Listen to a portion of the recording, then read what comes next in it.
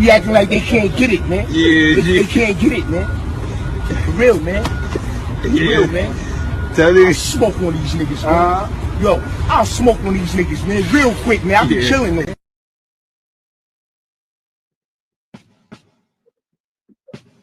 Yeah. Salute, salute, salute, salute, salute, salute. Top of the night, baby. That like button, hit that subscribe button on television. Yeah. Giving me a guide. Yeah. We got a great show ahead tonight. Special guests as always coming through, tapping coming out, please. The closer I get, yeah. Get the cracking right in there. You know what I'm saying? Glad y'all can tune in. We got Lil Ronnie. We got G Money Lil Ronnie update.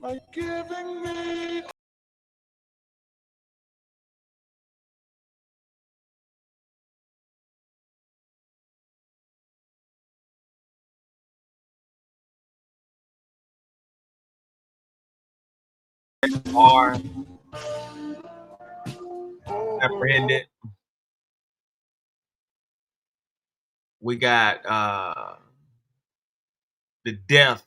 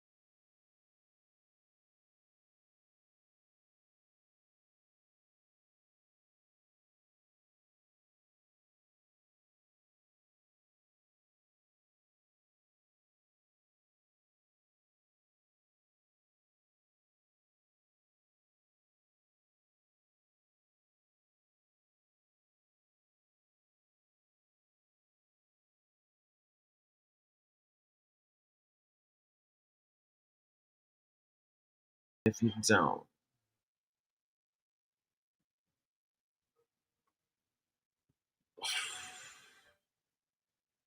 Yeah.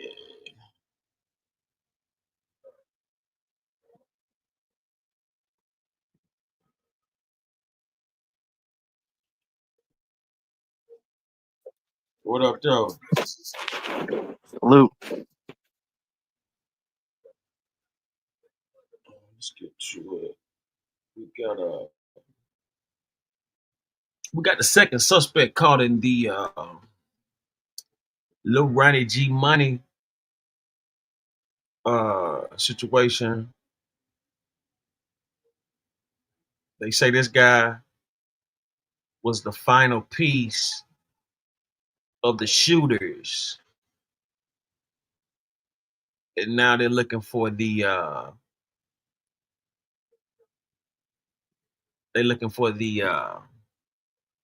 reason why. So what we're gonna do, we're gonna dig in. We're gonna see what's been updated.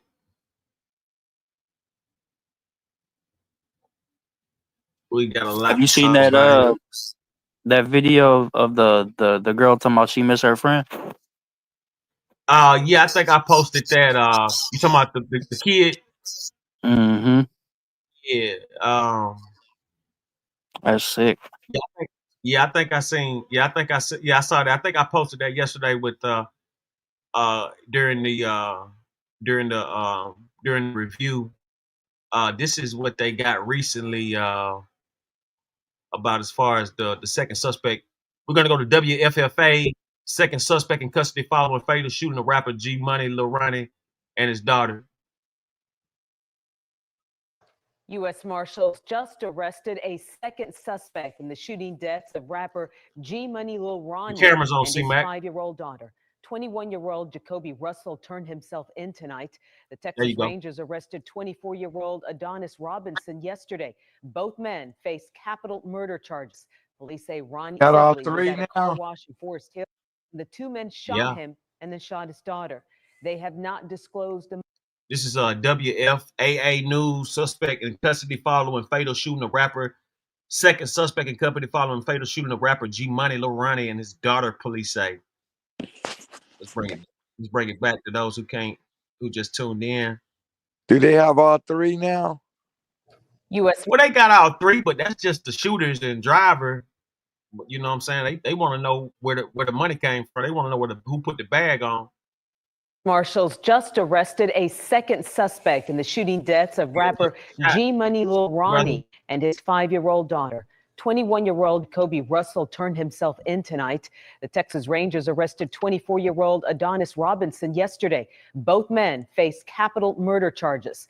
Police say Ronnie Sibley was at a car wash in Forest Hill when the two men shot him and then shot his daughter. They have not disclosed the motive for the shooting.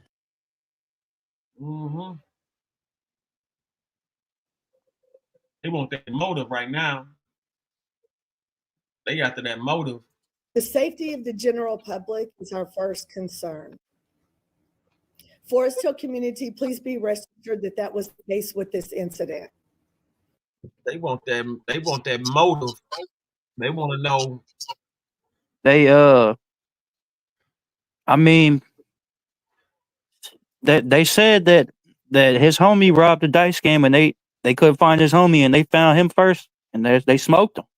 That is what it is. Yeah, I mean that's a rumor, but then you got like 5 more other rumors. God damn. You know what I'm saying? They you got rumors they ran off with 100 pounds. You got rumors about the rap beef. You got rumors about retaliation about other dead people. You know what I'm saying? It's a lot of rumors on why, but I ain't gonna tell you no lie. Unless it was like, some serious cash, like 100,000 or better, or something like that. I ain't never heard of nobody killing somebody else. Now I done seen niggas get shot behind a dice game, no doubt. But I ain't never heard nobody go and kill somebody else behind somebody else. You know what I'm saying? In a dice game. That whole situation. Is that plus like the shooters, they got pictures with J-Dub, that brother I was telling you about that got gunned down in Houston. They got pictures together. Sugar salute. It's a crazy entanglement, all this shit. Yeah, you said they got who? Who is J-Dub now?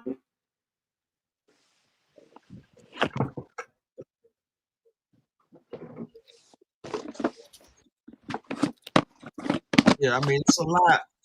It's a lot going on with these guys. It's a special group of characters, man. You know, special group of characters.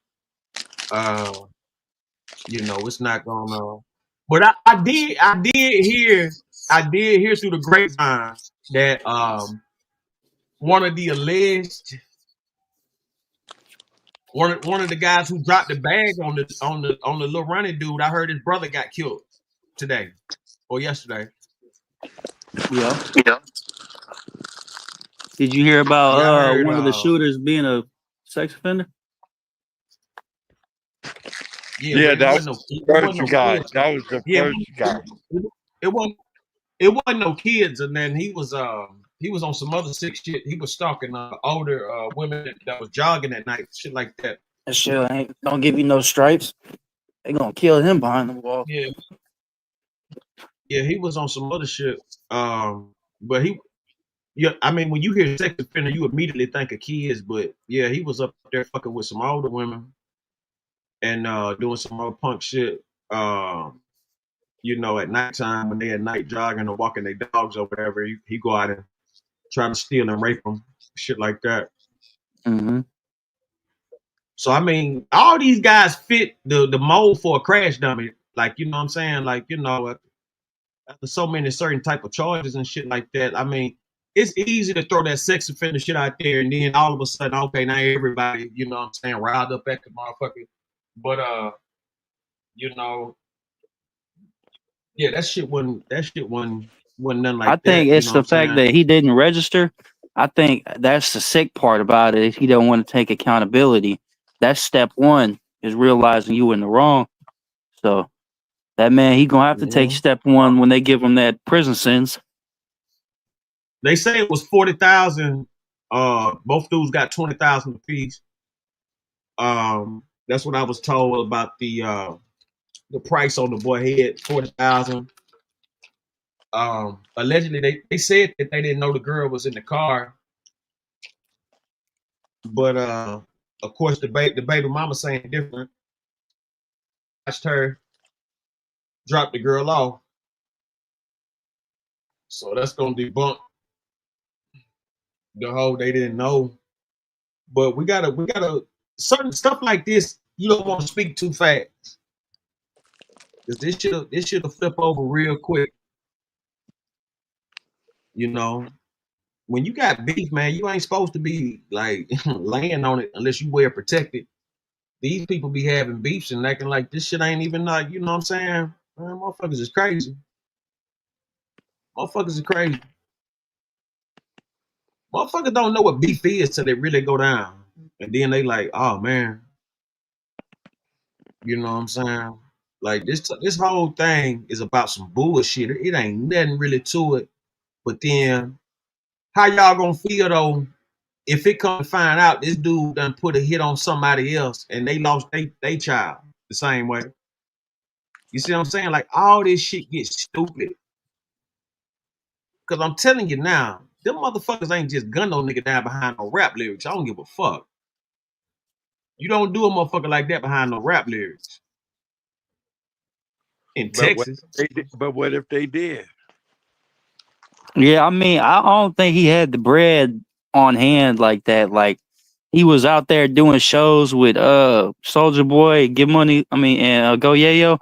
So it's like he was trying to recoup a bag or do some type of recouping. So I don't think he had.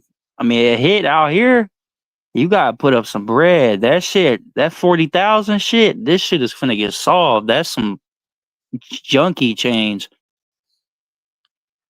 Well, no, it's not even that. It's 20,000 a piece when you break it down two ways.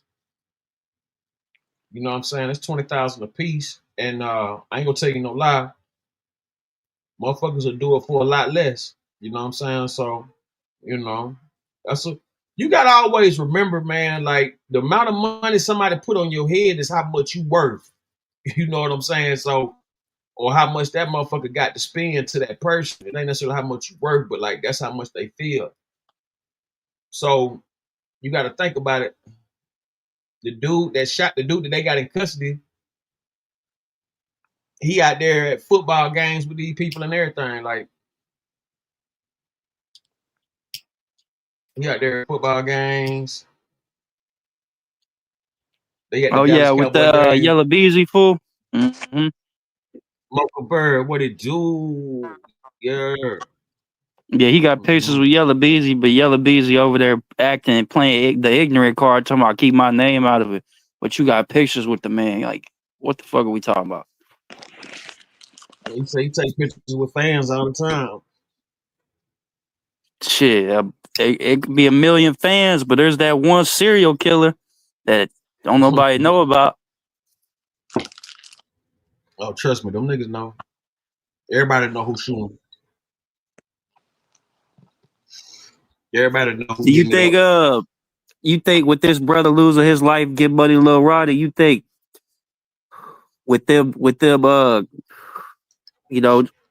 condolences to his family, but with a public figure like him being taken out, you think they're gonna go after Charleston White next or what?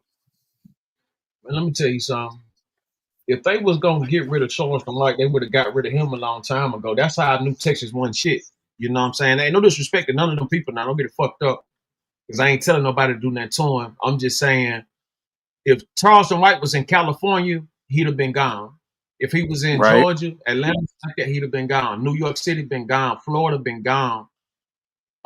Tennessee, Memphis, he'd have been gone. Chicago, ain't even no question. He wouldn't have made it 2 weeks on that bullshit.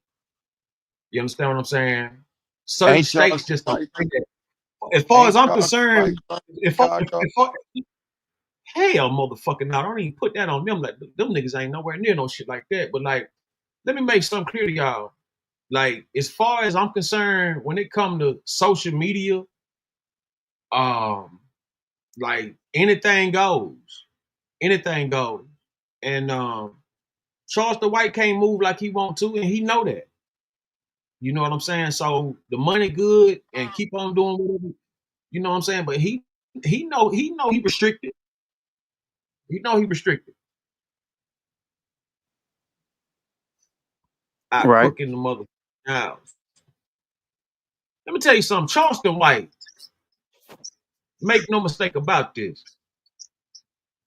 Any other fucking city, Texas is a big city. Don't nobody like they not the same niggas from the 90s. These ain't the same Texas niggas.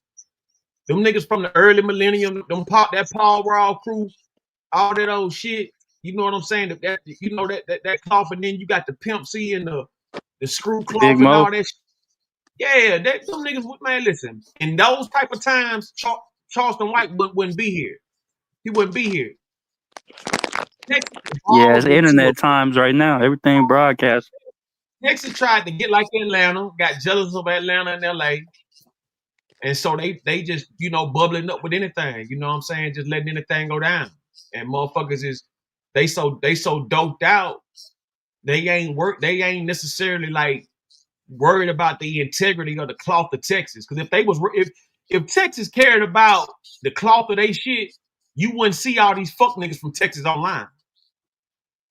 You know what I'm saying? You would not see this amount of fuck niggas from Texas online keeping up all this dumb shit and just setting us back. Now, I give Charleston White his credit. He does what he do, and he do it well, and he get paid to do it. I can't knock it. I can't give my 2 cents. You know what I'm saying? But at the same time, I wouldn't do that. That's his lane. He found the lane. That's his lane. But the fact that he's still breathing, and I'm not telling nobody to do that to him. I hope to do live on long as he want to. I'm not that type of nigga, but I'm just saying, as far as some street shit, throw that shit out the window. Throw that shit out the fucking window. No, I'll be real. It'll be. And I hate to say it, but it won't be a black brother that kills Charleston White. It'll be some some Hell's Angels or Banditos ass patch wearing biker that he does something to on that highway on some road rage shit, and they gonna air his shit out. Oak Cliff, Texas, in the motherfucking house. Salute. Man, let me tell you something right now, man. I'm from the South for real. You know what I'm saying? Dirt road, pine tree. You understand what I'm saying? All that good shit. There is no motherfucking way in hell. You know what I'm saying? Something like Charles. This is the only kind of era he can get away with this type of shit. There's no other era of date in this day and time he would have been able to do that. He would have been able to get away with that in the early millennium. He wouldn't have been able to get in that shit as far as in the 99, like the 90s, the 80s, 70s, the 50s, any of that shit. You know what I'm saying? He would have been out the way. And when I say this, like I said, imagine you getting online. All he do, I don't see him talk about no white folks. All he do is talk about black people. Black people, they black people. It's just rage bait. That's all it is. Rage bait. No. The niggas are nigga. You know what I'm saying? And to the utmost. Like I said, I respect game. I don't want to do nothing to Charles. I don't have no kind of like, where I want to beat Charles. Charles White ain't said nothing to me or nothing like that. Or, like, cause I know what he is. He a shock jock. So it ain't he don't get me upset. He get motherfuckers who still believe in Santa Claus upset. You know what I'm saying? He get the motherfuckers who be watching the Meet the Browns and shit. Them the type of people he get upset. The motherfuckers who be watching Meet the Browns and shit. I don't know, good nigga shit. Them the motherfuckers he be pissing off. The sheep. And so it's like a dude like Charleston White has his own lane. All he does is tear down black people and then come back and try to rebuild them with some nice words after he done shitted on them. That's his whole get down, passive aggressive, his whole passive aggressive tendencies and shit. And so, nobody's done nothing to him. You gotta wonder why. That's because they in their own world. They in their own world. You know what I'm saying? There's no era, there's no time, there is no place where somebody like him could get away with that other than in this day and time where motherfuckers can just talk and it don't be no motherfucking repercussions.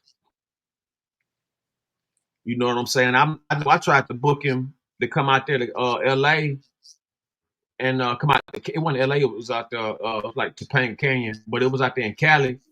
And you know what I'm saying? It don't, you know what I'm saying? He don't really move like that. He only move accordingly. That's for his protection and safety.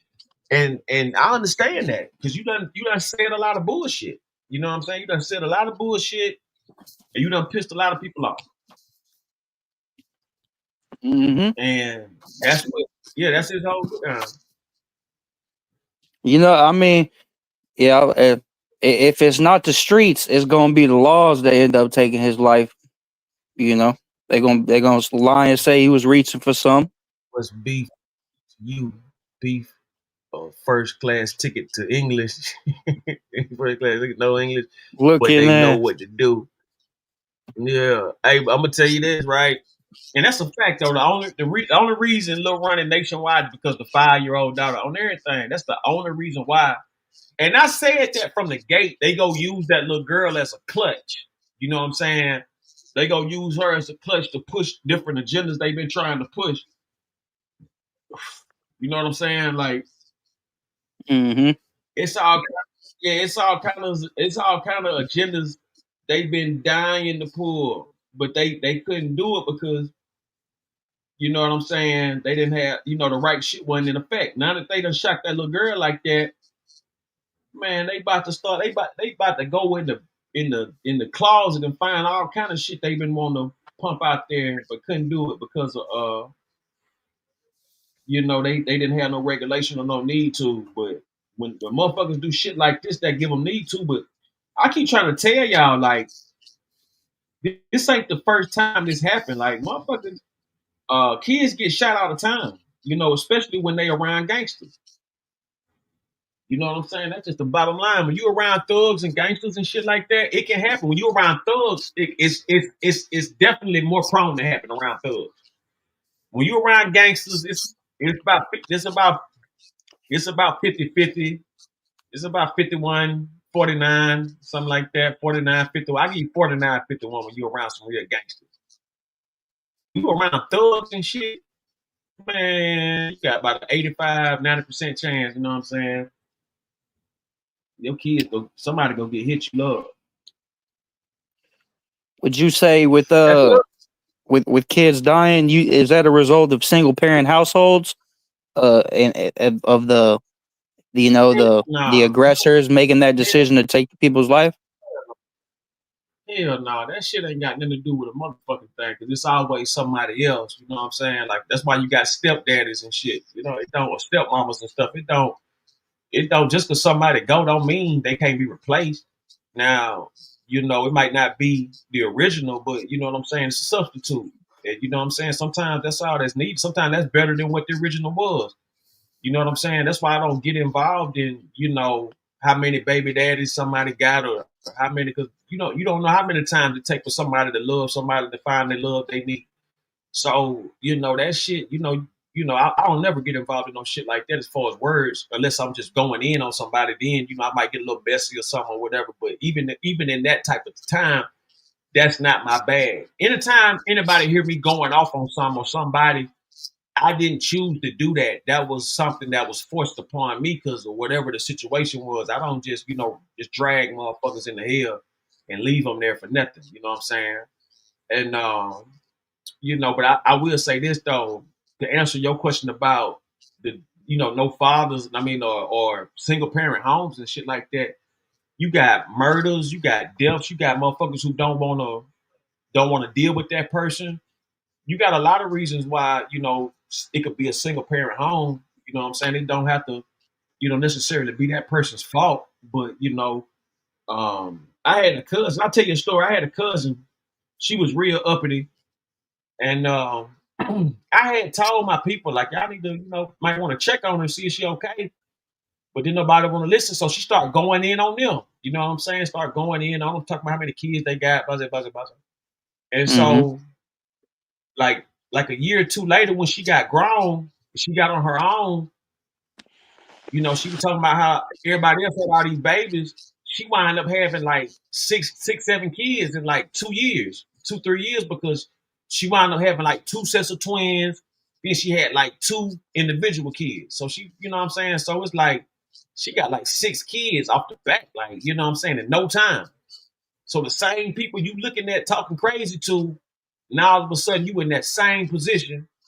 And how does it feel? You know what I'm saying? Like, you just never know how these cards go get handed to you, you know, to make these moves. See, somebody like Charleston White and Nipsey Hussle, I never say they the same type of person, but as far as fearlessness, yeah, both of them niggas is fearless. They some of the fearless niggas I ever seen. I actually met Nipsey Hussle before a few times, but like I ain't never met Charleston White before and knew it. But just looking at him, that's a fearless nigga. That's somebody who is totally fearless. I don't know if he's fearless because he got government protection. I don't know if he's fearless because, you know, allegedly. I don't know what the deal is. But for somebody to just have a knife or some mace or some shit like that, that's the most fearless individual I've ever seen to get up here and say the shit that he say and to still be out here skipping and boop out. He be waving guns though. He don't just be riding around with like Dog the Bounty Hunter with no guns on him. He be getting caught. He just had to use a Jewish lawyer to get off that gun charge. No. When he be fucking with them guns, that shit be in his house and shit. Shit. I used to see him riding around with Dracos in the car. I used to on live. I smoking weed with the Draco right beside. Let's say, hold on, quick. My thing is, or will become more of a norm because these young niggas fucking. Yeah, that's the whole thing. They out of control, you know, and motherfuckers don't want to Mocha take said she's seen accountability that too. Yeah, I know I'm not the only one who's seen him riding with guns. Yeah, but see, he riding it. But see, that's what I'm saying. That's his place of business. He gonna say that car his place of business. That's what I'm trying to tell you. Like when you in a confined place, like when you in a car, a Jeep, a van, a house, trailer, you know what I'm saying, your place of business, a food truck, whatever the fuck. When you in your place of business, he can say that car is his place of business. Because he's talk on the phone in the car. He can say that's his place of business. You understand what I'm saying? So you can have a gun A at your convicted residence. felon can't. Convicted felons Oh can't. man, That that's right there. That's You over believe 10 that? years in the state of prison, riding with marijuana and a firearm. When you sign that paperwork to get that gun license, there's a check mark box that says, "Do you use marijuana?" And if you lie on that, that's a federal offense.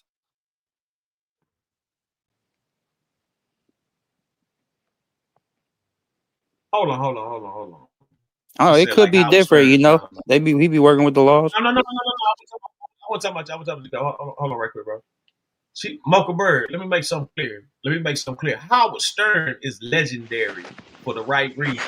He's grounded. Howard Stern was real entertainment. Man, this motherfucker, man, you can't compare no shit like Hey, that to where this champ nigga, man. go? I'm right here. What's up? What's up, royalty? Hello? Yeah, can you hear me?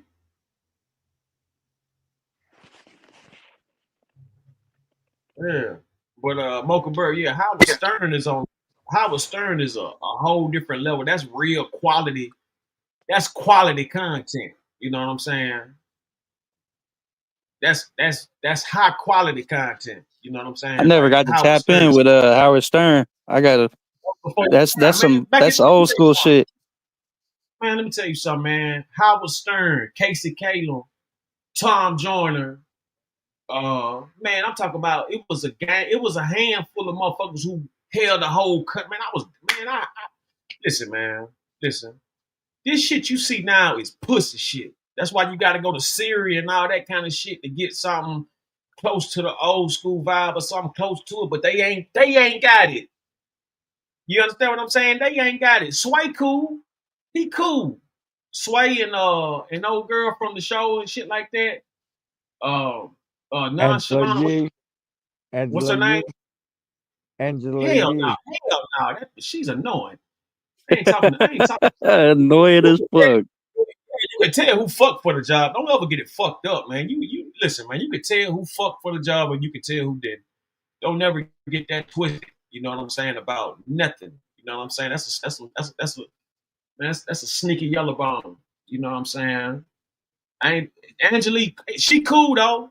The only women I don't like, as far as like that did like it was only one. Only person I really couldn't stand was Roxy and Terrence. I didn't like them. Like that shit. That was the corniest. That's when I stopped watching BET when they let them ride out. After that, BET wasn't shit no more, man. I looked at that shit like it was a nigga show. Like I was like, man, this is some straight Sambo shit. You know what I'm saying? Like they put these Yeah, two. I've always tried to. If I ever had the chance, I'd want to talk to that black reporter on Good Morning America. That one lady, man, I'd fuck the shit out of her. See, She man, always be on in the morning, smiling like a mother. yeah, but like you got J. Anthony Brown, George Wallace. You know what I'm saying? You know, don't get it fucked up, man. You know, I really don't like. You know, I don't really like. It's certain. You had Rush Limbaugh. You listen. Like back in them '90s, early 2000s and shit. You had quality '80s too. Like like you know what I'm saying? Like late '80s. Like I remember late '80s, whatever. But like the '90s for sure.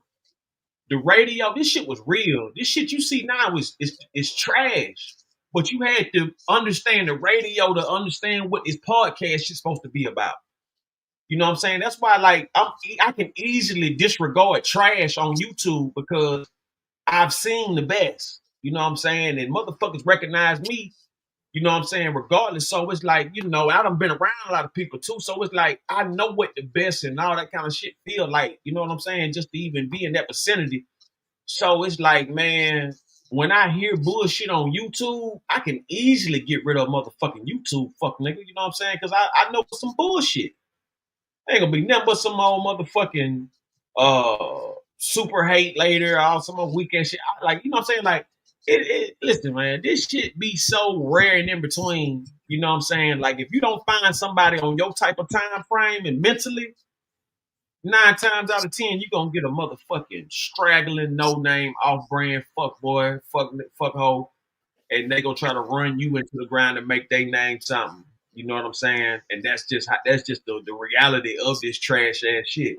But that's when you let trash in your motherfucking vicinity. See, you got to stand on with motherfuckers who see the same thing you see. You can't walk outside. You can't walk outside with a motherfucking, you see a blue sky and they see a red one. You know what I'm saying? Like, you know, ain't no game into that. But I'm just saying, like, it's just real talk. Like, you got to have the same motherfucking perspective. Even if they did see a red sky, like, it still got to be something there. It still got to be the same picture. You know what I'm saying? And it's like, you know, when I grew up, man, you had Howard Stern, Rush Limbaugh, Tom Joyner, Ryan Cameron, George Wallace, you know what I'm saying? Casey Calum. Casey Calum, one of the best I ever heard. Like, if you like, you know, he's a voice.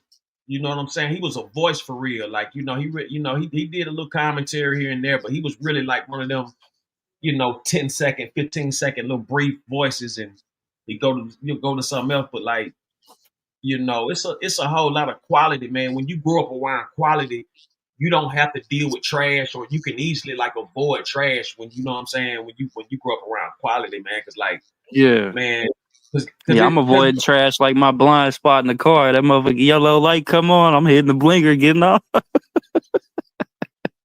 you got the brakes or something? What happened? Nah, the blind side protection. That little yellow light come on with the car pass. Yeah, that's how I'm avoiding trash. Anytime that light come off, hit the blinker, getting off. Yeah. See, if the money don't stop, then there ain't no beef. All the name calling, talk, nobody lost no sleep. Mm-hmm. Hey, let me tell you something, right? These little motherfuckers, they finding a whole bunch of like back in the day, you had crash dummies who was just putting on for the hood. But like these new crash dummies, they know better, right? But they so psyched out on them pills or on dope and shit. You know what I'm saying?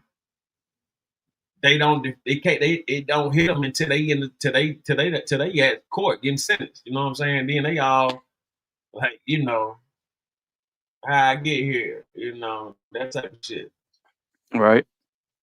You know what I mean? Motherfucker be on suicide watch. That's why you can't be, you know what I'm saying, dealing with no off-brand shit. You know what I'm saying? That ain't, you know what I'm saying, down with the cause. Cause like you step up and you thinking this motherfucker step up with you, man.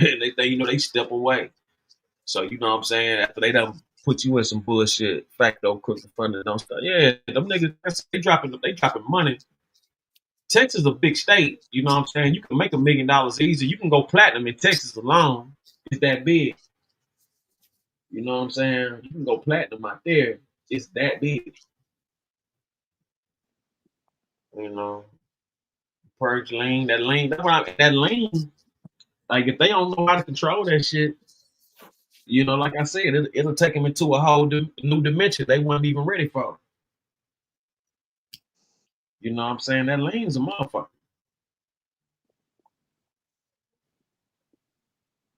That lean a motherfucker, man. You know what? I just found out, running the other day.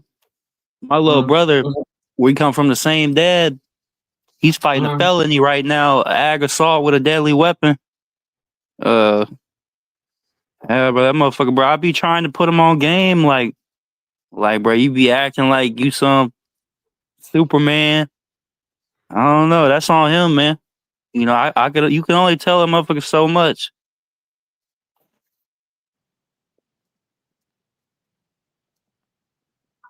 Mm-hmm. I can believe that. I can definitely believe that.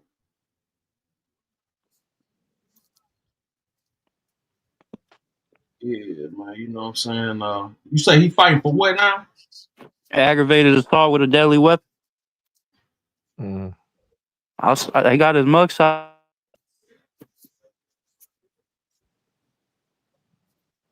Oh, you got mug shot. Mm-hmm. What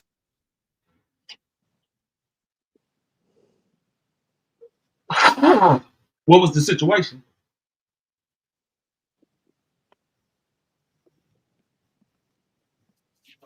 that I don't even fuck with him like that. Like I Oh went man, to my he was just like you.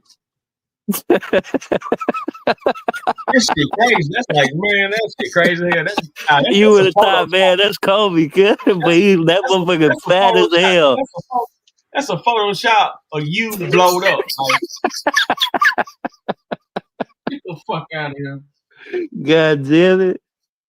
Ain't no way. That Oh motherfucker. God. Tell you, same dad, different mom. Yeah, I got to. The dad definitely gave y'all the same face and everything. He just gave him just a more weight. But other than that, No, man, he y'all like eating motherfucker. too much. That's him, yeah, but he be in the hospital for breathing problems. We need to put down Yeah, the cup and the plate. He can't put down the cup. ego don't make a man a man. Ego grows by his deeds. That's why you know what I'm saying. Real shit. That's why you gotta put them deeds. That's why I be telling people you gotta balance that shit out, man. You can't just be out here doing bullshit. You know what I'm saying? Because trust and believe that bullshit, it's gonna come back. And when it come back, you know what I'm saying? Don't act like you don't know. You know what I'm saying? Don't act like you Yeah, don't no, know. Yeah, Mocha, y'all shock jocks, you know what I'm saying? I found out through my aunt. I went to my aunt's the other day in my old neighborhood Uh-huh. after like 6 years of being at my apartment because I never went back. I went over there and I was chopping it up with her, and she was telling me like, "Did I hear about him?" I don't know, man. If he got a good lawyer, he got a good lawyer, but I don't think he got money for like that.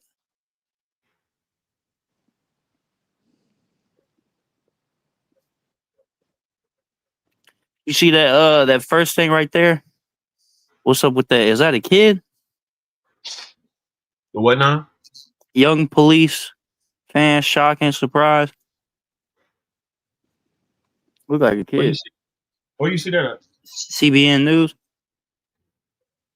My my jaw dropped to the ground, young police fans, shock and surprise. Oh yeah. That's the guy Trump. That's the kid Trump been promoting. He was Okay. getting picked. Yeah, they was picking on him, teasing them shit. The Democrats was fucking him over. Trump seen him and brought him and his family to the White House. You know, and I'm gonna show some of that later on. But he a big time Trumper. Yeah, I ain't even see that thing right there. Yeah, Free and AJ was that was good. That was some good. That was quality. That was quality. After that, that was some straight garbage. Like y'all these fucking bubblegum motherfuckers up here.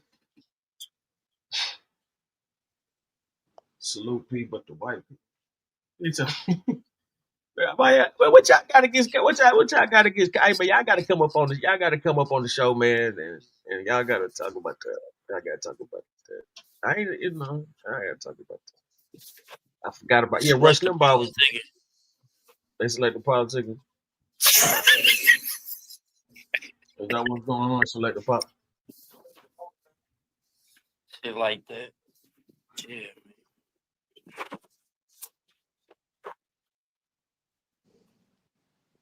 Yeah, they selected politics. it hit different. That shit. Yeah, Texas, you gotta get right. Go platinum out there. Black Dog, what's happening?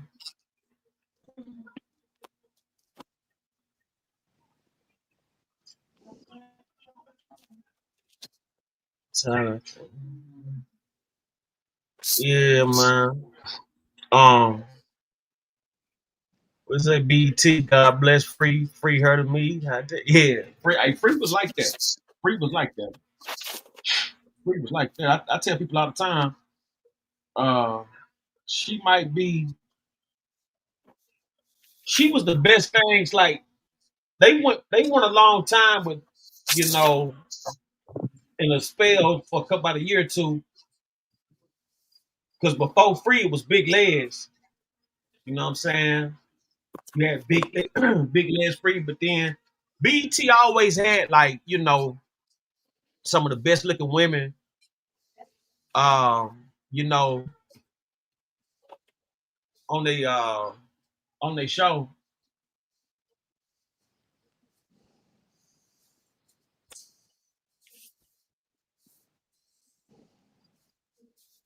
I remember I forgot that lady from Jamaica they had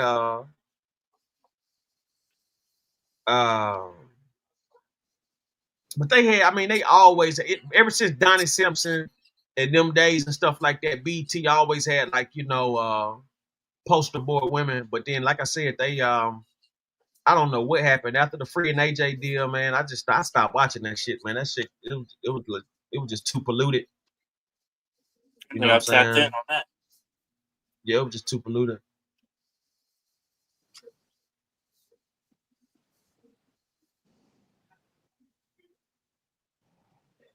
Ferret. I'm not gonna leave Ferret. I don't know, Ferret. It's my Farrah Fawcett.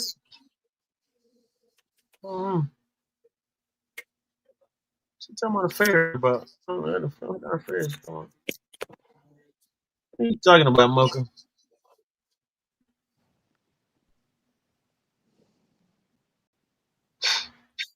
Yeah, let's get into it. Man, we got a lot of deaths, man. We got Tony, Dwayne Wiggins passed away.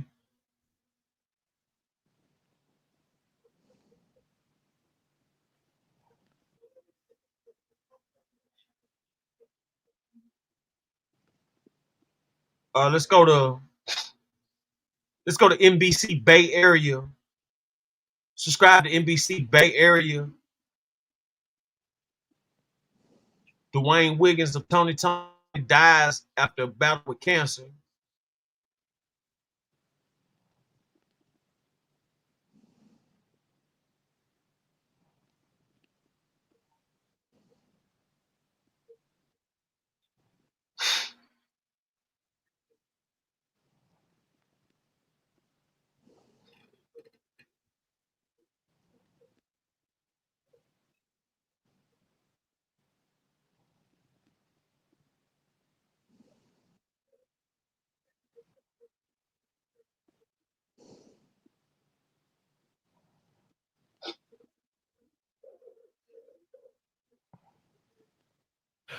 Well, breaking right now at 11, one of the founding members of the music group Tony has died. The family of Dwayne Wiggins posted on Instagram. He passed this morning following a battle with bladder cancer. The Oakland native and founding member is best known for his work with the R&B soul group.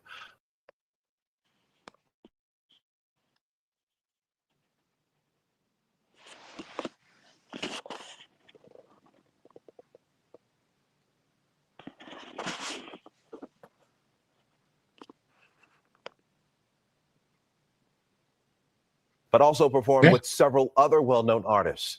Tony first rose to fame in the late 80s. The group achieved some of its greatest commercial success with hits like It Never Rains in Southern California and Anniversary.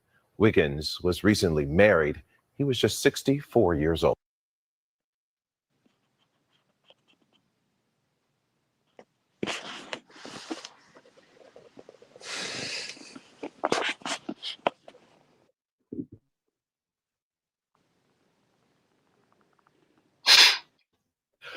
Over 11, one of the founding members of the music group Tony has died. The family of Dwayne Wiggins. All right, let's go to KTVU, Fox 2, San Francisco. Dwayne Wiggins of Tony Town. Me.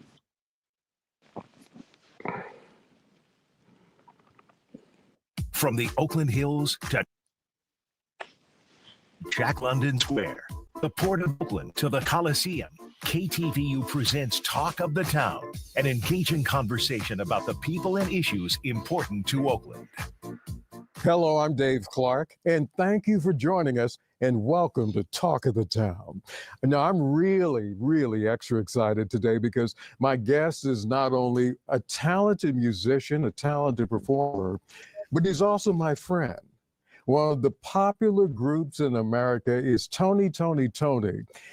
And my guest is Dwayne Wiggins of Tony. Do you know how glad I am that you're here? I'm happy to be here. What are you saying? No, I mean that. I mean, I like seeing you off the lake, but this is this is personal. Yeah. Now, what he's talking about the lake, you and I met by happenstance along Lake Merritt. I had just recently came to the Bay Area, and there was this guy. Yes. From Tony.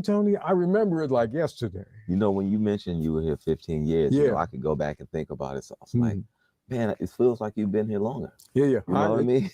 like you're from here. You kind of like morphed into it. Yeah. But 15 years ago, I remember I was working a lot with a lot of the youthful groups and stuff like that. So I would see you off the lake. And at certain productions, you were really boots on the ground in Oakland. Well, I tried to. That's important to me. And I know it's important to you. So let's talk about, first of all, you and I dissect Tony.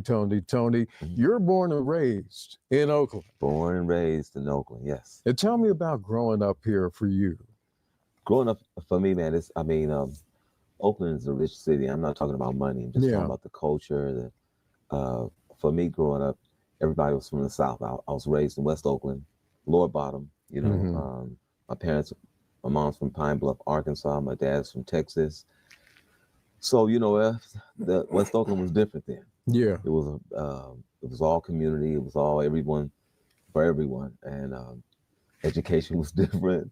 You know, food was different. I had to say that because, you know, everybody had their own gardens. Yeah. You know, so then moving from Lower Bottom, West Oakland, the Fermory Park area to Sobrani Park, that's deep East Oakland. Yeah. One way in, one way out. And Clip God salute, Oak Cliff, Texas salute, C-Max salute. For those tuning in, we're going at Dwayne Wiggins, pivotal producer and founder of the group Tony. And some of the, you know, sampled and, you know, some of the greatest music you'll ever hear, especially in the R&B. This brother's done a lot for the music business. Done a lot for breaking barriers. Jonathan Green, salute, sir. Salute. Man, we got a lot we're talking about. We're talking about the Lil Ronnie situation, the guy that was killed with his daughter in Texas. Now we talking about also we was talking about shock jocks, you know, like Howard Stern. You remember Casey Kasem back in the day? Absolutely. He used to have that fire. Yeah. Casey Kasem, Tom Joyner, Tom Joyner. Yeah. Yeah, we were just talking about, you know, in just comparison how, you know, Charleston White, not comparing him to none of them, but I was just trying to point out like a higher scale of that. You know what I'm saying? Like, you know, like it's, you know what I'm saying? It's real commentary and, you know what I mean, motherfuckers out there, but a lot of them choose to do punk shit. You know what I'm saying? Ain't no way, you know, like, cause it's a lot of people up here. It is a handful of people up here who actually do got the voice to do it, but they in denial about themselves. So it's like they'll never break up out of the slave mentality when it comes to that. But for the ones who trying to, make it happen and things like that, you know what I'm saying? It ain't nothing but practice and time. You know what I'm saying? Nothing but practice and time. You know what I'm saying? Everything gonna be all right. But yeah, man, Dwayne Wiggins passed on, died from cancer. I think it was 61.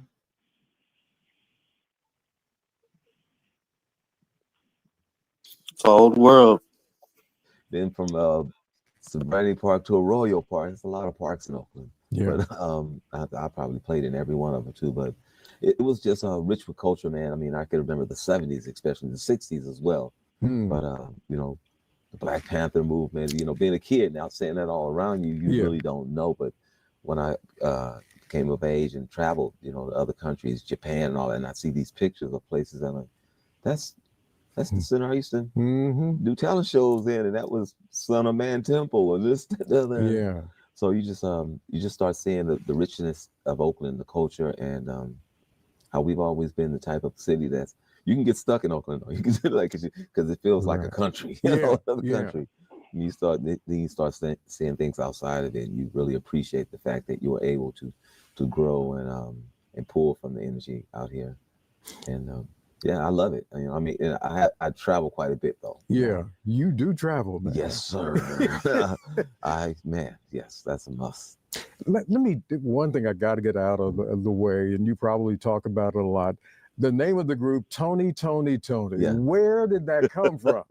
You know what? It's a trip because everybody has this sort of definition of where it came from because, we have different people that came through the lens of Tony. But I made that up, man. As I had a buddy that was a roommate of mine, and for a certain style and where we used to act, and we used to like to go vintage clothing shopping and all that, and used to have fun characters. But I came up with a character called Tony, capping on him. Capping is when you snapping on somebody. Right. I was like, so I gave him envision. First name Tony, middle name Tony, last name Tony. That means somebody who really thinks he's hot. He's fly. So we'd be out in the club and somebody walking in and go, Tony. And that was just our little joke. Wow. So me and my brother Raphael and Tim, we used to jam a lot in the house. And it just became a name that we use.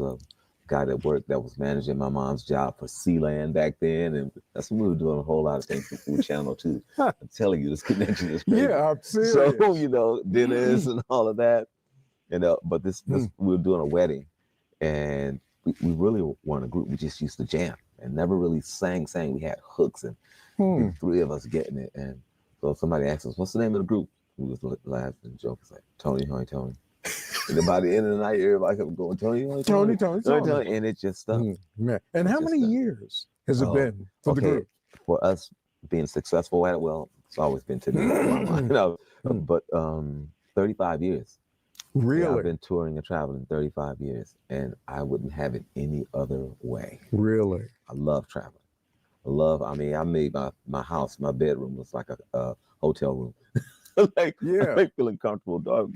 We get all blacked out, the curtains or whatever. Well, nah, I like the open light, but yeah, I love traveling. I like meeting the people, the food, just the different cultures. I've been going to Africa for the past 6 years, and really going to Ghana, Lagos, Nigeria.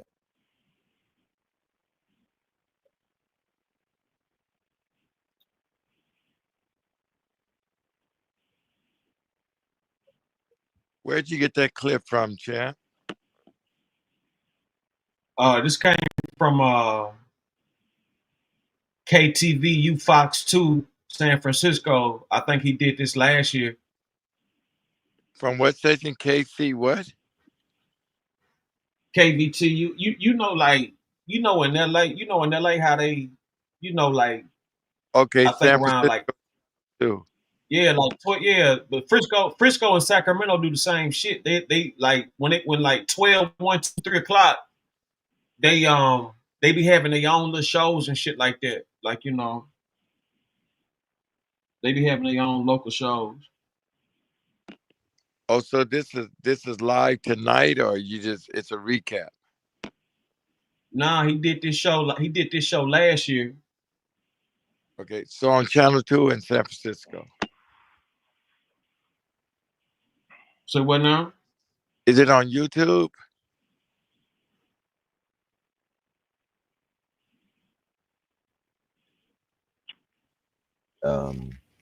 South Africa, you know.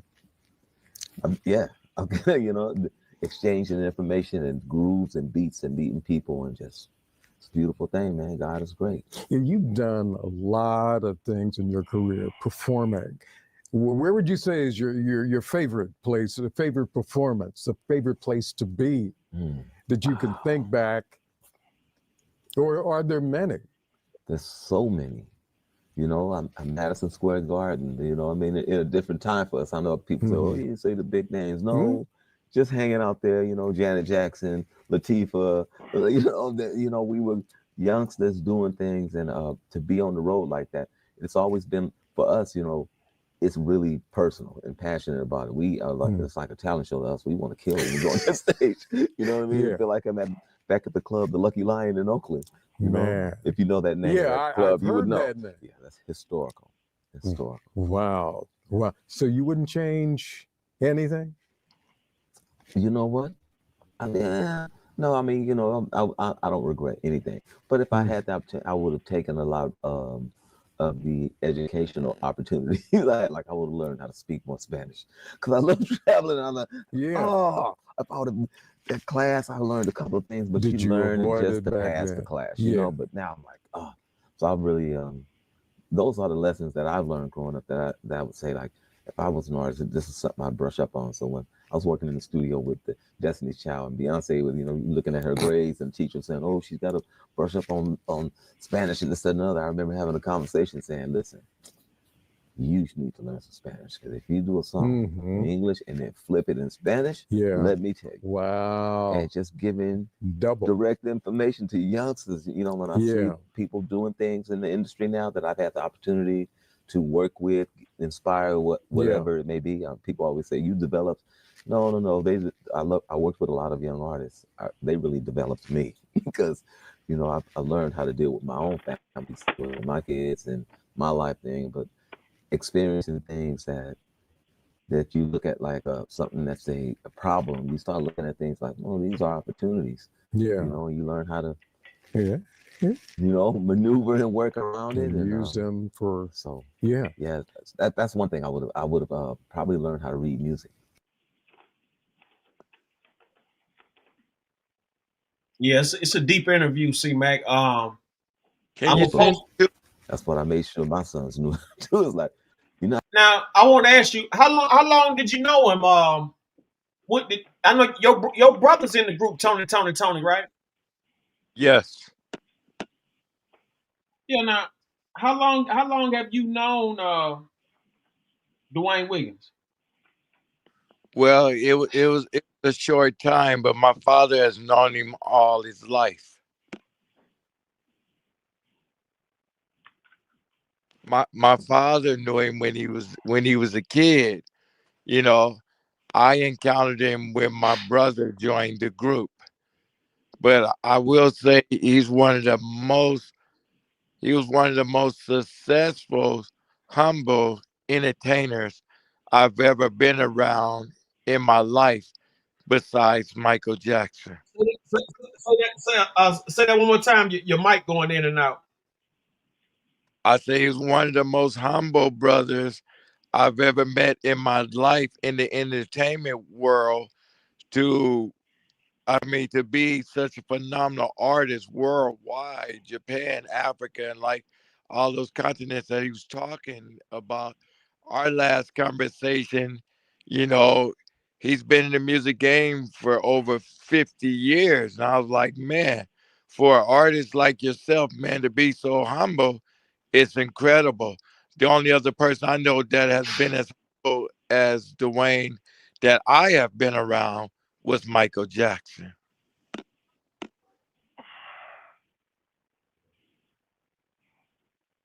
Did y'all hear that? Heard it.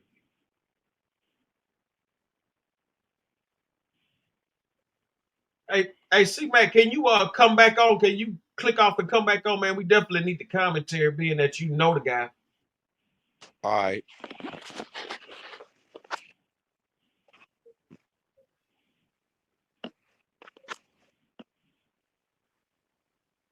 Yeah, man. Dwayne Wiggins, founder of Tony passed away.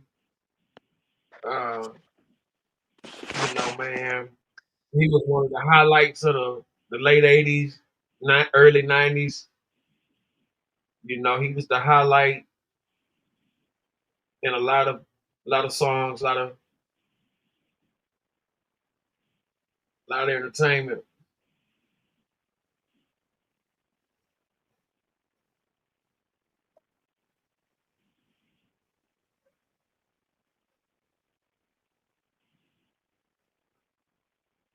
Say, Uncle Bird, I can't believe you're hungry or calling us out like that.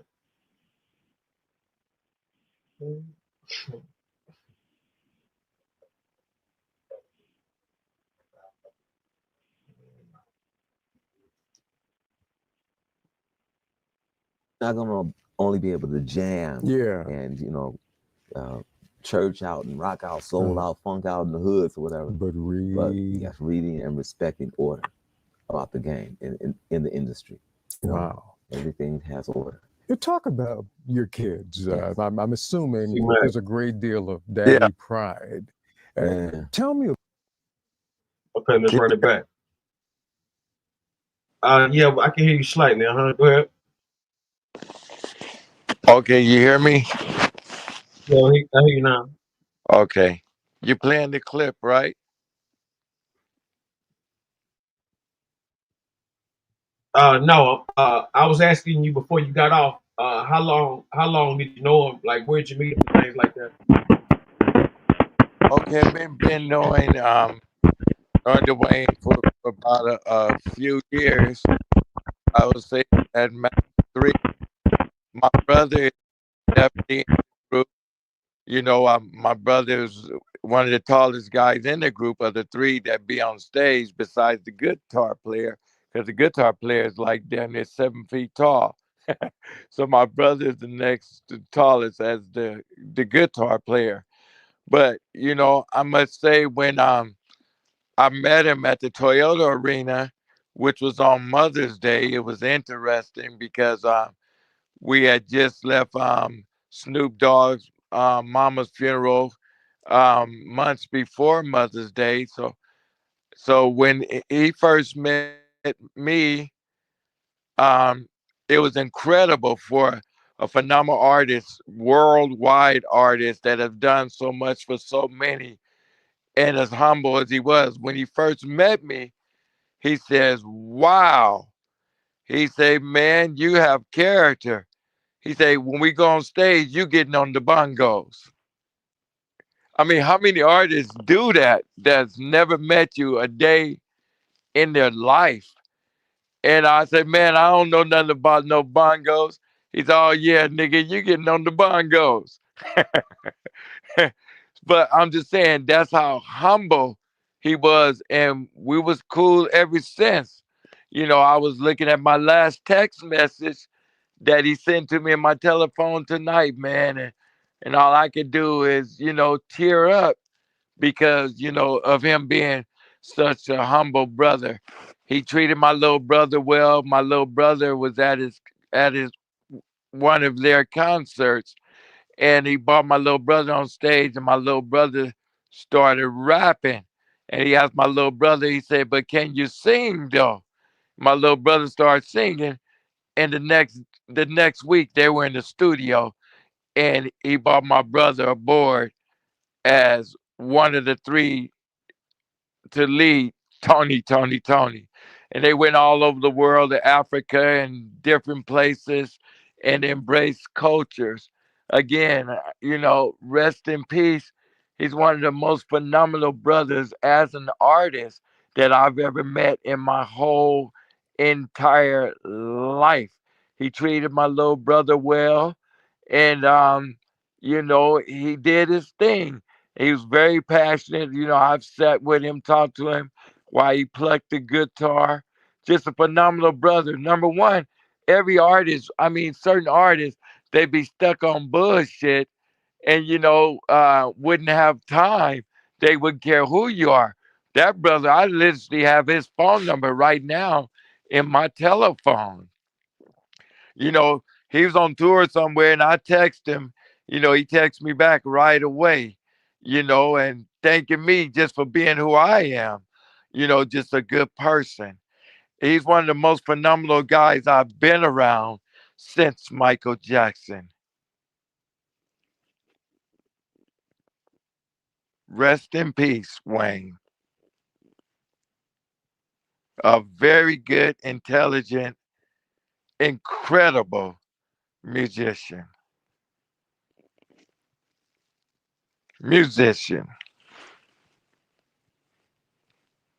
Extremely humble.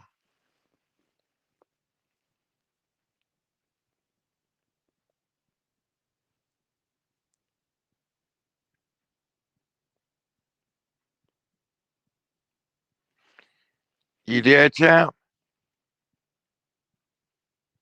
Yeah, I was asking you, how long has he been battling cancer? Well, that was a hidden thing. Some knew and some didn't. I didn't have a clue. Neither did my little brother. Also, nobody knew. Not really. It wasn't something that he just went around talking about. He had, last I seen, he was right here at Casino Morongo, so he was cool.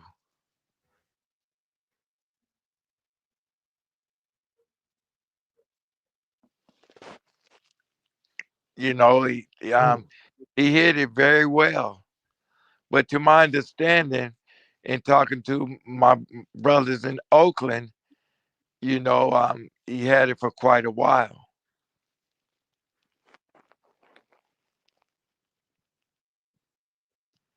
I still can't believe it, man.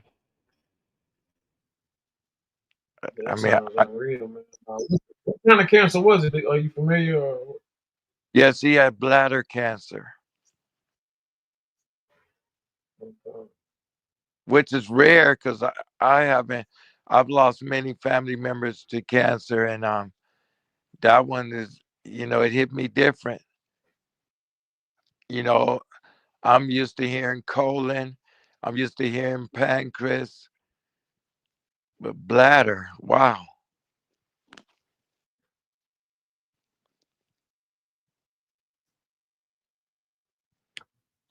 Which is interesting because last I saw him, he was, drinking bottles of water.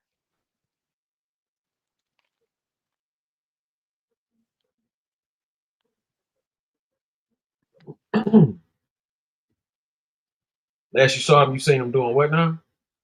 Last time I seen him, he's drinking plenty of water. Plenty of water.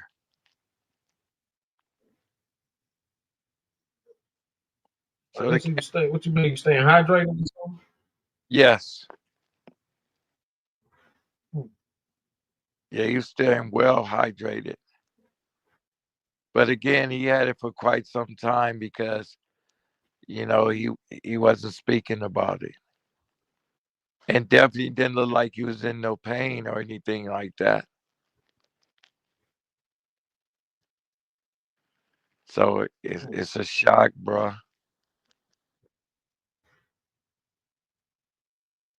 Yeah, man, it sounds so unexpected, man. I definitely didn't see it coming, but You said cancer, T-Mac? Yes. Yeah, man, that sucks. My grandmother was through stage 3 breast cancer. Yeah, I watched her. I watched her get mad at me and everything, like go from loving me into hating me. Oh yeah, it's the pain, Mm-hmm. I lost in my family alone on my mother's side, I'm gonna say 70% died from cancer. Yeah, man. Sad. Yeah, man, Wow. Yeah, I lost a cousin to cancer. He was only 25 years old, man.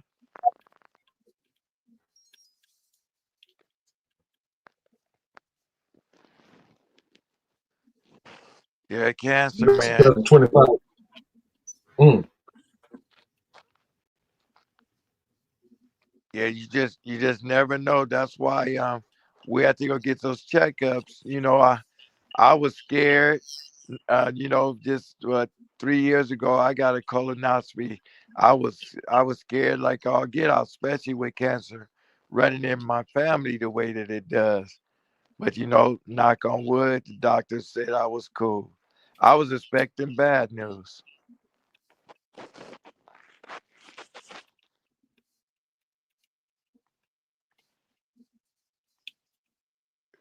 But I think it's in a lot of stuff that we eat too, bro. Yep.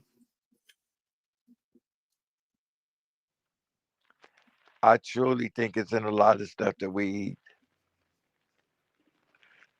And I also feel that these hospitals make so much money on it, and these doctors, I don't think they really want a cure. But yet they say they are slowing it down. I hope to God that be the truth. I'm not gonna say that. I can't speak for all, but that cancer um, medicine and all, that's $1 trillion business.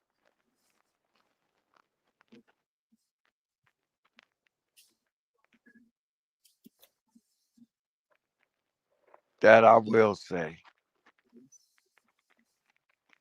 But I'm not gonna say that hospitals don't save lives because I know people that had cancer and right to this day they straight. Of course, with the radiation and everything, but it can work both ways. I've seen radiation make it worse. I've seen radiation make it better.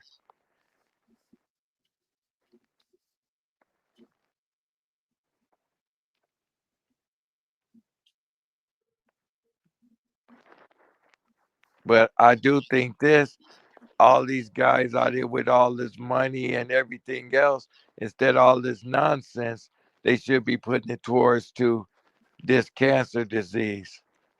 We don't need to be going to the moon and all this other crap.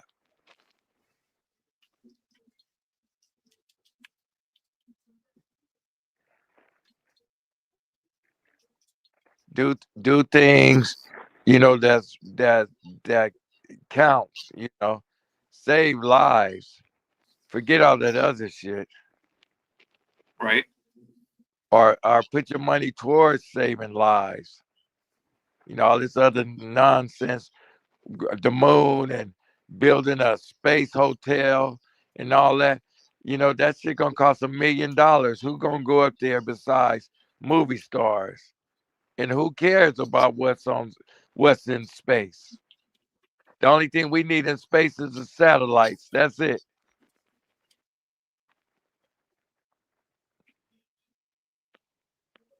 For the internet.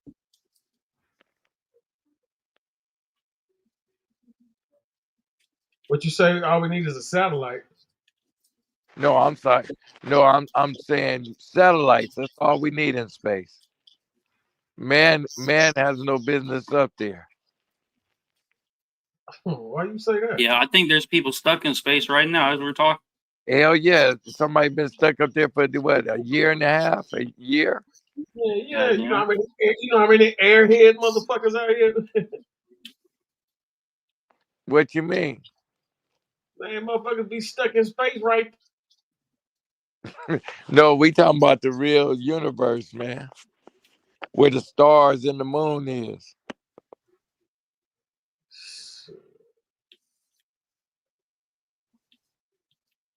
That's real. Yeah, man. Come on, man. There's more important things, and you know, this cancer is no joke, man. For real. How long has people been dropping dead from cancer?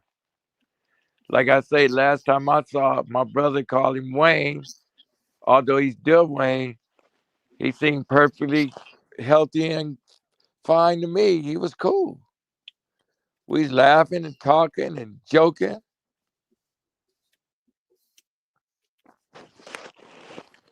You know, it's just a shocker, you know. I was talking to someone that grew up with him as a kid today. He's still in disbelief. It was him, Dwayne, and MC Hammer. They all grew up together.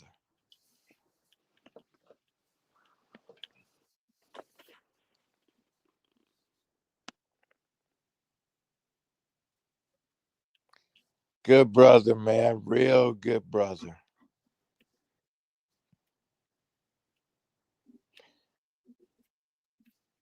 Yeah, that right there.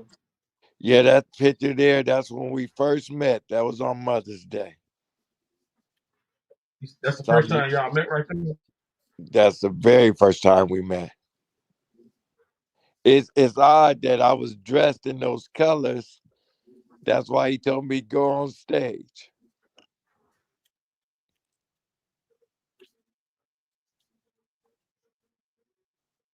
And You oddly in the middle? enough, yeah, that's my little brother to the left of me.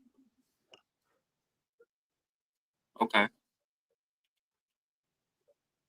Man, rest in peace, Dwayne. And on that night when we was on stage, which was Mother's Day, Snoop brother, Bing, rest in peace. I come out in the audience and went and got him, seeing how my mama had passed, and I had just left his mama's funeral, and then that was the first Mother's Day. We kicked it in the back, and now Bing is gone. Rest in peace.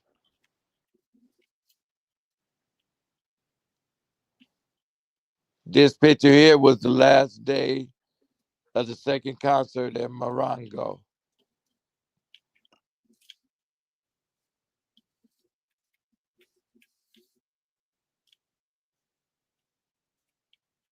Oh, y'all was at the casino in Morongo? Yeah, that right there, that was the last show they did at Morongo. Yeah, I like Morongo.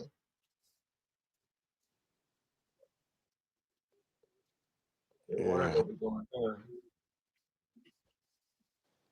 Still can't believe it, man. I mean, you couldn't have told me this man was sick. Right.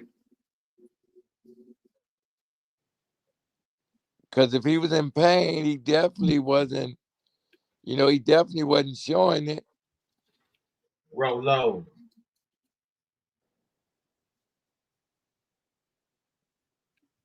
Gotta go with your Rolo.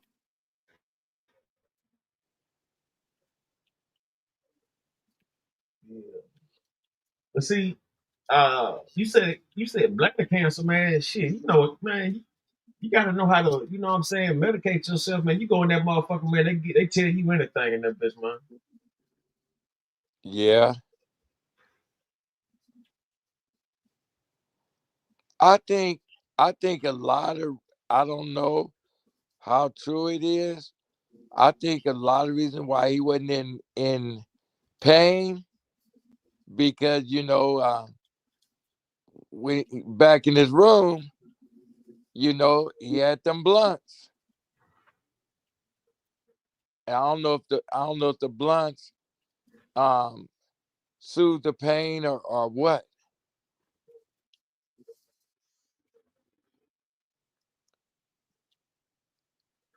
Because they say it's medicinal. They say it's medicinal purpose. I don't know. I ain't never had that feeling. You weren't getting that smoke blowing, No, man, I was,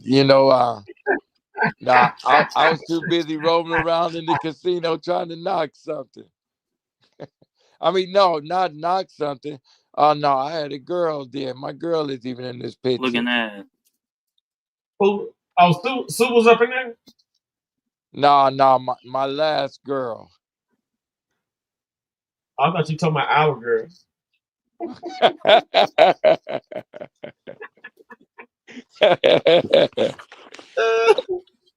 Yeah. No, that's right. I had a girlfriend on this picture. Yeah, she was there.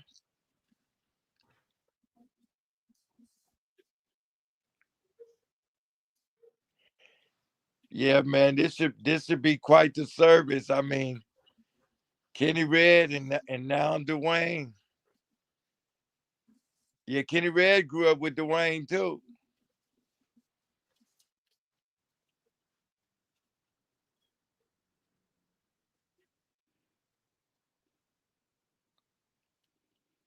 Still a shock to me, bro. How often do y'all go to the doctor? Or I would ain't been in y'all? years. Yeah, get in there, man. I already know I got diabetes, motherfucking man titties. I'm delaying the inevitable. I ain't going up in there and them tell me I got cancer from hitting this vape every day these past few years. I'm not trying to hear all that. No, the vape is better than the actual cigarettes. Yeah. I don't feel like it is. I be coughing up some mucus like a mug. Yeah, but I'm gonna tell you, like my brother Gangster Brown said, once you know, and if you get in there, they could stop it if it's an early stage. If it's a late stage, it's no way. Right. So the sooner the better. I know people that I'm not gonna say beat it. I'm gonna say I know people that were cured.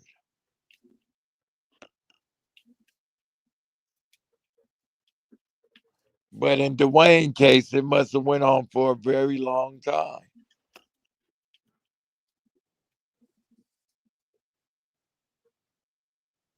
A very long time. So it's inevitable that they caught it too late.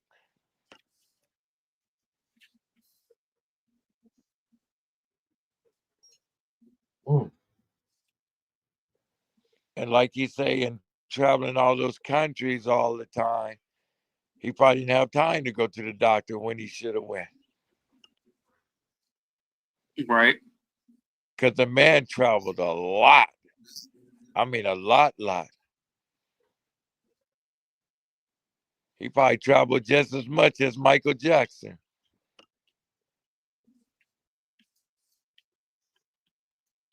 Yeah, my grandpa, he passed away of a stroke in his sleep, and I was the one who had to call the ambulance. I thought he was sleeping in his bed.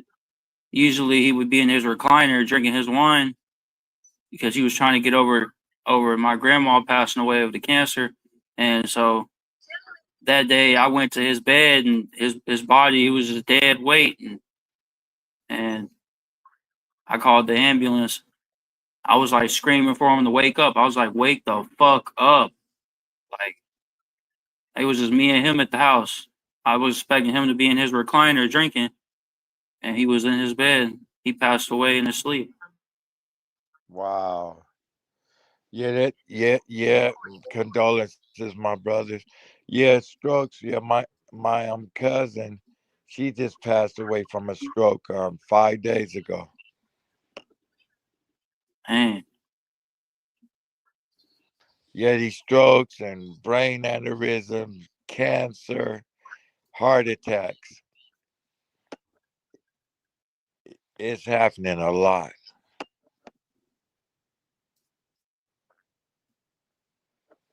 A whole lot.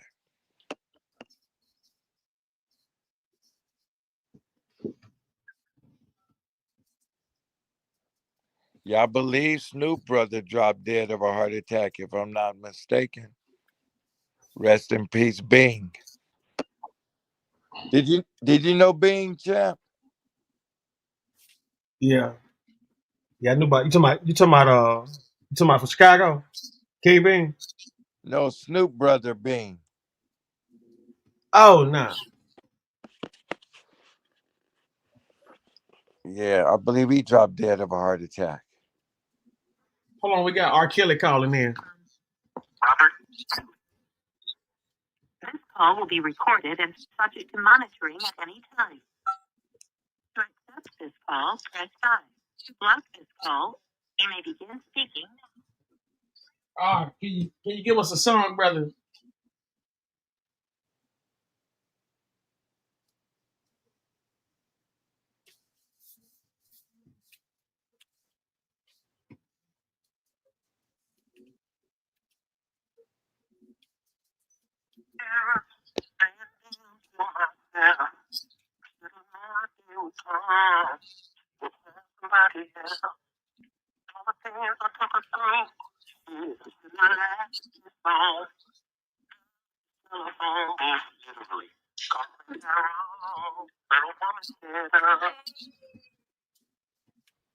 Yeah, man. Oh, fucking R. Kelly's still in there, man. Oh, R. Kelly died. Look at that. Damn. R. Kelly still hanging in there, man.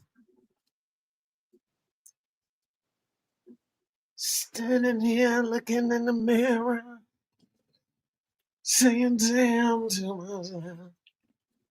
Yeah. Oh, fucking mother. Mother say, is this? Yeah, you didn't hear that? Man, listen, I just can't keep it going. You know what I'm saying? Motherfucking chow time. Motherfucking, somebody came in, he had to hang up. Oh Somebody came yeah. in, he had to hang up. Look at that. Hey, what's your brother's favorite Tony song?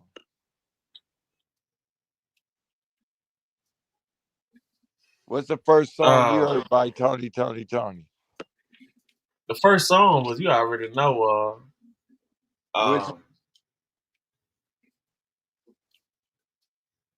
whatever you want.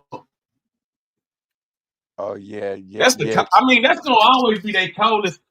That's gonna always be their signature song. You know what I'm saying? Like that's gonna always be their signature.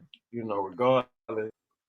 You know, I just got some history. You know, something I didn't know. And this come from brother that grew up with him. That song, "Hey Little Walter." I think I've heard of that. Oh yeah, "Hey Little Walter." That song. You talking about wade in the water? Wade in the water, man. What the hell you talking about? No. Look at that. Well, anyway, What the hell? Y'all, you get that mixed up? No, it's called Little Walter. Man, wade in the water, man.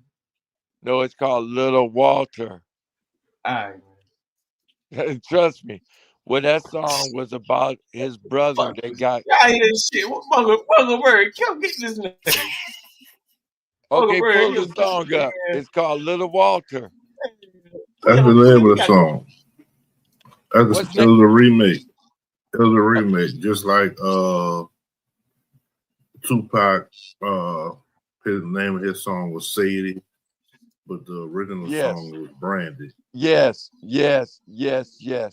Well, anyway, that song was about his brother who got killed in Oakland. That's what that song was about.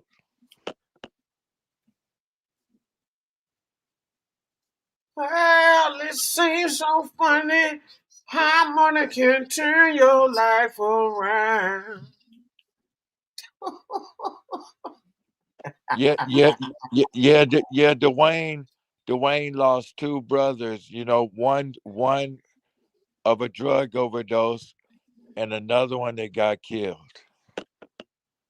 Man, it seemed like everybody in Frisco got somebody that passed from an overdose. I hadn't met nobody that didn't know somebody or woman like somebody that overdosed out there. Yeah. Well, that's the thing, you know, the drugs took blacks down more than any other culture. You think so? Crack, absolutely.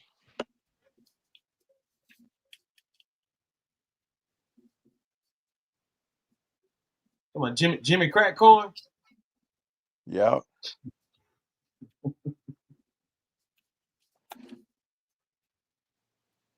Absolutely. Yeah, man, but But the worst thing again, you can do is act like black folks was the only one on that. That's the worst thing, motherfucker. That's that bullshit. That's when the bullshit get in the butt. no, I'm not saying they were the only one, but they were the most affected.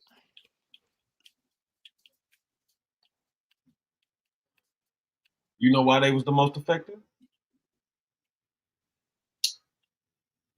Because the white man made it accessible to us. You know why the white man made it accessible to us? Why? So we could be the most affected. They want to get rid of us. Yeah. Not necessarily. It's a separation. Yeah. And that's one thing See, I'm gonna tell you something. Trump had to straighten that shit out. You know what I'm saying? I knew when he had Harry O up there, it was gonna be something. It was a catch to that. You know what I'm saying? When I seen Harry O, mm-hmm. yeah, when I seen Harry O, I said, "Damn, it's about to be some drug laws coming." I just know it. I knew it when I seen it because it's like ain't no way he up here without something happening behind it. You see what I'm saying? Because if Trump don't, if he don't, just like he talking about, death penalty to kill a cop, all that old bullshit.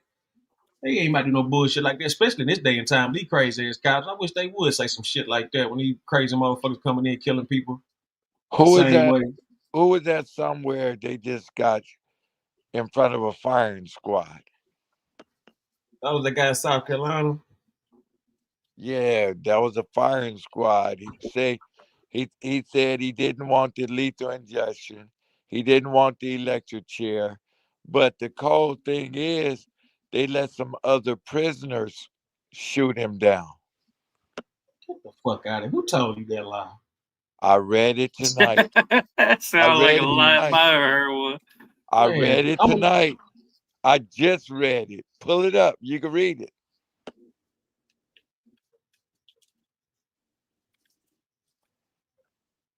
They say some inmates did it. He had on all black with a black hood with a white target on his chest. I read that tonight on my mama. Man, listen. I seen the goddamn ABC coverage, goddamn it.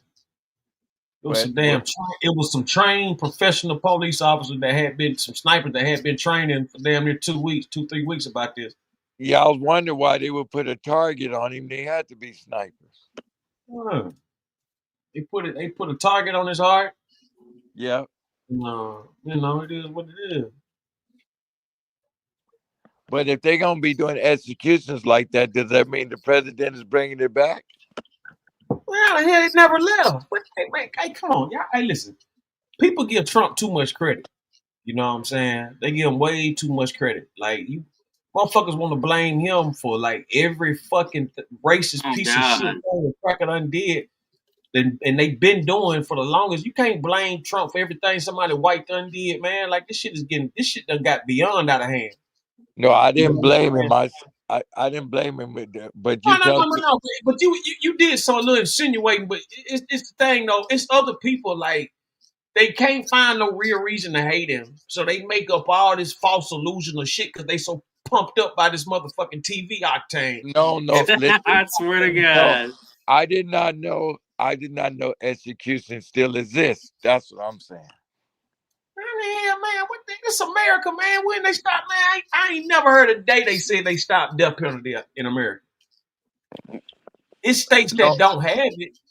No, I mean execution style. They're gonna, man. Listen, they still got the electric chair, lethal injection. I didn't know that. Don't Pelican Bay still got the gas chamber, all that old shit? Motherfucker smell like pine oil. I didn't know none of that. Hmm. I thought they had got rid of all that because the last person executed, it's been years. And especially when's the last time somebody stood in front of a firing squad? Man, niggas get That's shot what every he day. selected. Shot every day, B. No, I'm talking about in front of a firing squad. When was the last time somebody stood in front of a firing squad besides just now? 30 years, 40 years ago?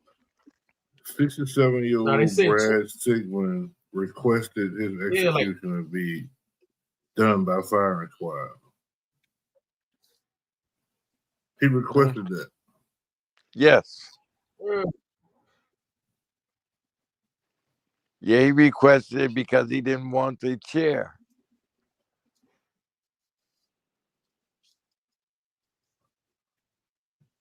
Capital punishment was reinstated in the state of South Carolina in 1976. Okay.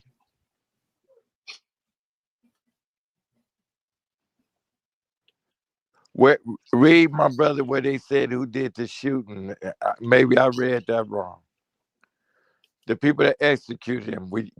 Do you see that part? It was the police. Okay.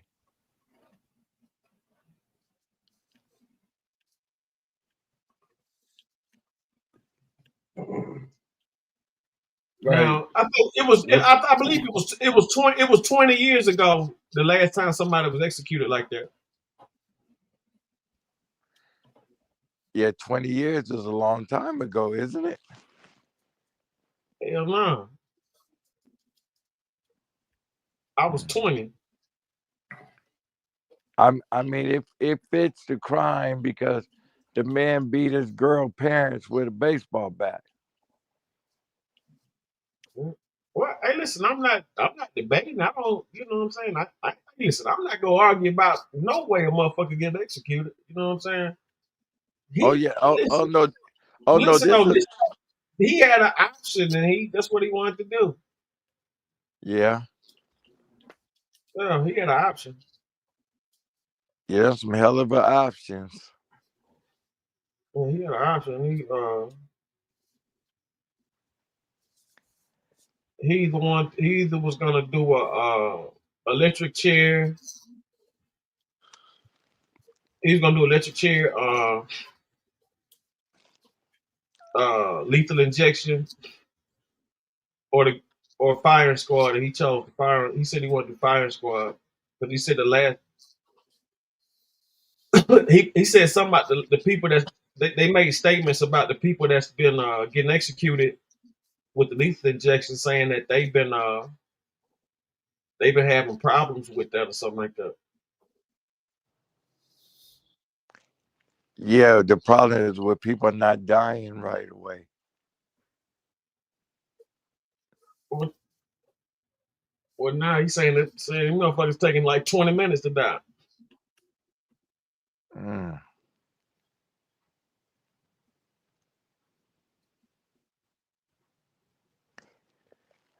I think it's better for a person to do time than to go through execution, because through execution it's over. When they doing time, they're suffering, but yet we the taxpayers pay for it.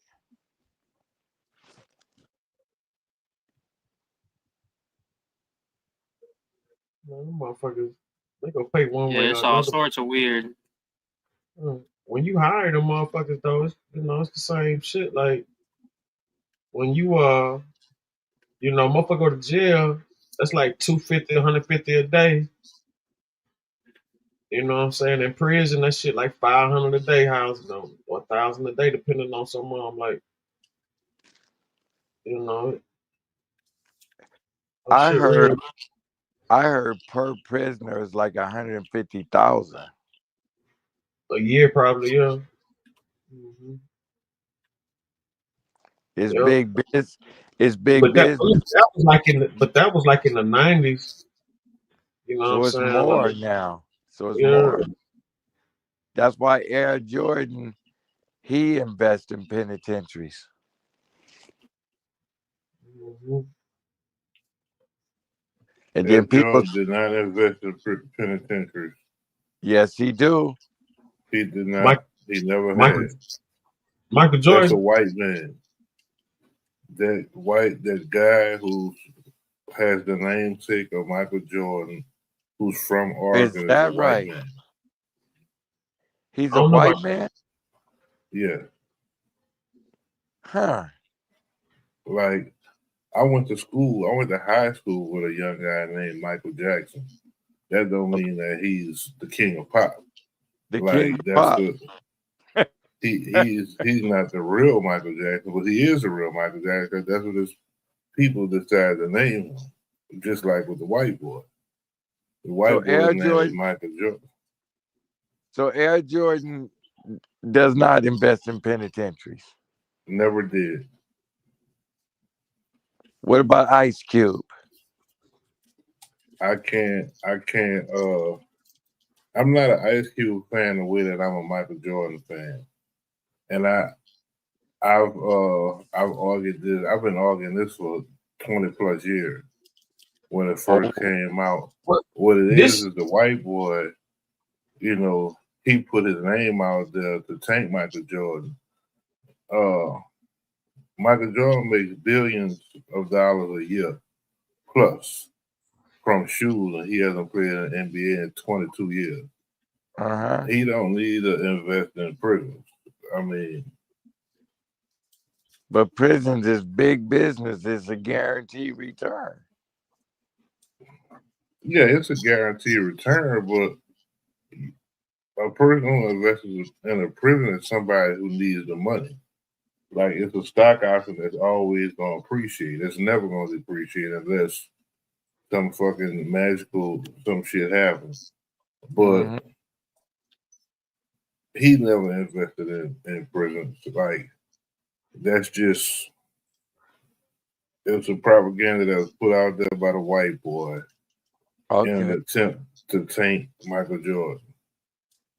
Wow. Now, he did say that he made the shoes for rich white kids.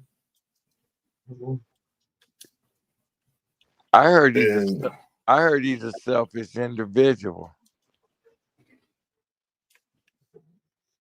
It's a lot of money. Yeah, I heard he's a selfish individual. They say he was on the golf course with the caddy all day long, and the caddy asked him, "Are you okay, Mr. Jordan?" And he looked at him and said, "What do you want, a tip?" Sure, give it up. And I heard he don't tip when he go to restaurants. I don't know, but I mean, isn't that an option that a person has? Yep, it is an option.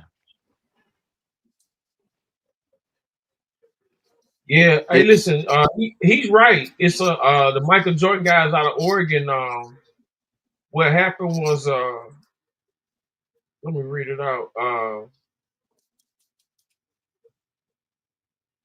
Michael Jordan invested in prisons thing. Turned out Michael Jordan did indeed invest in private prison stocks, just not the basketball player.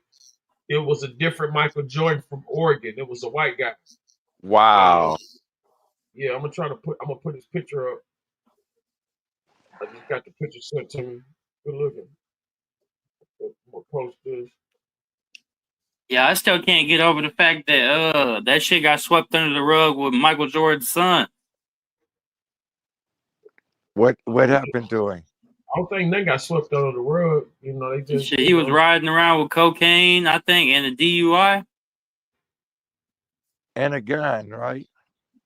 I don't know about the gun, but I know that he was drinking and had some cocaine. Oh yeah. What do you think about his son was with Scottie Pippen's ex-wife? I mean, she a hoe. Isn't Scotty pimping a fag? That should explain. That ain't got Scottie Pippen being a fag ain't got nothing to do with Michael Jordan's son fucking his old lady, his ex-wife and shit or whatever. But at the end of the day, you know what I'm saying? She was like backstage, you know what I'm saying? Like, she was a fan, you know what I'm saying, type of chick. So, that's what happened. Like when you deal with, you know what I'm saying, that type of shit. Like, don't just, you know what I'm saying? Like she is who she is, man. You know what I'm saying? And he knew who she was when he got with her. So it ain't like, you know what I'm saying, he didn't know, or whatever the case may be. I think that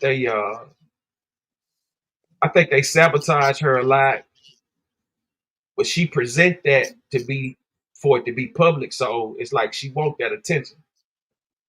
Mm-hmm. But see, you know what I'm saying?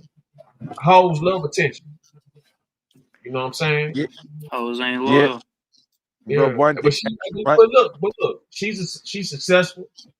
She got special kids, you know what I'm saying? Scottie Pippen's son is cool. Nothing I'm saying now, I'm not trying to disrespect, the kids and nothing like that, but it is, but they know what's up, you know what I'm saying?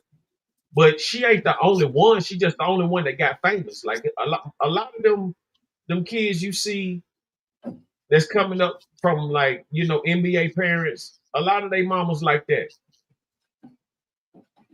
About 75% of their mamas, you know what I'm saying, on that type of time.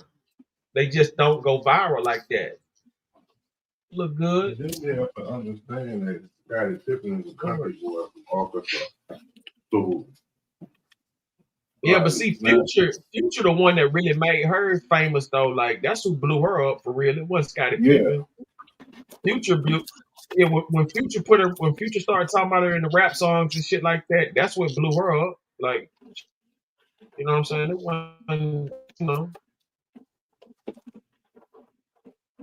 I personally think like a lot of people that's involved in like polygamy after they've said that marriage, they got a reservation in hell for that shit. I don't know. I mean, but that's what I'm saying. Like when you get too personal, see, like you could be taught one thing, but the world's still spinning. You know what I'm saying? So whatever kind of like, Christian morals or beliefs and shit like that, that shit only gonna fly amongst like, you know what I'm saying, people who like are into that type of shit. Like you can't go out in the free world and tell somebody you can't have 2-3 women or you can't have 4 or 5 men. You know what I'm saying? Like motherfuckers who think like that, they think they mama ain't never sucked a dick before. You know what I'm saying? So, they just feel freely to like, just poke their chest out and, like try to downplay somebody, you know what I'm saying? But like you gotta go through life before you can never talk about the next motherfucker. You know what I'm saying? Like in any kind of form. You know what I mean? So whether the world was never made for a man to be with one person, no way. You know what I'm saying? That's just the world. Like if it was made like that, everybody would be equal. There wouldn't be no more women than men. There wouldn't be no more men than women. There wouldn't be none of that. Motherfucker would be the same amount here, the same amount there, one person for one person, and that's that. You know what I'm You saying? think those two brothers that killed their 5-year-old going to hell? For what? Jesus Christ go forgive them for their sins. The same shit you talking about, go forgive them for their sins. So do you believe in Jesus Christ? Yeah. I mean, come on, man. Like this ain't none of that bullshit. You know what I'm saying? Like, like on some real shit, you can't, you know what I'm saying, be like you can play around. I can't. You know what I'm saying? That's just about that shit. Like, I personally like, I just feel a situation, but don't nobody give a fuck about that shit. This is real talk. Motherfuckers die every day. My cousin got shot 32 times. You know what I'm saying? And they locked the nigga up. And it was her dude. She was leaving him. He couldn't take it. I mean, you know what I'm saying? Shit like that. No, I mean, you know what I'm saying? Like, it only affects the people right there. This shit is only, you know what I'm saying, this and that, because it's an artist. What about the unpopular person who lost his, you know, who got killed and lost his daughter too? The unpopular person, the motherfucker who didn't have a record deal, the motherfucker who didn't have a social media. You know what I'm saying? What about him? You know, you don't even know who the fuck that is. But I feel like this, you know, the child had nothing to do with none of that. Yeah, that shit's sad. Don't get it fucked up. I feel, like I said, Yeah, I feel I hate like that. people, they really talking like, people acting like they ain't got no sympathy for that kid. It's like, hold That's up. a horrible situation, but at the end of the day, you know what I'm saying? Like, the only reason we talking about this is because of the kid. It's a lot of people that this shit happened to. It ain't No, this if the kid, this if the guy's kid not the was first person this happened to. You understand what I'm no, saying? He's not the no, first person this happened to.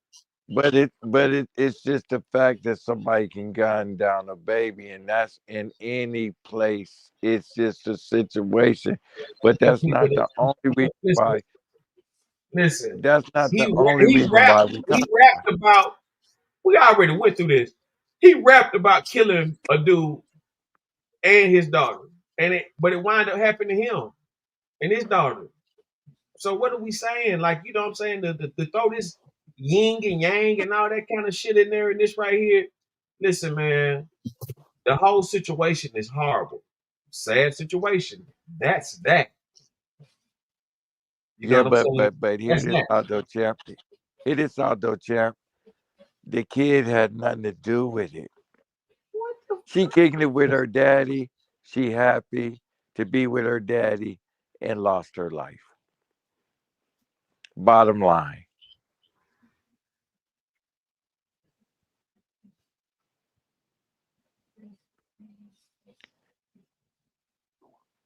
Ronnie, do you believe even if they are forgiven, do you think they brought a curse to their face?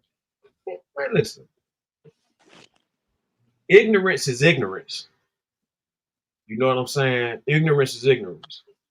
That's just like Oak Cliff, you know what I'm saying, said something up here earlier about what did he say? What did he say? It covered that white crip lame or some shit like that, or whatever the case may be. You know what I'm saying? You got to think who he was influenced by. Like, it's a reason for everybody doing whatever the fuck they doing. Yeah, that curse shit ain't real. If people gonna say heaven and hell ain't real, that curse shit ain't real. Fuck. Let's be You know real. what I'm saying? What are we talking about? You gotta look at it for what it is, sugar.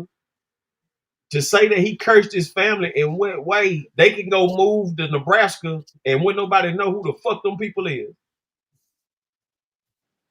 You know what I'm saying?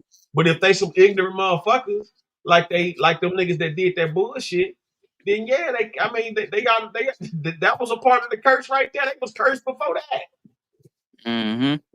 Know what I'm saying? Look at 6ix9ine. Shot up the Barclays Center, and he living scot free in Miami. Ain't nobody touched that man after that gym incident. That part too. You can go anywhere you want. People don't realize money talks. This statement needs to sink in. Money talks and bullshit walks. Let me tell y'all something. Them people that whether they shot the kid on purpose, whether it was an accident, you know what I'm saying? For them to do anything like that, you know, it had to be some pressure. You know what I'm saying? One way or another. Like I said, the whole situation was cursed. When you bring up these curses, sugar, was the baby curse? Was the daddy curse? Was the shooter's curse? You know what I'm saying? Because I mean, if you get into that shit, everybody that was cursed.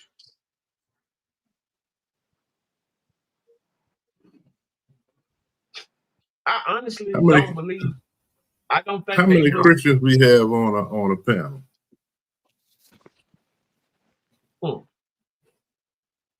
See, How man, many? How many? What? How many Christians up here? I'm definitely a Christian. I've been baptized. So my question is about what y'all was speaking on when I first came on. How can you be a Christian and be talking about outer space? Because I the didn't tap universe in on is. that subject. I was playing GTA. That was I had my mic muted the whole time. Hey, wait a minute. Where's the moon? Inside the firmament. Where are the stars? Those aren't stars. That's water bubbles. Oh, planets. Now the Bible says that God placed the firmament. So it's high, so it's below. So you tell me those million things in the sky are water bubbles? Yeah, he placed the firmament, separate the waters from the waters. So you That's saying what the Bible says. So you saying that's where the rain is stored? The rain is stored in the clouds. Exactly. So if the rain is stored in the clouds, how can those be water bubbles? What do you mean? How can it be water bubbles? Why do they shine? Because there's existence beyond here, but nobody could leave here. Nobody could go into outer space. You can't be stuck in outer space if you can't break the firmament. Where there's people that's been stuck up there now for a whole year. That's a lie. That's true. And they're astronauts. One is an Indian lady from India, and one is a white boy. How did they get up there? How did they break the firmament? They went up there in a rocket and they stuck, and they trying to figure out how to get them back. That was on Channel 7, Channel 5, Channel 11, Channel 13. It's real. So if that's real, then that means the Bible is fake. Now they up there, my brother. Google it. 2 astronauts been stuck in space for a year, man and woman, both married. How are they in space if the Bible says that God planted the firmament to separate the waters from the waters? And in the 50s, there was a Operation Fishbowl where the United States and Russia, and I think China too, was just firing missiles up there trying to break the firmament. So you think they're lying? There's no astronauts up there? I know they're lying. They've been stranded for a year. If they're lying, I wonder what all that money is going to. How they get paid? You know, how they take care of their family? It must be some imaginary person writing their checks. I don't know. They've been stuck. They've been stuck up there for a whole year. They're trying to get them down now. They even got video of them up there. I could make a video of somebody in space right here on my computer. Okay. So you tell me Elon Musk is not shooting rockets to the moon? No, he's shooting rockets at the firmament trying to break it. Well, you know, from my understanding, when you think they going up, they really curving. You know what I'm saying? You just can't see it. Mm-hmm. And then they get so far out the way, you know what I'm saying? It breaks through and everything like that. But break through what? Well, you got the ice wall. You got no. I'm not talking about breaking through the firmament. I'm just saying it breaks through the clouds so you can't see them. Like they go so high in the air to where when you looking up, they're going like right or left, but it looks like they're going straight. You can't really see it. So once you pass the ice wall and all that stuff, Antarctica, everything like that, that's when you get into different planets, you get into different, regions and stuff like that of the world. That's the outer space. Yeah, that's the outer space. They want us to think that they going all the way up, if they go too far up, they gonna break that. Like he talking about that firmament, they gonna break that. They can't do that. That's why they lying to the people when they be in outer space and all that shit. They talking about, they showing you and stuff like that. That's when they be past the ice wall, them different planets and stuff like that. That's in this galaxy, but not out of the dome. If they break that down, I don't know what to say about that. That's some kind of, I don't know how to explain that.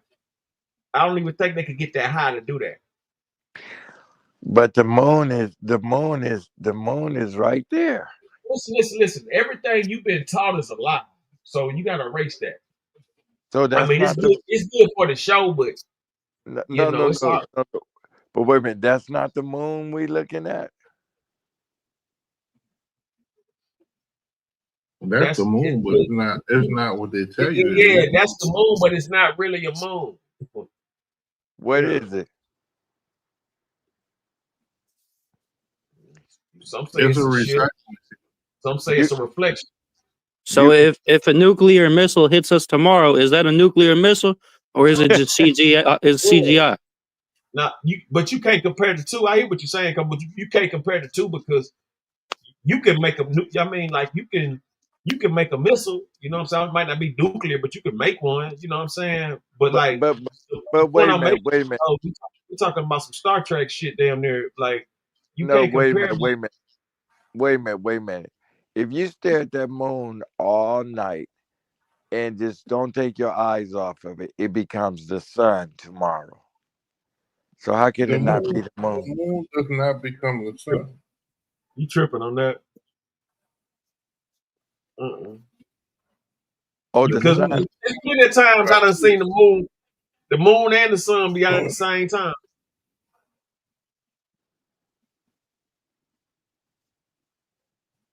The moon and the sun. You have the eclipse. Oh yeah, the sun is behind the moon. That's what y'all saying. Yeah. So the moon don't become the sun. They're two separate light sources.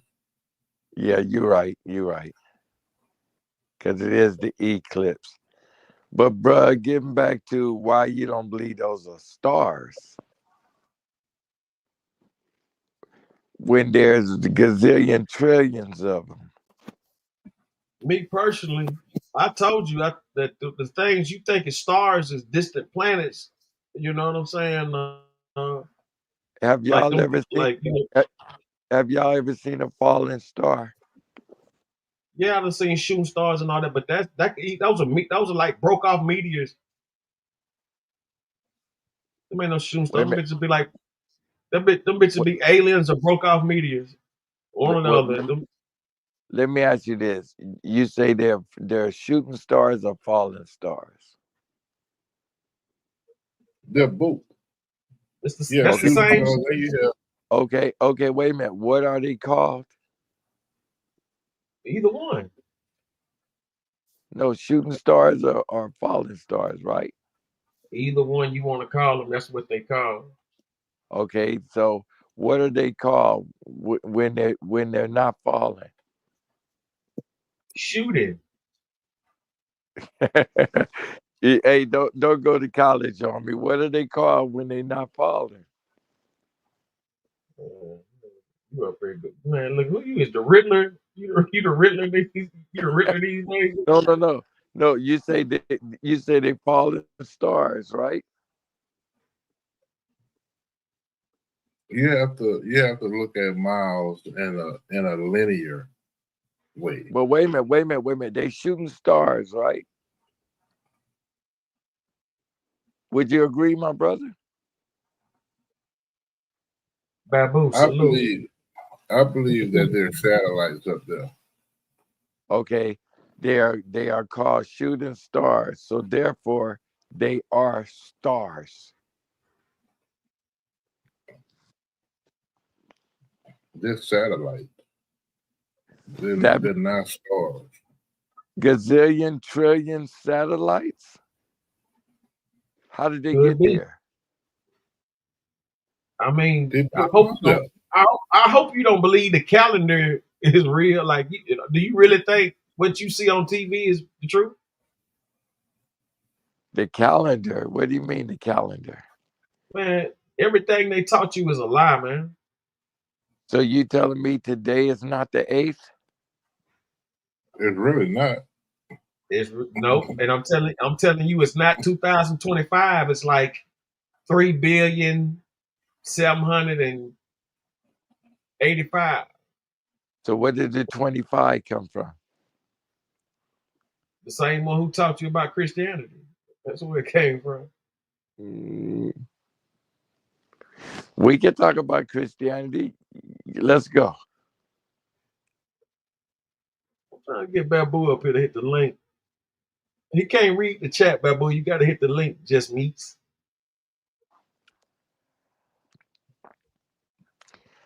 Christianity is very real. There is a heaven and there is a hell. What's the difference between a Christian and a Muslim? A Christian is one that believes. Believe what? Yeah. But God don't care about religion. He care about your relationship with him. So you saying the Muslim don't believe? The Muslim blowing himself up. You don't think he believes? Well, that part of them blowing themselves up, that's of the devil because he have them fooled. Damn. You'll go to Islam and say that? I'm No. gonna have to strongly disagree with that. The Okay. difference between a Muslim and a Christian is the Muslim does not believe that they have to have the intercessor of Jesus Christ to go to God. The thing I don't understand about Christians, and I practiced Christianity for a long time. First off, Jesus was a Jew. That's the first thing. My brother, and let me say. Let me just say this. Let me just say this. The Muslims don't believe in Jesus, but they believe a man with a suit on is Allah. And I know this to be fact. I know this to be. The Muslims don't believe in Jesus. What are you talking about? No, I know this for a fact because my stepfather had a picture of the guy and he called him God. He said that's Allah. And I said, you mean tell me Allah wears a suit and tie?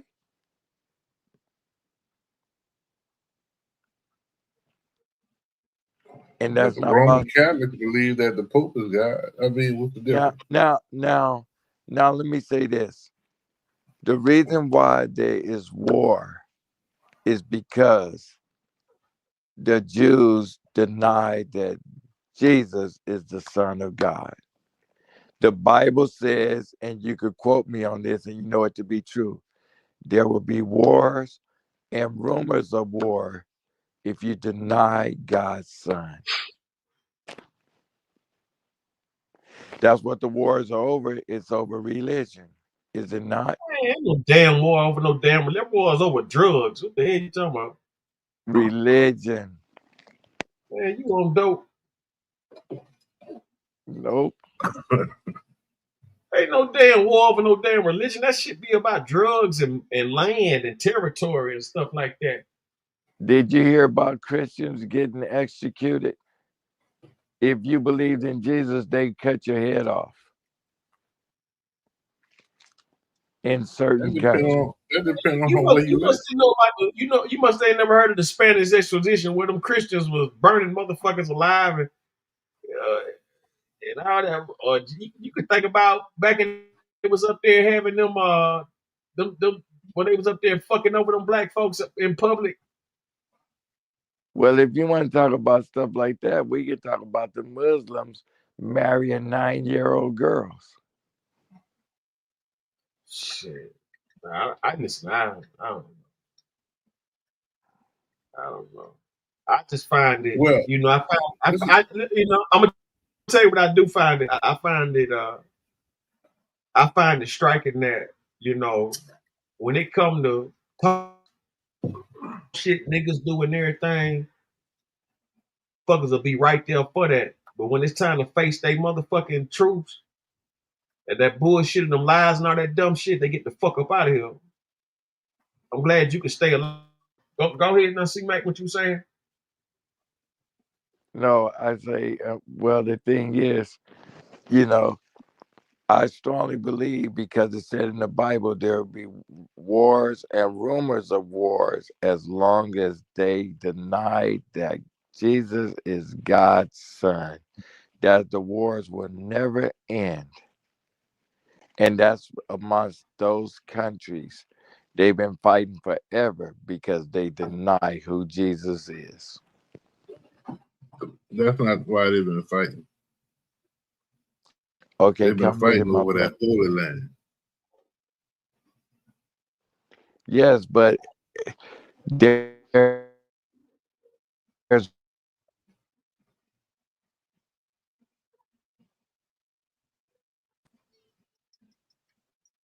that's a fact.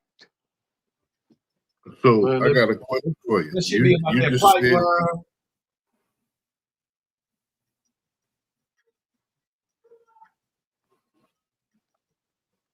now you Go just ahead. said you believe it because God said it, because it was in the Bible. This is also in the Bible. This is Genesis 1:6-8. And God said, "Let there be a firmament in the midst of the waters, and let it divide the waters from the waters." And God made the firmament and divided the waters which were under the firmament from the waters which were above the firmament. And it was so. And God called the firmament heaven. And the evening and the morning were the second day. So that's in the Bible, in the very first book of the Bible. Do you believe that? Because it's in the Bible?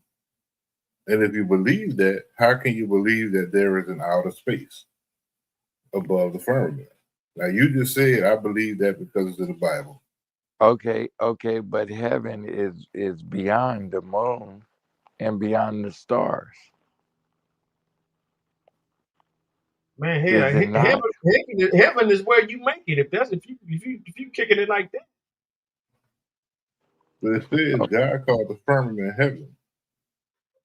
And the Okay. moon and the sun So, is inside of the firmament with us. so heaven is above the stars and the moon. It's all the way up. So so it sounds like you're disagreeing with Genesis chapter 1, verses 6, 7, and 8. Which Bible is that?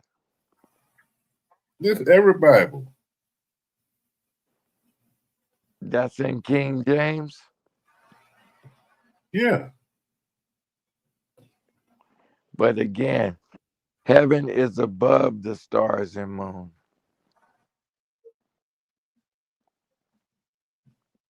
Do you know that King James was a faggot? Yes, I do. So this is the King James version. Yes, I do know that King James was gay. Genesis 1:6-8. And Read from King James. And guess what? The image of the white Jesus was the image of King James' lover. No, the white Jesus, Caesar the Borgia. Yes, but it was still an image of King James' boyfriend. I didn't know. I don't know. I don't know. I've never heard that part. Possibly, I'm not sure. I know that to be so.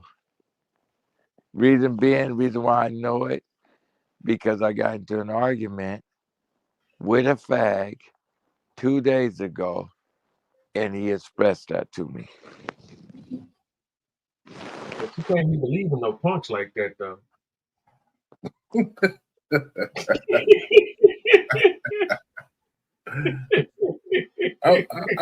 I'm just trying to get on this outer space thing. Cause yeah, let's stay there. Let's keep it on. Either the Bible But that's honest to God's truth. I just had this conversation 2 days ago, and because the punk don't want to accept who Jesus is, and he told me that as a matter of fact, I've been trying to get him on the show. He's one of the most intelligent people I know when it comes to history and stuff like that. The boy can go on Jeopardy and answer every question without thinking about Did you ask him why he was gay? it. Yeah, I did ask him that. Well, that was too deep for him. He couldn't figure that problem out. Huh? No, well, you know what? I'm gonna ask him again. But I ain't homophobic or nothing like that. But No. yeah, I do want him to come to the show because he'll be yeah. one of the. Listen, man. Listen. Long as it ain't no super wild shit or whatever, you know what I'm saying? Like, you know. No. Mhm.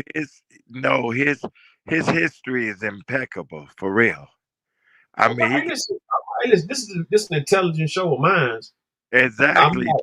I'm not against nobody. I'm not against nobody. You know what I'm saying? But you know, long as it's a respectful situation, man. Listen. Well, I didn't tell nobody on the show to slide them their phone number, but I'm just saying he's pretty sharp, man. He can go on Jeopardy and answer every question without thinking. Yeah, I don't know about all that, but you know, don't be making it bigger than what it is. Pause. Nah, I got questions he ain't gonna be able to answer. Nah, I'm wait till I get him on the show, champ. You'll see for yourself.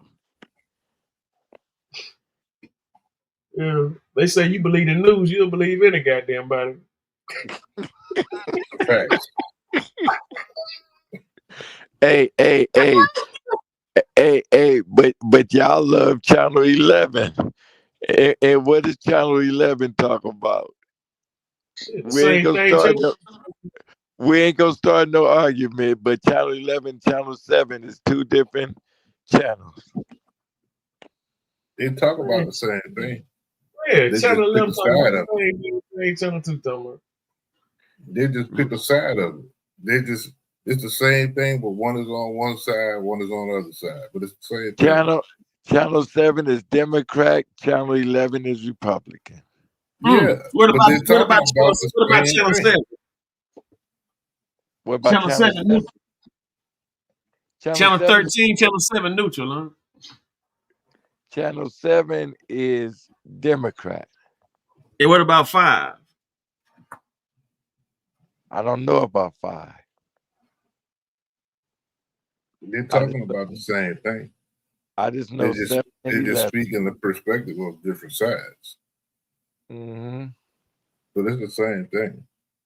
One don't like Trump, one don't like Kamala, or whoever is the Democratic representative. So it's like one is going to speak for Trump and how great he is. One is going to speak against Trump and how great he's not. But it's the same subject.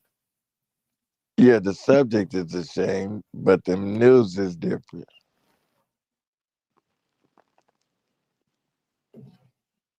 It's all about perspective. They're speaking their perspective. The other channels speaking their perspective. Like you have a lot of people that believe that Kendrick Lamar won the rap battle with Drake. But there's an equal number of people who believe that he didn't. And of course, that's something subjective on what type of rap you grew up listening to, what region you're from, but and a whole bunch of things. But So it's the same subject though. Hey, look, I will say this now. Since I've been knowing him, check this out, John. Ever since I've been knowing him, that's been the most intelligent hypothesis he said ever since I've been knowing him. To put them, just to, you know, to categorize, I mean, I speak on it all the time, but for him to categorize them shows like that, to call them for what they are, because everything goes off of numbers. So once you break the code, you'll know how to read the stock market, you'll know how to read wars, you'll know how to read everything you need to know that they use to communicate without saying anything. You think the Monday night games, the Monday night football games and stuff, you think them scores be just regular numbers, but them scores be key numbers. Super Bowl, all that shit be key numbers of what they gonna do. All this stuff is code.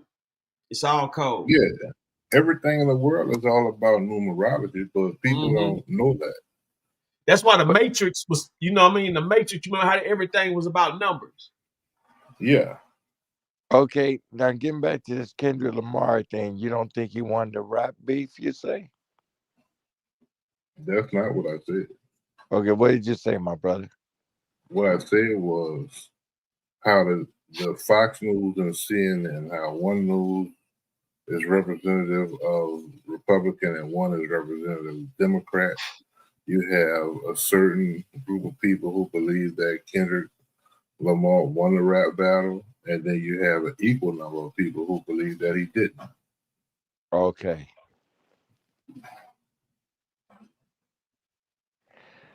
As to that situation with, if we gonna talk about Kendrick Lamar and Drake, I know you talking about news. I'm you know, not to jump to subject, but Drake just broke in history 110 billion streams for Spotify, and no one else has ever did that.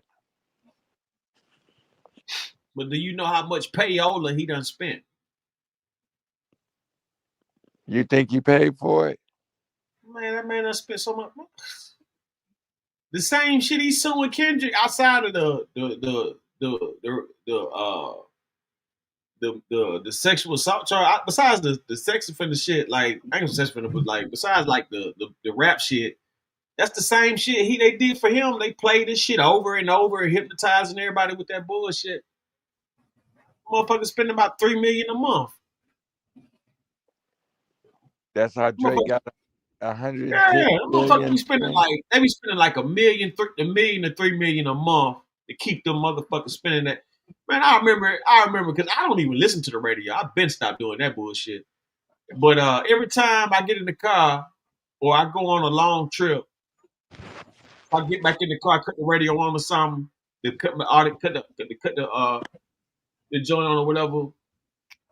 They playing some Drake. Like that motherfucker, man, they couldn't, man. They was playing that motherfucker, man. They played that dude. I remember in 1 hour, they played that dude's song probably about 20 times. No lie. About 20, 30 times. So, yeah. And that's just one song. He got features. So the songs they playing in between that shit, you know, you hearing that shit too. He on that too. He's everywhere.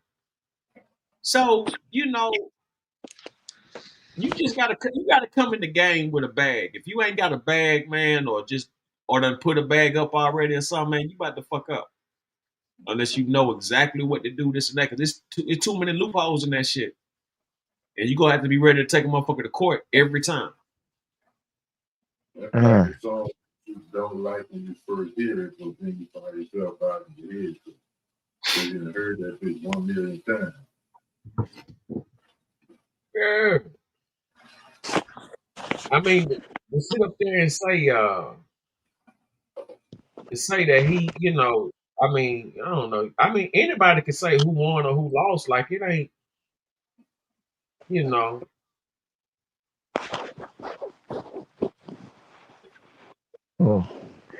But I'm gonna give Drake his credit because he's Larry Graham's nephew. So he definitely, and I'm not crazy about either one of their music, but right. I will say they did come with two different sounds. Well, actually, Drake, his style come from Lil Wayne a little bit.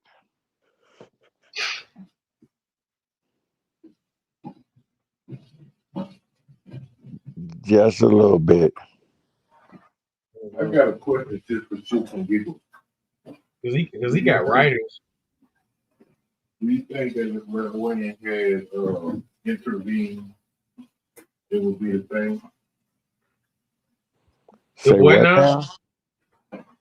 If Lil Wayne had intervened in the rap battle, Oh yeah, that shit would have went. Yeah, that shit would have went crazy. Lil Wayne is still cold. He was the last person I seen in concert. He back on tour right now. Is he? Yeah, they got the Hot Boys reunion tour going on. Wow. Yeah, Lil Wayne is cold. No if, buts, or maybe.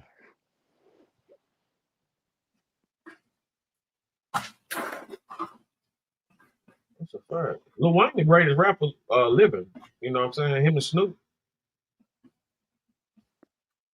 Him and Snoop does. You know what I'm saying? The best to do it. Yeah. I heard Lil Wayne is finna become a sports agent. A sports agent? Yeah. I mean, he's already doing that on ESPN with Skip Bayless. There it is there. There Nah, it is. he been doing that the past 5 years though. But now he did it. Yeah, he been doing it.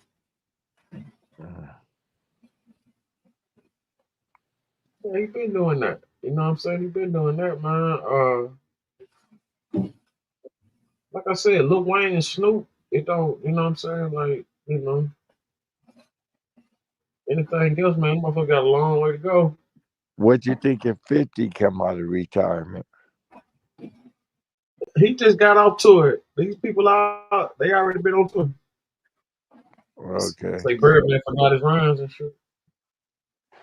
50 still a hell of a cat too, man. I mean, for a cat to just come out and just smash people the way that he did.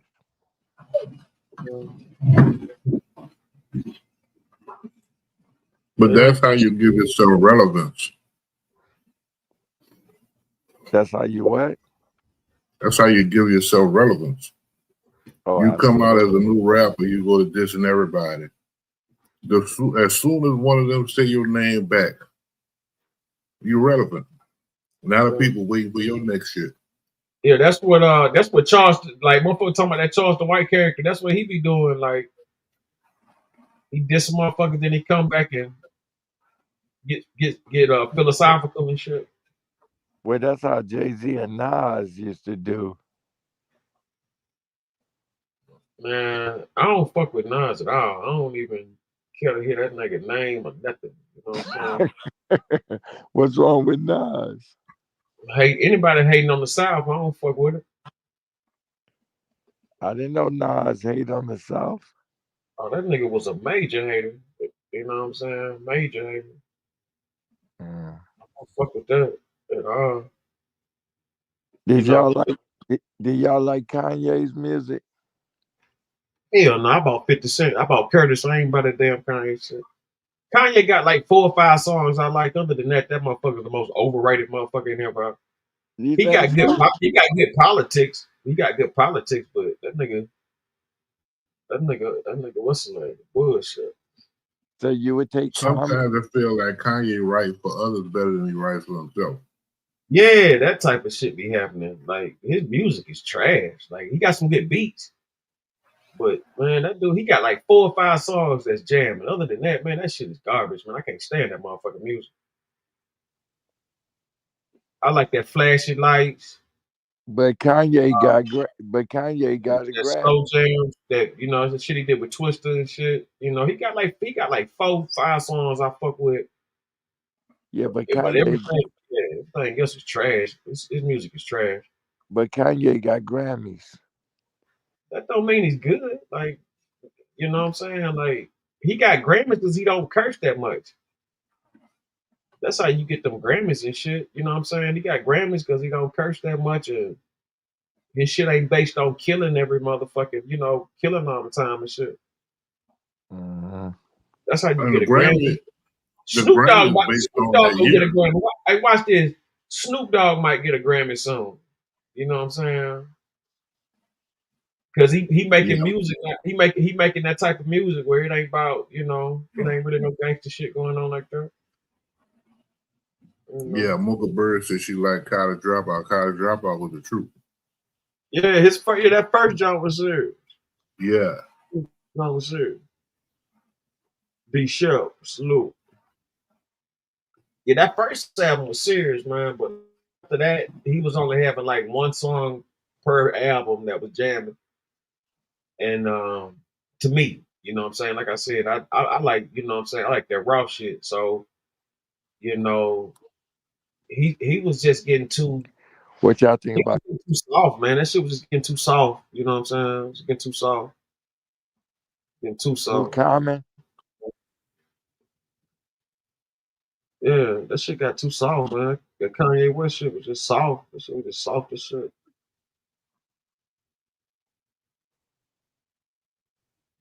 You know what I'm saying? That shit got soft. You I think after what Lil Wayne did, when I like think 50. Snoop is the only person that has more features than Lil Wayne. T-Pain. I think. T-Pain the only one had them features like Wayne. Yeah, but I think a lot of rappers tried to follow that, and it didn't have the same effect as it had for Snoop, as it had for Lil Wayne. Wayne had a high tolerance for that codeine and shit. So, you know, he did the right thing while he was on drugs. See, motherfuckers be just wasting time on dope. That's how they get fucked off. But when you sitting up there, okay, if you a crack or coke or whatever, you like uppers, you go you do something, you go do some hard work, goddamn construction or whatever, you sweat that shit out. You like downers or whatever, you musician and all that. Certain shit just go together. So, you know, the heroin go with the music and shit, and it always has. Our favorite musicians and favorite politicians from past and now, they use crack, heroin, Adderall, opiates, all that. Like drugs are. That's why a lot of these wars be going on, because they fighting over territory for drugs. What happened to that crazy ass mayor that was on crack, that white boy? Yeah, out there in Canada, right? Yeah.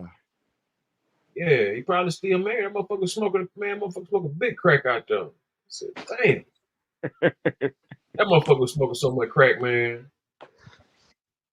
And they wasn't saying shit about it. They wasn't saying nothing about it, man. That motherfucker, I'm talking about that motherfucker was smoking big blocks of crack. You know? Yeah, he was. Motherfucker smoking big goddamn. Motherfucker smoking them boulders. Yeah, he looked crazy. Motherfucker smoking them boulders. When you look at it, some of the most successful people was fucking drug addicts. Steve Jobs, he trip out on acid. That's a fact. Man, He said, look at them Osbournes. Yeah. You know what I'm saying? You look at Led Zeppelin, all them motherfuckers, man. All that shit, man. Like the 50s, the 60s, man. That was that pure smack. That was that pure raw diggity. That was that raw diggity. That was that raw diggity, and they was motherfucking. Yeah. Rick James, the one.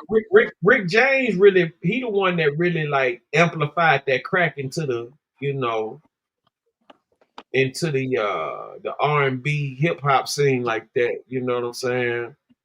I ain't gonna say he was the first to do it or this and that. I'm just saying he made it. He made it popular.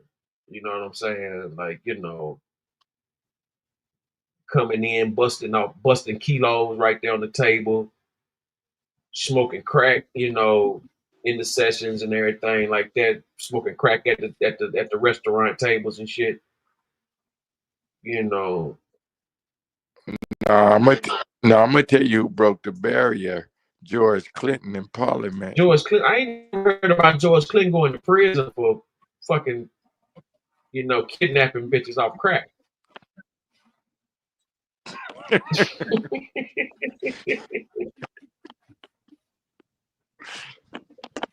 Black lawyers, all that, George was cold. You know, I think about Ice Cube and all them, and I was wondering if they was looking out for George of all the sampling and the shit he did, and Snoop and them. And then I thought about it. Shit, George was paying his artists and crack. They be on the tour bus. He would just throw the crack on the floor, and they be crawling looking for it. Man, let me tell you something, man. They didn't want no money. They wanted crack. Man, listen. A lot of them dudes from back in the 90s, early 2000s, they got paid in kilos and shit. They got paid in birds. Like in this day and time, like you get paid by a murder. You go murder a motherfucker, they put you on a track and they give you a record, they give you a video and all that kind of shit. You get paid. That's how they pay them off these days. They pay them off in murders. You know what I'm saying? To put them on. Now check this out. You know,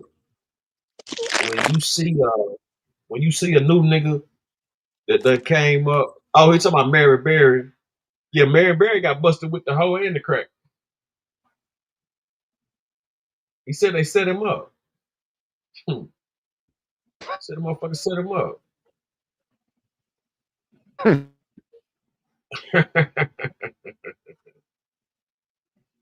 So he got set up. Yeah. Mary Berry said he got set up, man.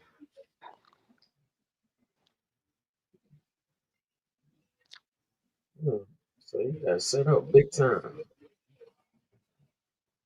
Y'all believe it?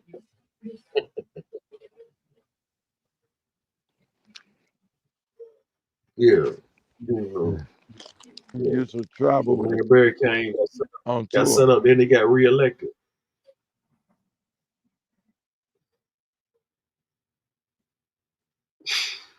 That's what I mean. That motherfucker came back. You know what I'm saying? Got on and then got up. But see, I remember when he came back, he did that speech talking about once blind, now I see. You know, I remember that.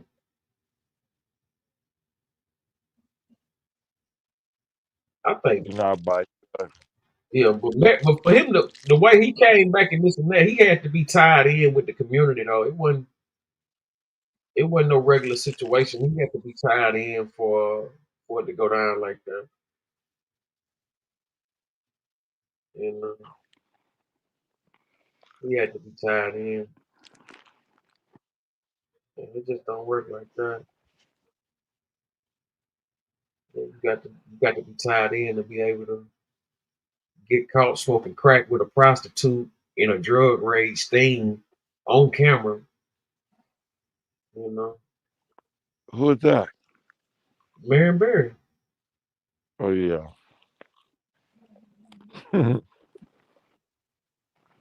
Well, who is that? Jimmy Swagger. What y'all know about Jimmy Swagger? Y'all remember Jimmy Swagger? Yeah, what about him? I stayed in the hotel that he was in out there in Palm Springs back in the day. But yeah, man, Jimmy Swagger put it on the map, you know. Jimmy Swagger was a pastor, wasn't he? Yeah, he represented though. For real? Yeah. I thought he was. Yeah, he was. So he picked up his hoes and had them at the hotel and got jammed up with some hoes. Jimmy Swagger? So Jimmy Swagger was big pimping, man. Allegedly, wow. He was big pimping. Wow. They say he just took the trick charge, so he would have to take the pimping and handle. Wow. That's deep, man. Yeah, he was working the hoe, but he took the trick charge so he didn't have to pay the so he didn't have to get the pimp and the pandering charge on it. You know. Wow. Jimmy Swagger. Hey, back to that brother that's talking about there's no stars. What religion are you, my brother? Are you non-denomination, Muslim, or what? I'm non-denominational because I know the categorization of the three Abrahamic religions were founded by white faggots. Okay. You believe it? You believe there is a God, right? Yeah. And you don't think that you're a God, right? No, I'm not on that. I'm not on that. Good. But I do cool. believe that I possess the God consciousness because in the Bible, yes, the King James Bible, it said, "Let us make man in our image." But who is the us? That's another question I got for you. Okay, let us. Us meaning the world. So the world made man in their own image? No. No, in the Bible, God said, "Let us make man in our own image." Okay, let me see. Let us make. Oh, yeah, he means each individual. Who? What individual? Let us. This is the word of God in the Bible. Let us make man in our own image.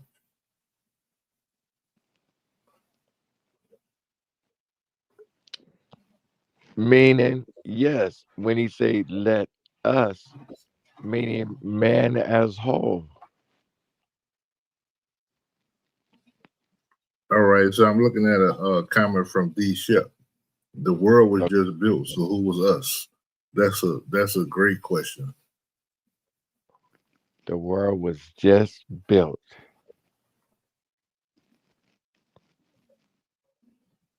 Let us.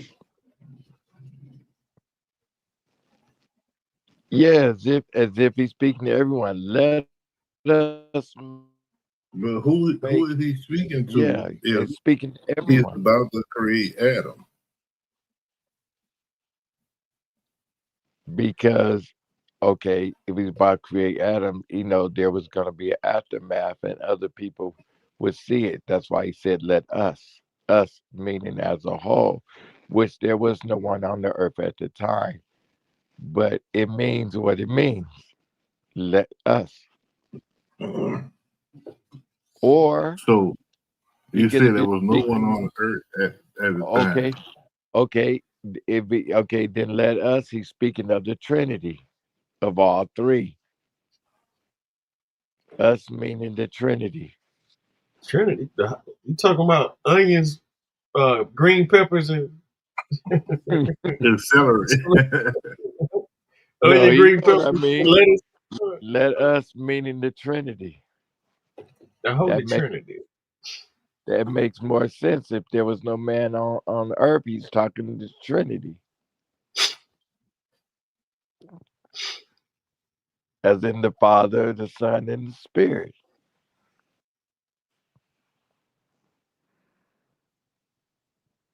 Makes sense to me. You sure? Man, salute to the panel.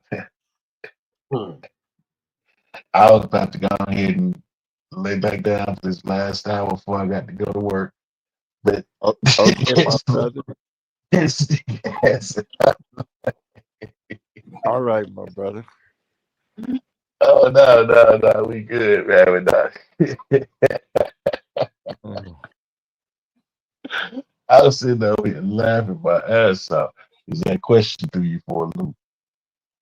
And I caught it.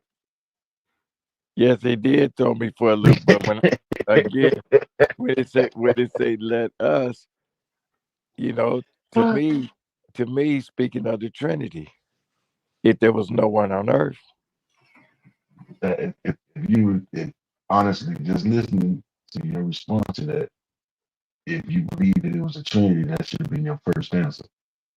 you're absolutely right. So Yeah, I'm just trying to figure out why it wasn't your first answer. because I had to think about that because there was no one else on earth.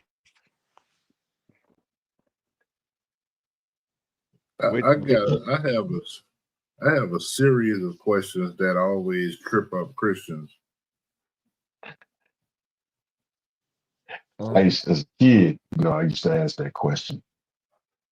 And well, guess what? I'm gonna present it to a pastor tomorrow. I'm gonna see what he has to say. No, he's gonna tell you. He's gonna tell you exactly what you just said. But at the end of the day, when they go with the Trinity, because not every denomination or religion believes in the Trinity. Absolutely. So you know what I'm saying. When you ask the people that don't believe, then it goes back to who the hell was us. It definitely says. So my answer is correct. But if there's it's correct to a certain extent but you have to be asking somebody that actually believes in the Trinity. Absolutely.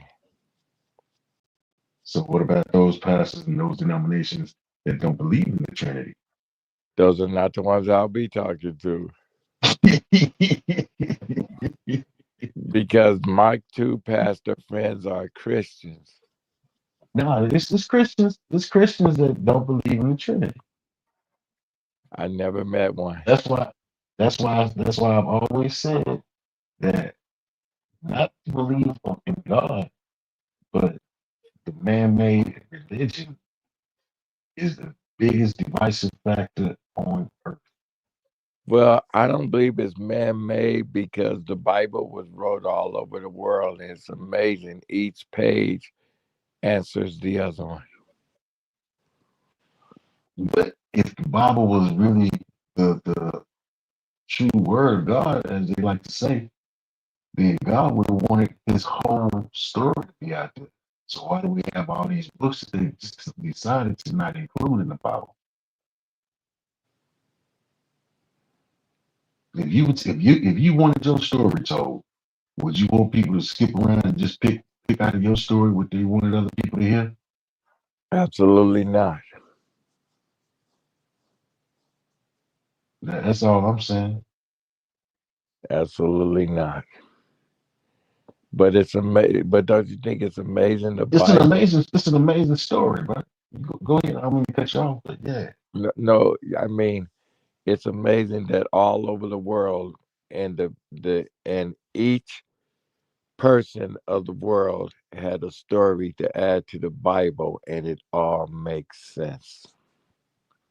We could say the same thing about the Quran.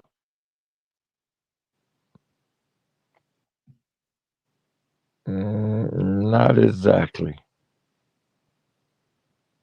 The same thing can be said about the Quran. Because not exactly. What'd you say, my brother? I mean, it's all about perspective because you got to also remember. What did the brother say about the Quran? We'll say, hold on. A lot of people that believe in the Quran here in the United States also believed in the Bible beforehand. That's I just wanted to point out that you said even Farrakhan go both ways with that. Mm-hmm. He has to reference both. So it's like Yeah, how he got can to hold a reference religion? both just to keep his audience. And my old that man, thank you. Because Farrakhan got tied up in that Scientology too. But do you believe in Scientology? Not at all. I figured as much. And you know what? I dealt with some people that were the head of Scientology that kicks it with Tom Cruise. I mean, and that's what I'm saying. You got these jump offs that people are falling for, and that's again goes back to why I said religion is the biggest divider. In fact, every time I see these people, I ask them, "How is Tom doing?" And they said he's cool, he's fine. And of course, they're white people. Nominations that Every time I see people are him, saying, every time I see him, I ask him, "How is Tom Cruise?" just be like, how can you say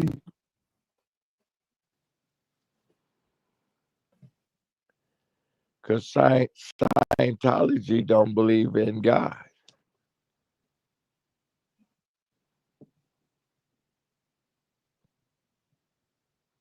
denomination said this is how you get to heaven? They doing it wrong. But we all believe in God. That shit crazy. Well, the only way to the Father is through the Son.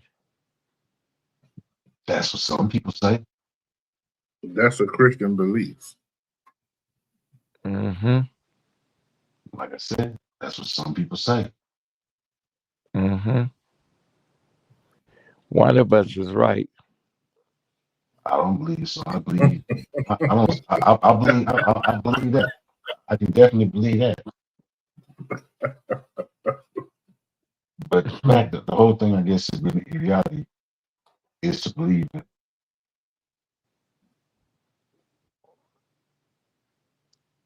Is to believe. What?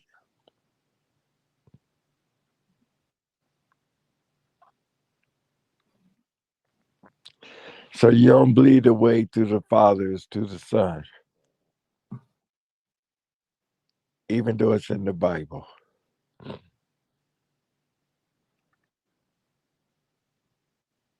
If the Bible is not your book of choice, then you're probably not going to believe everything that's in the Bible.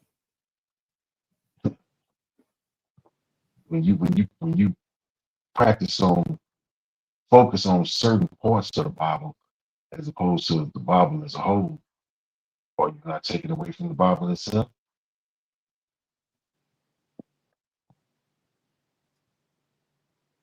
Come again? So speaking on the prosperity pastors, the prosperity pastors do not focus on the Bible as in its entirety. They take the sections out of the Bible where God has said he promises you success and fame, riches and shit like that. Prosperity. Look at your Joel Osteen's, your T.D. Jakes. What's the megla fucking what's his boy in Atlanta, Ronnie? Cash? Creflo Dollar. Dollar, yeah. Yeah, you had Creflo, T.D. Jakes, Eddie Long. It go on and on. Now. James Cleveland used to shake it up back in the day too. Now he was pretty good. All these dudes are good now. Regardless of these preaching off. Yeah, they good at what they do now. They good at what they do now. They good at what they do. I remember. Go ahead. Oh no, I was just saying like James Cleveland was one of the first ones, but it wasn't no internet going on and shit like that. But James Cleveland was more famous for his albums than it was his church. That's what I'm trying to tell you. James Cleveland was really and he was living like, double, triple lives and shit. Like James Cleveland was really the first one of them guys that was popular. And then all the rest of them, after he died, everybody else wound up blowing up. And had he been around in this day and age, he'd have been. It's right up his alley. Yeah, he be catching cases. It's right up his alley right here. This shit going on now. Real tough. Like Sister Betty go get 10% of her fixed income every Sunday. So pastor is riding around in the Benz, living in, nice home and whatnot. She's staying in the projects. Then Sister Betty get evicted, and you got to go to the church to raise money to help replace, resettle Sister Betty when the salary that the pastor took. I understand that he's doing a job, and he should be compensated for that job. But when do you consider compensation overcompensation? Mm-hmm.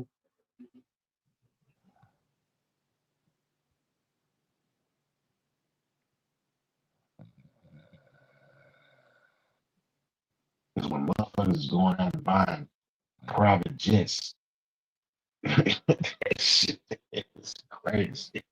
Oh, it's meant for me. I was told that I need to get a jet so Hey, I what's can that? Hey, spread the what's that? What's gospel that around white across dude? the world.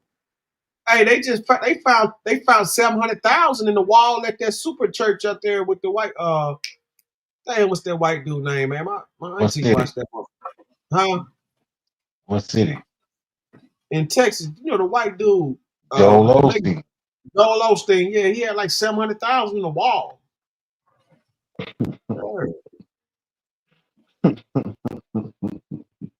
He the same motherfucker that wouldn't open the church to the people when Houston flooded. And he said the church was flooded until the Yeah, people was actually inside. that's why.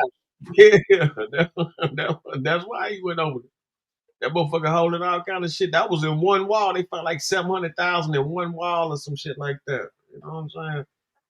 Motherfucker got money all over the place. Joel Osteen, fucking filthy rich.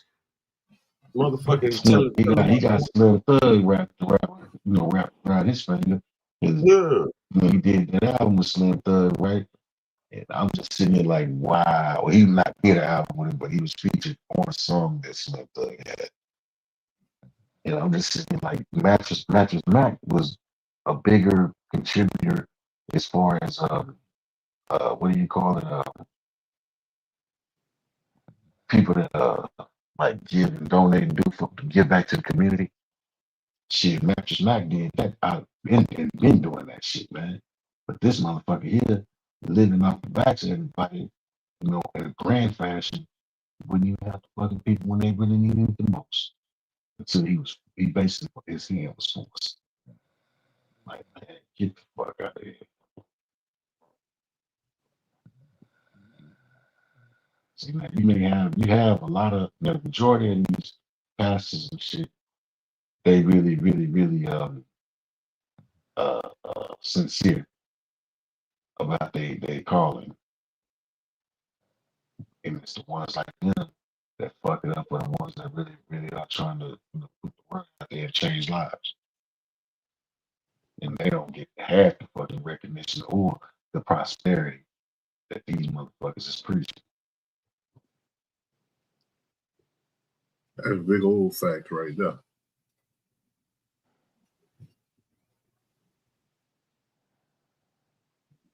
Mm-hmm.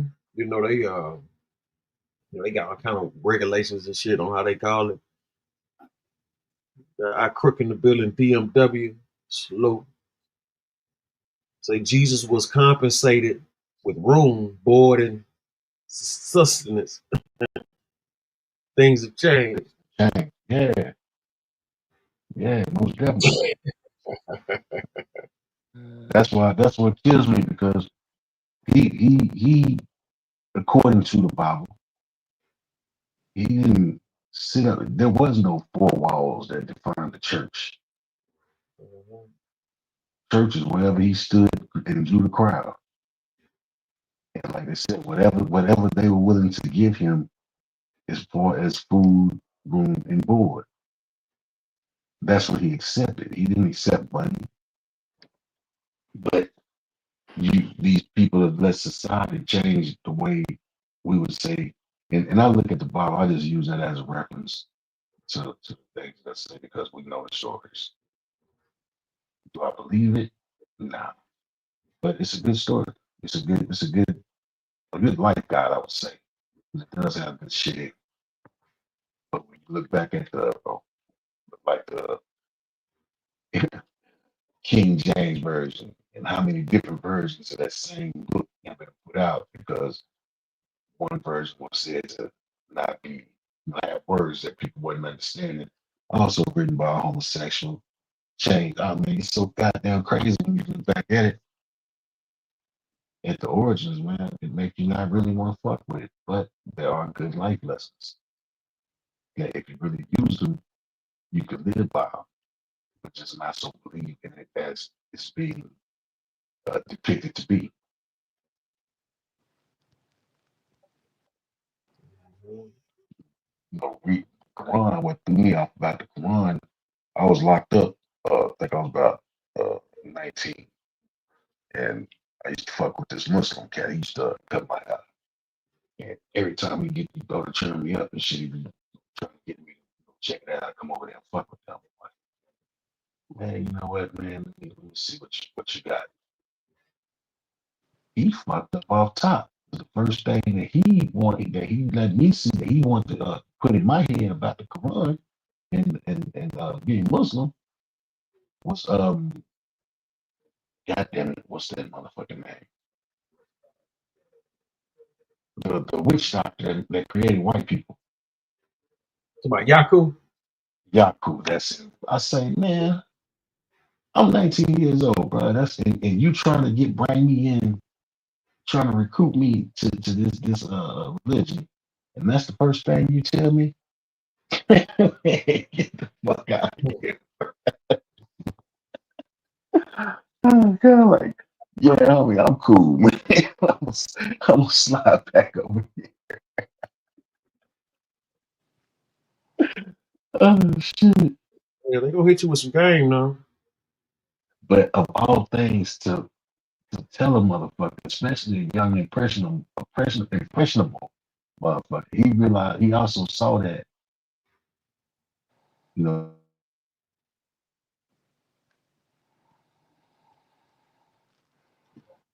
person like myself to come over to your religion. The fuck would you lead off with that? When there's many other things that I could have looked at and said, oh damn, yeah, that's interesting. You know, let me teach me some more. But you teach me that some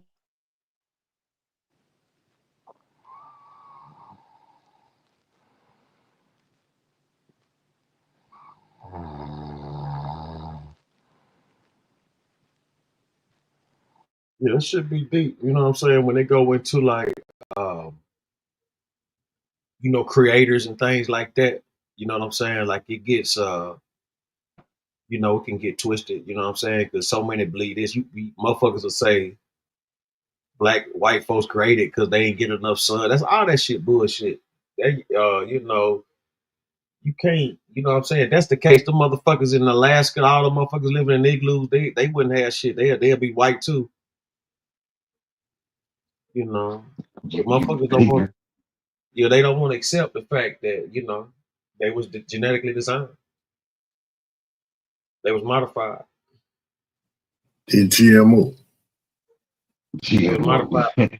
Motherfucker was modified by somebody that looked like you. Look yeah, like me.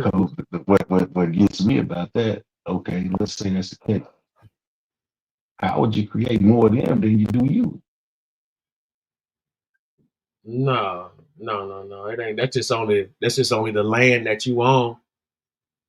Which is the land that we were supposed to be originally from. That we are Yeah, originally. they How pushed would you them people overpopulate them in your Caucasus home? Mounds. They pushed them up there to the Caucasus Mounds. If you ever seen a movie called The 13th Warrior with Antonio Banderas. Yeah, I saw it. Yeah, that's about the best. That's about the best, like, close up you'll get on them as far as what they was and where they come from and all that. It's one of the best, best public movies that came out. But when they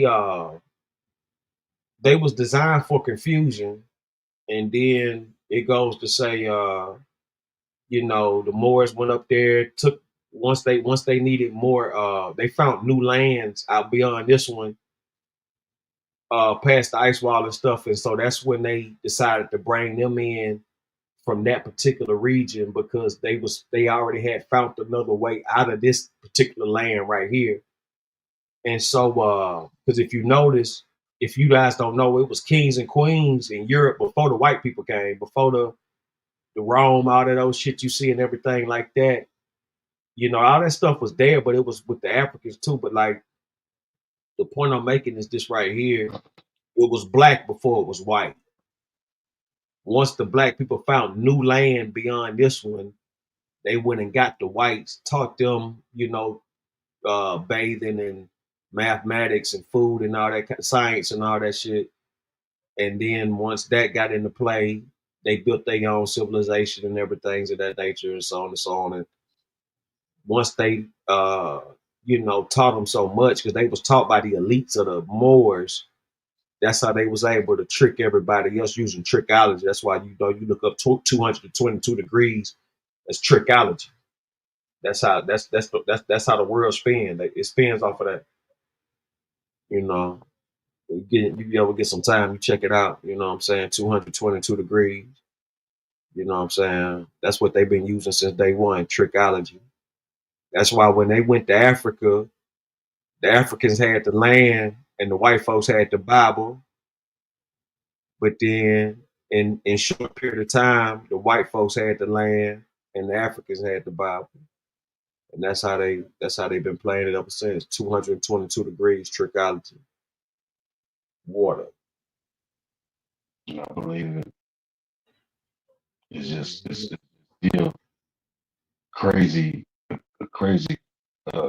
Yeah, the Muslims concept. and the Muslims and neo-Nazis get funded by the same people, man. They was all giving money by the same people. You know what I'm saying? So you can't, man, get caught up in that bullshit, man. It's all game. Oh, It's all game. I don't. It's just it always makes for interesting conversation when you speak to people that are really hell bent on this is what it is. There is no other alternative to what it is, other than the reality I've been taught that I now believe in. That's what shit always get fun.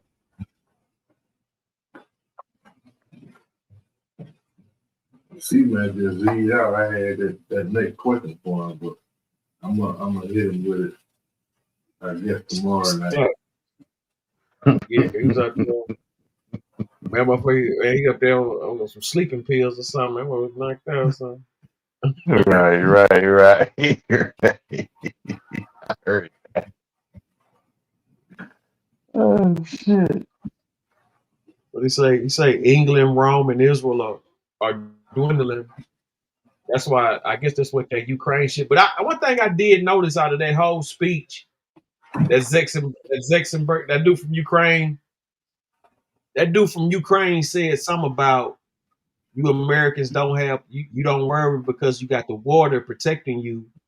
But he said soon you will. He said soon you will. Like he was like, like what? Like damn.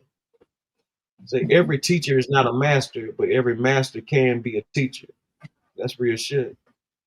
A wise man can play stupid, but a stupid man cannot play wise.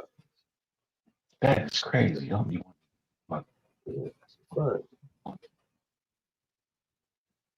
I don't know how that shit. I just typed it in one time, nigga, and it just popped up 5. And for the motherfucking try, let me tell you something. A nigga could, a nigga could play a cracker, but a cracker could never play a nigga, man. You know what I'm saying? So out of no bullshit, man. What about that lady that was the head president of the NAACP? These niggas fool for years. She ain't nothing but a white woman. Motherfucker thought something. Oh, shit. That's cold. That's trick.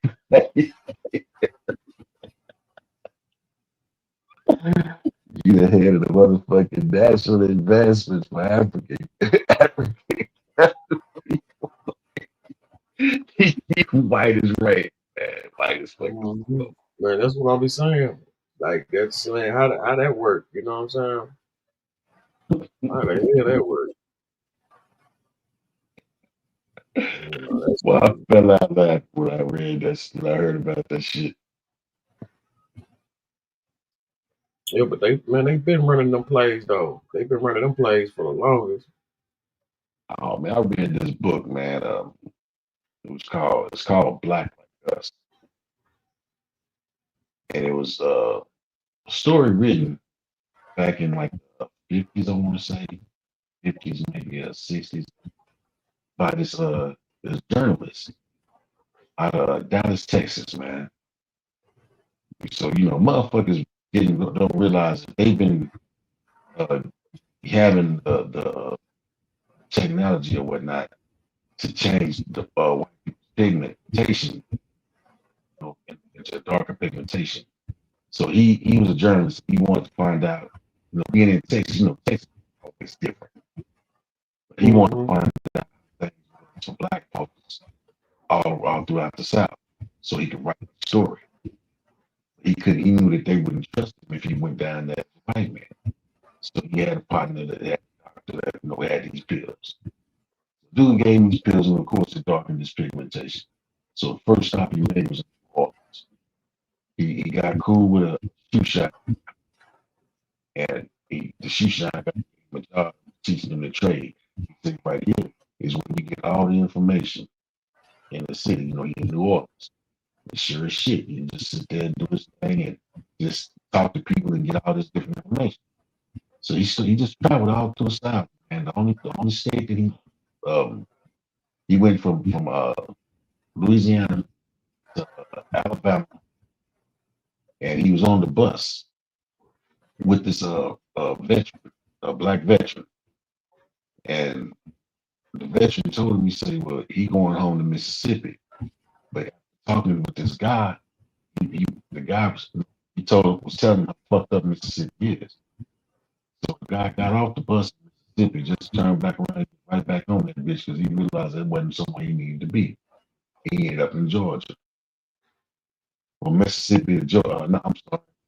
It was Mississippi that he skipped and went to Alabama, Georgia. But yeah, it's a very interesting fucking book, man. It's called Black Like Us, written by a white man that was passing as a black man. They thought it was fair skin or something. It was these pills that the doctor gave. Oh, okay. Okay. Yeah. I think I know you're talking about the melatonin. Yeah, the melatonin. Yeah. Yeah, it's crazy. Yeah, the melanin pill. Yeah, the melanin John. But the story itself, that was bad, motherfucker. Because he got firsthand. He was like firsthand able to see what it was to be black in America, South anyway.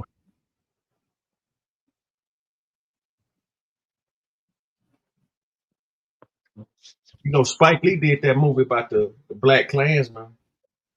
Hey, that was a bomb in that movie too. We was just talking about that bitch today, man. Yeah, that's pretty good. Brand infiltrated the Ku Klux Klan over the phone. That's some shit. But you know what I'm saying? That's the power. Conversation is a motherfucker. You got it. Yeah, that's why you got to know who you talking to. You know what I'm saying? Tell you. Got to know who you talking to, man. You talking to some straight trash, don't even know it. No, facts, man. Spiritual is definitely a sense. But you have to just what the word discernment means, man. You have to be able to separate it and figure it out. Otherwise, you'll get wrapped up in it all. Oh, that's a fact. That's a fact. That shit go both ways. But that's what but you got to think about it. Hitler was Jewish though, so it you know what I'm saying, it wasn't the first time. He wasn't Jewish, but he was grandma he or something wasn't like German motherfucker. He was Austrian, but he saw how the Jews did his people, and that's his hate. Jews so strong. Exactly. That's exactly what that was. Yeah, man. Yeah, they took everything. But you look at her shit going over here. That's why in reality, Hitler didn't hate niggas, man. He just- oh, God. Motherfuckers say this is crazy because motherfuckers took the hate that he had for them, try to lump everybody in under that same umbrella. He hated you motherfuckers. He didn't give a shit about us.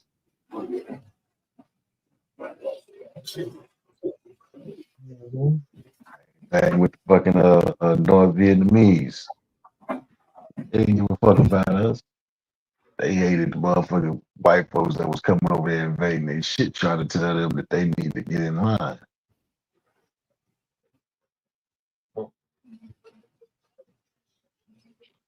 I mean, with that propaganda is motherfucker. They telling I you. was about to say, it was all fueled off propaganda. Mm-hmm. It was all fueled off propaganda. Believe it or not,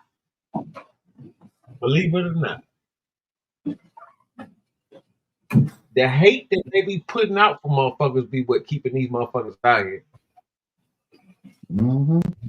Because you got to spend time to hate. That shit take more energy, man. I'm telling you. It was when they told the hate didn't come into place until they realized that the people that they had, the wealthy, the plantation socialites, realized that they were outnumbered by the people that they had under their thumb, and they was pissing them off more and more. And if they were gonna come, they feared that if the white folks, black folks that was out there working their lands came together up against them, they would be fucked. So what did you do in a situation like that? You said you ain't finna advance the niggas because you own them. But then you got them under contract, so to speak. But the white folks that look like you, but ain't that you don't think they you treat them like they ain't shit just like you treat the niggas, right? You tell the white folks, well, hey, I'm gonna give you a couple of more privileges, and I'll give these. That ain't shit. And all it takes is for you to give a motherfucker one step up over another motherfucker, and he gonna look down his nose at him. That's how this racism shit was built.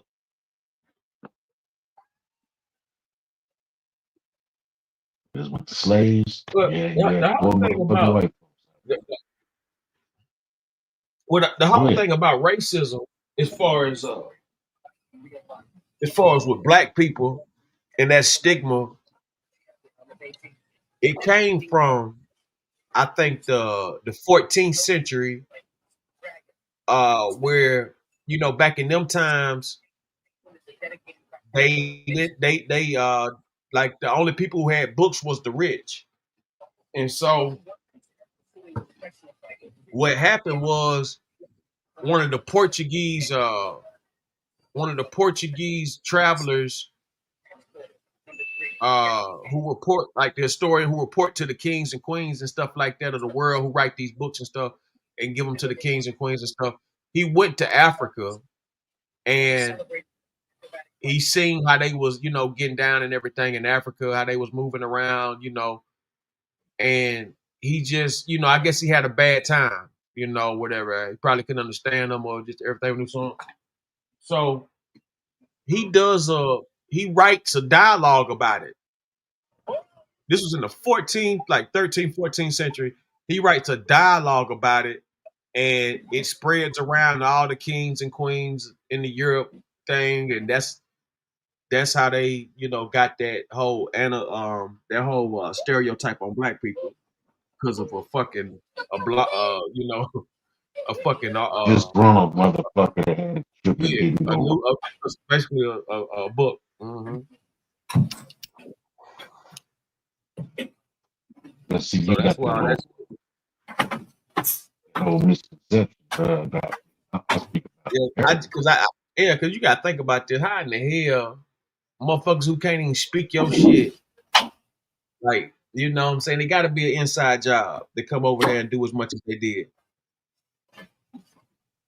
That's an inside job that backfired on a bunch of, you know what I'm saying, them Africans over there. They've been mad about it ever since.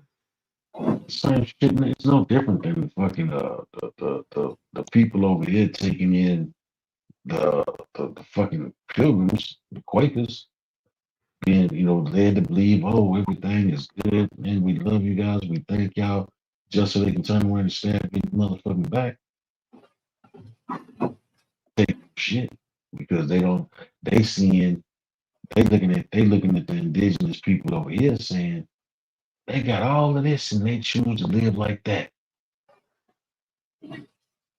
We can do something with this shit. We gonna bait them in, then fuck them over. We gonna make them bow down to us.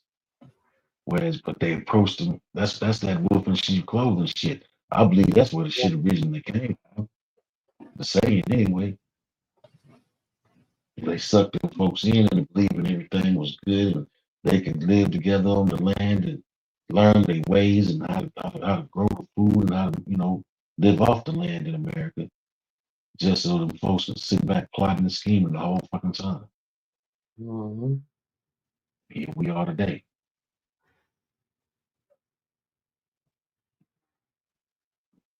It's a fact, you know, and you know, it's so many different levels and forms of other racism and shit like that. Like I said, a lot of this shit be systematic brainwashing still is. And that's what they use to, you know, keep motherfuckers in line and in check and shit like that. Why do we keep going? Like that's the whole get down, you know. Like you don't need to. I ain't gotta. White folks ain't gotta go out and kill. They ain't gotta go out there and no lynch mob or whatever they got. You know, black folks doing it for them. You know what I'm saying? Yeah. That's the biggest problem. Niggas hate niggas more than anybody else hate niggas. Mm-hmm. What's that whole crabs in the barrel mentality? It's you also look at, okay, when you think about how we, you know, fuck each other off, right? You don't nobody do the numbers on them. It's statistically proven that 75% of white people kill white people. That's a high ass number. But you don't hear that because that's not what the media is being paid to put out there. And that's right now today, that's what our biggest problem is, the fucking media, because they control America. And it's only a few fucking people that control all the media in America. So you know they don't want it to be seen. Because you can't tell me that as many fucking people live in this country, that the only goddamn stories that exist in this country are negative. That's what I was trying to tell Unc before he fell asleep. He was talking about the Democratic news stations and a Republican news station. I was trying to help him understand that they're preaching the same story. They're just preaching two different sides. Mm-hmm. Oh yeah. I mean, but it's all propaganda. It's all propaganda. All propaganda. And it's a one-sided propaganda on top of that. It's not a fair shake. It's a one-sided fucking deal. It's like I say, shit. All these fucking millions of fucking people in this country, and the only thing that you hear when you watch the fucking news, the majority of what you, I ain't gonna say the only thing, but the majority of what you hear when you watch the news is crime. It's crime bad. This is bad. That's bad. So there's nothing good happening in this fucking country that's newsworthy. In all these 50 fucking states, it's all bad. Is what I'm hearing. When I used to watch. I refuse to believe it.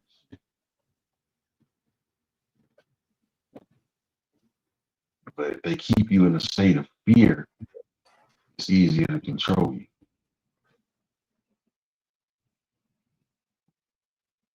So anything systematic operates by a set of rules. Learning the rules allows you to think beyond them. That's a fact. That's why they don't want too many black lawyers unless they some some old slave chicks.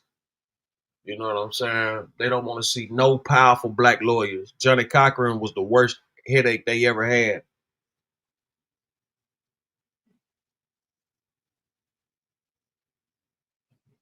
That's why they had to knock him off. Had to get rid of him. Reparations, $16 trillion, from my understanding. $16 trillion.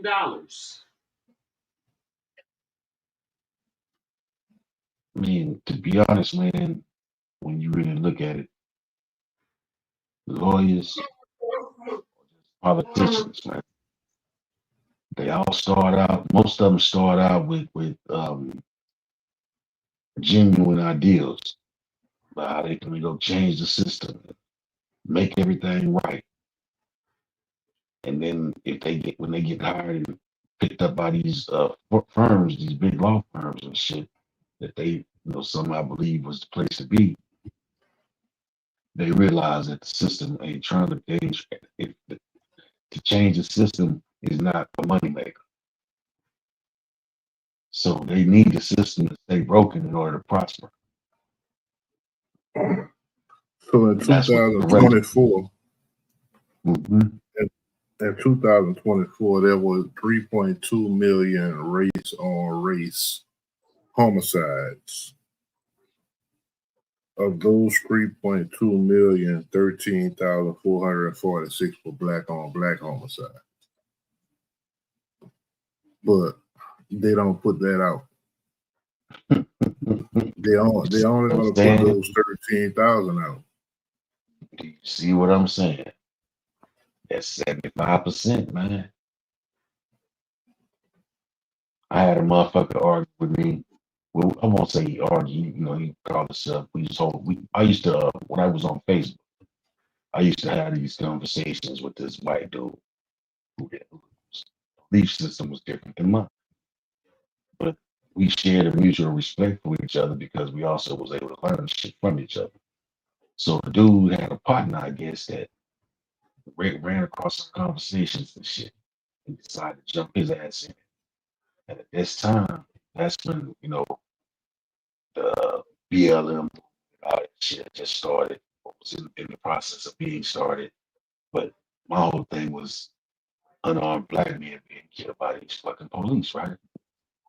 So he says, the dude's argument to me was, well, it's more white people killed by police than black people. He throws out these names. It's like he threw me out a slew of fucking cases where white folks was killed by cops. So I decided to entertain the shit. And I go to the FBI database. I look these cases up first. And then I go to the FBI database and I get the information on what he didn't provide, which was the why. Why are these folks being killed? And every motherfucker, every name that he dropped to me was the aggressor toward the cop. Every fucking one of them, which made me look even further into it. And I'm like, damn, the majority of these motherfuckers that are getting killed by the cops are trying to do something to the cops. On the flip side, the motherfucking black folks that's getting killed by the cops either ain't doing shit or running away from the cops.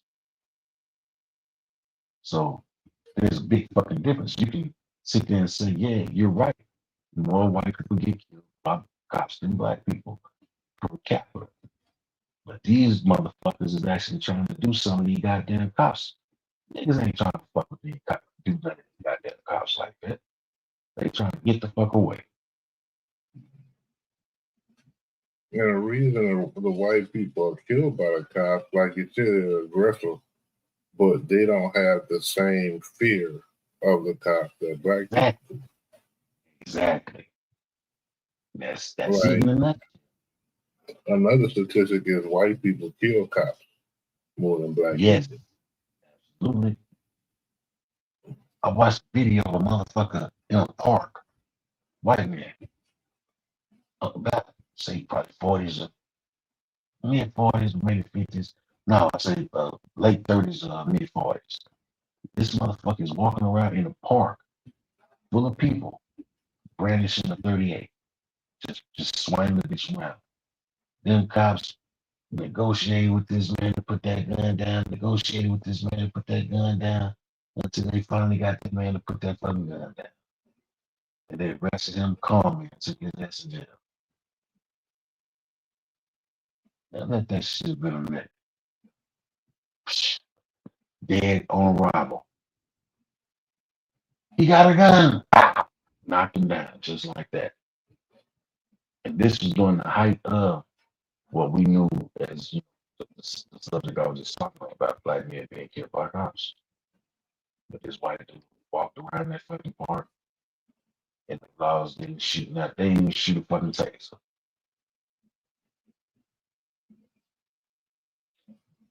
Like, yeah, they do hold them to a higher regard than they do us. Well, I believe the reason is, this is just my opinion, white people are not human beings. They are animals. They don't have hair, they have fur. Fur grows to the ground. If you look at every animal on the earth that has fur. Well, they the only ones that got the animal DNA, you know what I'm saying, in them. You know what I mean? Right. This is scientifically proven. So it ain't no make believe, Right. ain't nobody, none of that, ain't no alleged shit about this. What goes down here, like, you can't just say they, not humans. Like, we can't go that far with it, but you got to think about the systematic design of the creature. You see what I'm saying? And so, that's why you put racism and all kind of shit in the mix. That's why so much shit in the mix, because if you take away the black and white shit, take away black, brown, yellow from out of here. Let's give it all to them. Now it's all them. None of us are around. They'll eat each other. You understand what I'm saying? It's a fact. They'll start eating each other. It ain't no, you know what I'm saying? Like, whatever. So they gotta put these illusions, you know what I'm saying, these falsified documents in their mind to make one think it's better than the next. That's just like you getting a brand new Mac computer and you don't know, you know what I'm saying? But you got a new computer, but you don't know how to use it. And motherfucker got an old, out of dated computer, but the program telling that computer that it's brand new. You see what I'm saying? You just got to learn how to work with what you got. You know what I'm saying? Like, it's like this shit is, they are the newest to the planet. You know what I'm saying? So for it to be like, to watch these movies, that's why I can't watch certain movies, because it's all bullshit. Like, to have them folks out there like they just the beginning of this, the beginning of that, and it just don't work like that. You know what I'm saying? Like, I ain't never been whitewashed or none of that bullshit. You know what I'm saying? Like, and I can't stand when it's tried to get ran on me, but I do like the facts though. If it's some real shit and it's really went down and, whatever. But as far as that shit being superior to me or some bullshit like that, you can't run that on me when I know the truth. I know you a snake. White people. I know you part monkey. You know what I'm saying? Like, and this is not even no assumption or none of that. Genetically, DNA, whatever you want to do, they the only ones with the monkey DNA at that type of percent. I think it's like a 7%, 5 to 10%, some shit like that. Somewhere around that type. Genetically modified organisms, they're born with tails. Yeah. White folks are albinos. You know what I'm saying? It ain't no motherfucking weather change. And I can't stand. And when I see folks get up there and speak that bullshit about a weather change, do you really think the weather go change your color as far as the cold? Like, that shit don't even make sense. Like, what kind of bullshit y'all on? Like to even get up there talking about, the cold weather made these people white. And you got motherfucking Native Americans in igloos. You got, natives. Ain't changed color. Yeah, they ain't One changed time. colors yet. These motherfuckers been in them goddamn ice cubes the past motherfucking 1,000 years. Ain't changed nothing yet. You understand what I'm saying? And it's like, man, what the fuck are we talking about, man? This shit right here is not even, it's not even funny. It's not even like, the fact that motherfuckers can't even see it in their face. Man, these people are, first off, genetically modified organisms. genetically That's what modified. they are. It was over 1,500 year, a 1,600 year plus, over 2,000 plus year process that still goes on right now. Like we all evolve, you know what I'm saying? But if you look at them, they evolve into that Tinkerbell, like them Rice Krispie treat characters, with the pointed nose, sharp, you know what I'm saying? Yeah, they evolve into that. That's what they evolve into. You see what I'm saying? It's a few, like you'll see like a few hybrids out there, like some Mexicans, but some whites and everything. Like as the lineage goes down, they genetics evolve into them Tinkerbell and them type of looking characters. When you sit up here, people don't even know the process. They don't know the get down. They don't know about the Lebanon. That's what that whole Lebanon region, that's the islands they was created on. You know what I'm saying? It was some animals mixed in that, maybe by mistake, maybe not, who knows, but it was animals mixed in this breeding. That's why, they talk about the slave and all this and that, the slave breeding farms, that they was on a breeding farm first. If they went around this whole entire little circle right here from all the continents that we know of on a major ship. This was a big ship. They went around and they was taking all the women and they was getting them pregnant. And if they had any baby of color, they would throw it into the water. And so all the by the time they made it to Lebanon, around the area where the island where they start creating and doctoring shit, I think they had maybe like I want to say maybe like 5,000 somewhere to that degree. And they started from that. It was like a 2,000 year process of inbreeding albinos.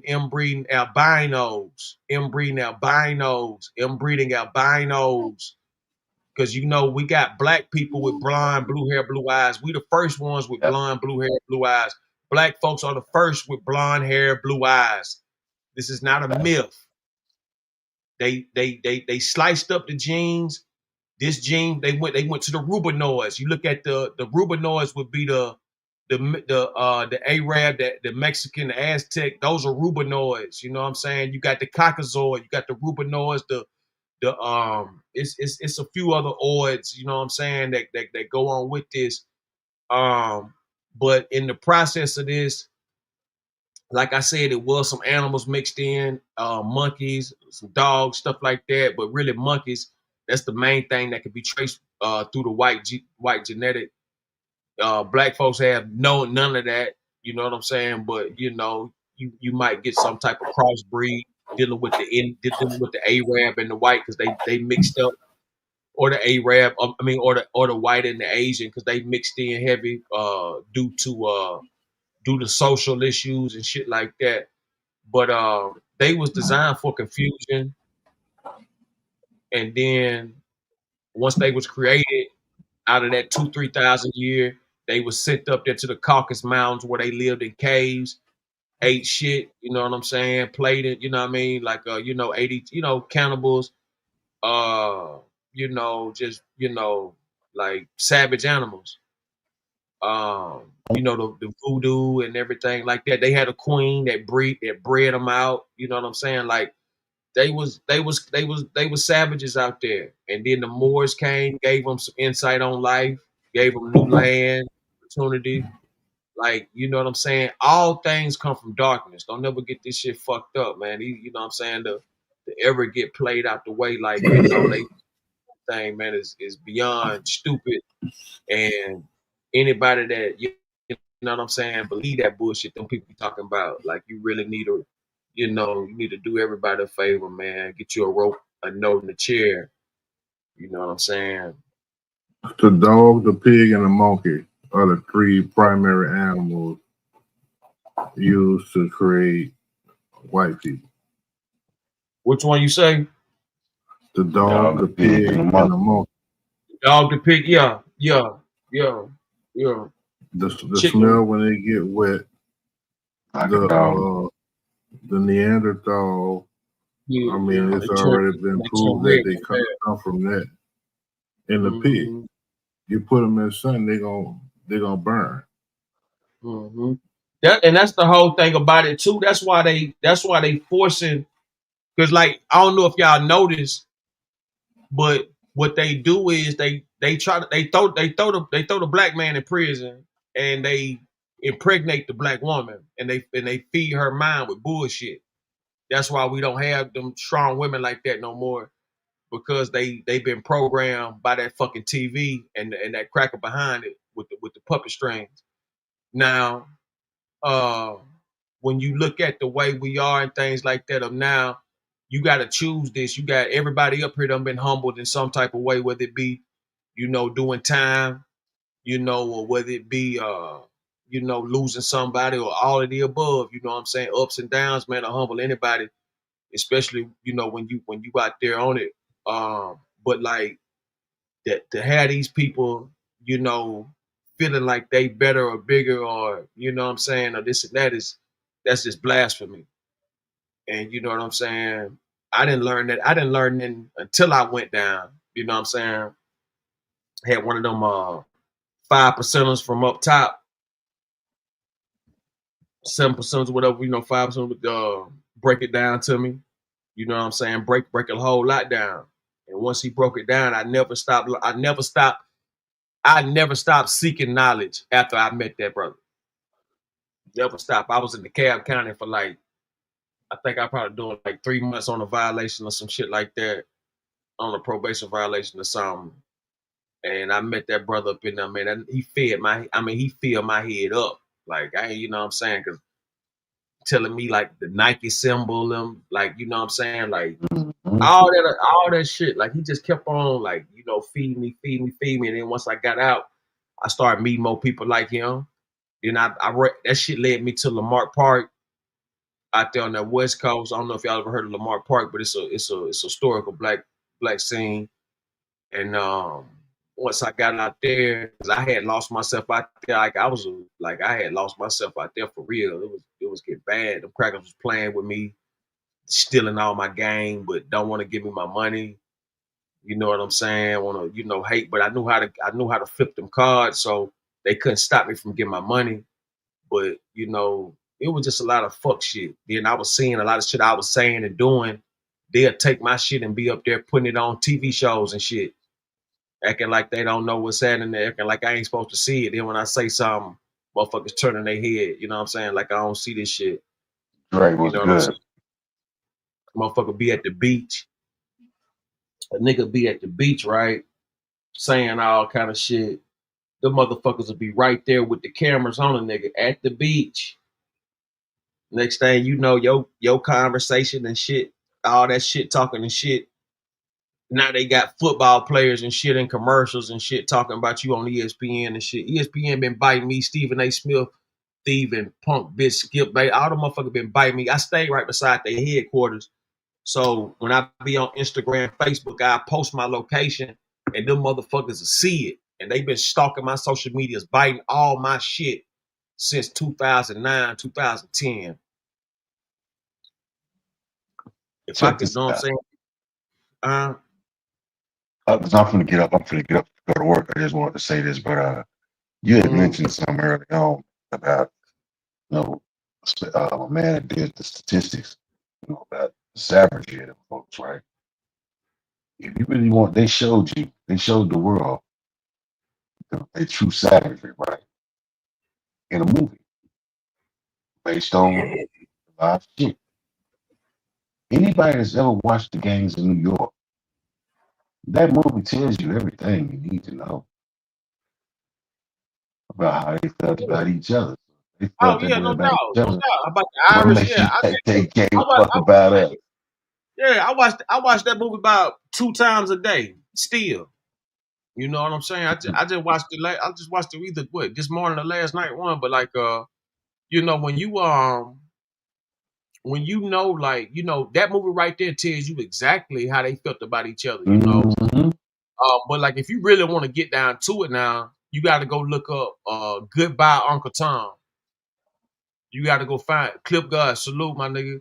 You got to go find Goodbye Uncle Tom. That's the movie you want to find. You know, they tried to outlaw it, but it's still a few copies out there left. You know what I'm saying? But it's called Goodbye Uncle Tom. That's the movie you want, you know what I'm saying, to Yeah. you know, to really get some insight on what was happening, because it show you how cutthroat white on white was with slaves back in the day. Like, for example, a white slave owner will pull up on another slave owner. Both of them got like 20 slaves. They get to conversating. One of them asked the other one, "Do you pay your taxes?" And as soon as the motherfucker say he don't pay his taxes, man, he'll kill them, take his slaves and shit. And you do realize that there was 3,000 black slaves, right? That was what now? 3,000 black slave owners in America. The first slave owner on Well, that was record. black. Yeah. Yeah, but that was due to a technicality in the Yeah. Carolinas. Mm-hmm. They Change say he the one. laws. They say he the one that they got slavery popping. Well, like I said, it was due to a technicality. It wasn't something that he just said, "Oh, well, I'm gonna own this motherfucker." The dude had indentured service, but it was a case where a guy that was under his indentured servitude felt that his time was supposed to be up, so he ran away and went to work for these white folks. Well, the black dude took that shit to court, and when the laws changed, he ended up first he lost, but he appealed it, and he ended up winning the dude back on appeal. And it was doing that right during that time of that appeal that the laws changed in Carolina about he was the first slave that was basically said to have become an indentured servant for life, which is what we know as slavery now. That's how he was technically the first slave. Some crazy shit. Yeah, because the first president was black, John Hanson. He was black. You know what I mean? Mm-hmm. I think Abraham Lincoln was like the 8th president or something like that. He was like the 8th or the 9th or something like that. He wasn't the first.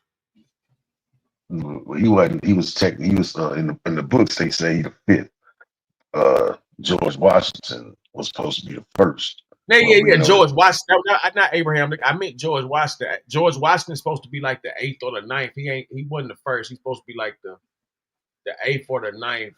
If I ain't mistaken, they had between 7 and 14 other presidents before George Washington. I think he was just the first to get documented publicly. That makes sense. You got to think about it. The Moors are the ones who helped them find this land.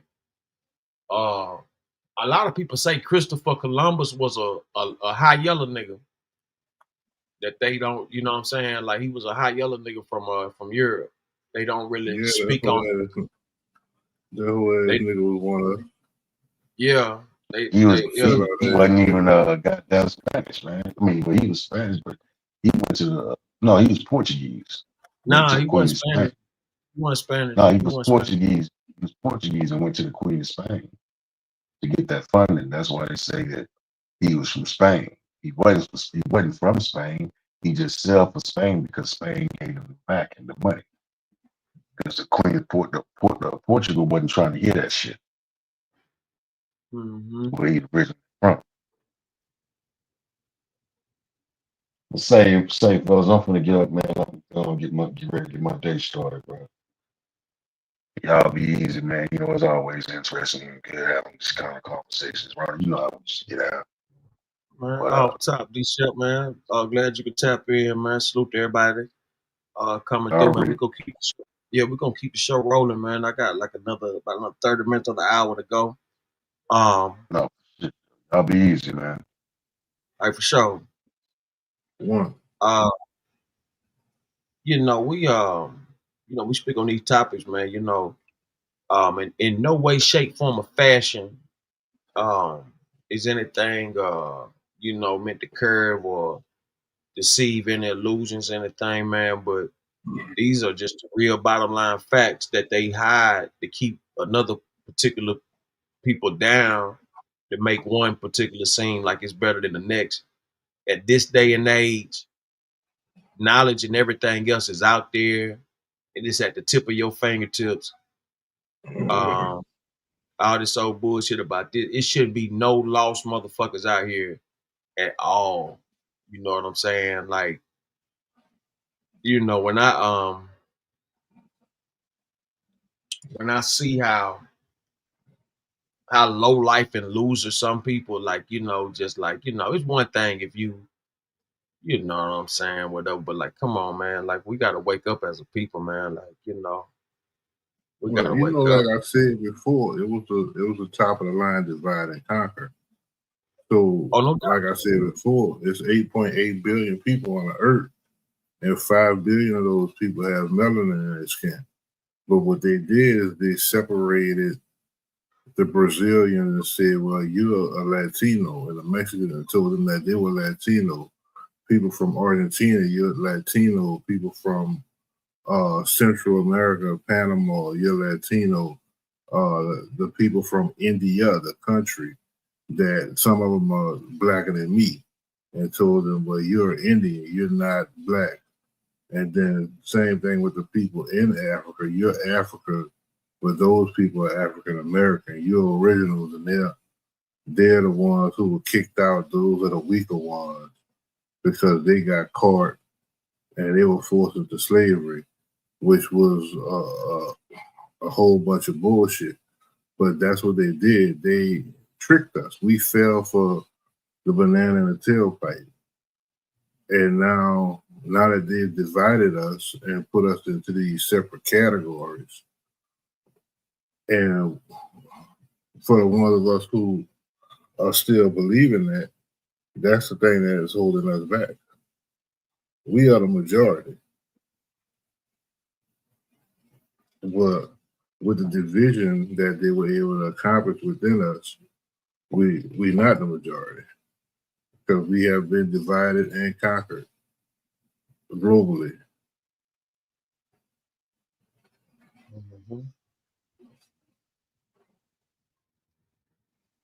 And then not just that, when you just look inside this society, we have regional divisions. We have these divisions with all of these gangs. You got a lot of kids now in New Orleans screaming about their blood and don't even know what it means to be blood. Same thing with the Crips. Like, a lot of people don't even know how Cash Money became blood. But it was like Baby and Master P hate each other so much that when Master P signed Snoop Dogg, who was a Crip, Baby had to sign Mac 10, who was the exact opposite. Yeah. And that's how they became blood. If you look in a lot of the previous Hot Boy Look, and both of them niggas did hella fire once they went down to New Orleans. Yeah. That was some of their best shit. You see Baby, Lil Wayne, BG, Juvenile, all them niggas got blue flags on them until No Limit signed Snoop. Then next thing you know, they sue, they pyro. You know what I mean? Like, if you listen to some lyrics, Baby and Lil Wayne ain't even the same type of blood because they're just saying shit that they hear from other people. Them niggas ain't get jumped in, and I know that jumping in ain't the only way in, but just look at it. Listen to what Baby say. I'm gonna tell you like this, right? And this is just the honest and the truth. When you from like out of town, right, and you ain't really got no affiliation, that's the best thing in that area, and we're dealing with that LA shit. I'm strictly talking about LA and Chicago, like major gang, like shit like that, where like meccas of the gang shit. So it go like this too.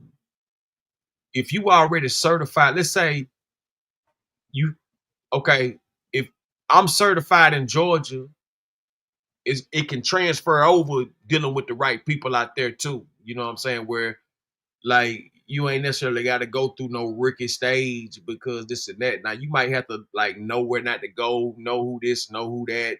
You know what I mean? It might be some knowledge you might have to catch on to, but if you a older cat and you done already put the work in, you know what I'm saying, somewhere else, and you fucking with real niggas and shit like that who already got the juice, it's easy to get, blessed in, or you know what I'm saying, quoted, you know what I'm saying, whatever, because one thing for sure,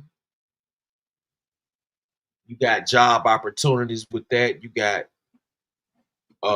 it's all kind of shit, you know what I'm saying? But yeah, man, if I ain't mistaken, Mac 10 and it's somebody else that put them on, like they Baby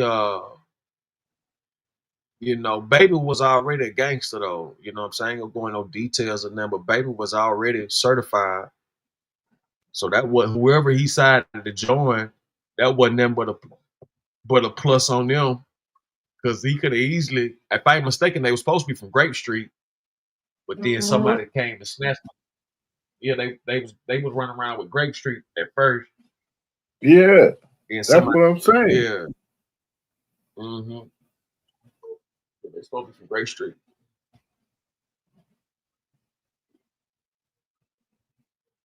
Yeah. They supposed to be from Grape Street. Then somebody came and swooped them up. Yeah, put because them onto the closest Grape Street to New Orleans is right there in Little Rock, Arkansas. Yeah, Grape Street Crip. Yeah, the other Crips in Louisiana is Cooper Roll and 60 up in Shreveport. So they're neighborhood Crips. Mm-hmm. But And you got like, Memphis too. You got that whole Tennessee damn near Grape Street. Yeah. You know what I'm saying? From Memphis to Nashville and Knoxville and all that shit. They Grape Street.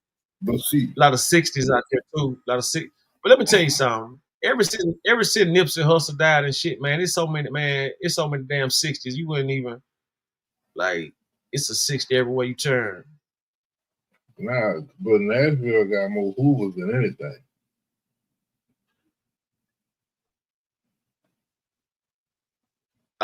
That's in California. What? That's in California. California and Texas. California and Texas got the most Hoovers I ever seen, but like outside of that, No, man, you don't hear nothing about. I'm saying that as far as Crip in Nashville has more Hoover Crips than neighborhood. Oh, you said Nashville? Okay, I didn't know that. Yeah. I know it was a bunch of grapes and some 60s out there, or something like that. You know what I'm saying? But I know Arkansas for real with that gang banging. They gang bang like a motherfucker. Yeah. They used to. I don't know about now, but they used to. Like they used to be serious. No, it's still. Yeah, because I'm about to say that shit ought to be like, that shit gonna be like, passed down. Like that shit like generational by now. Yeah.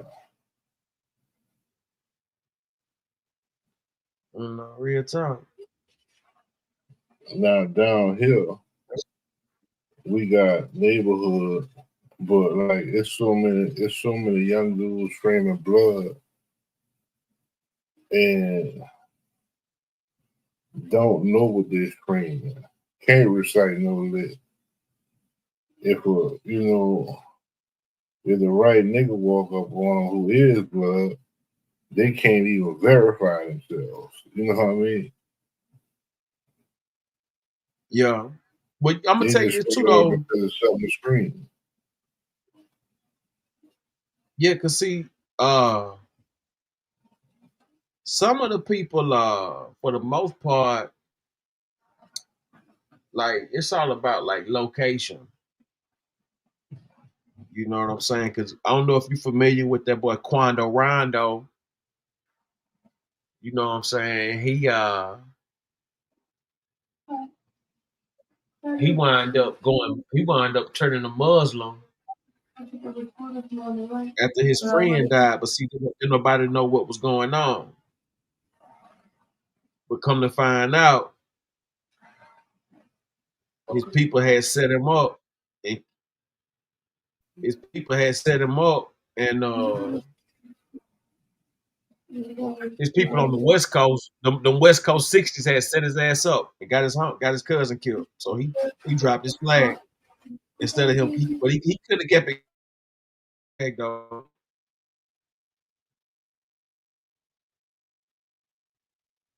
He could have kept it going and said, fuck them niggas. And he know because he know they set him up. He know they set him up.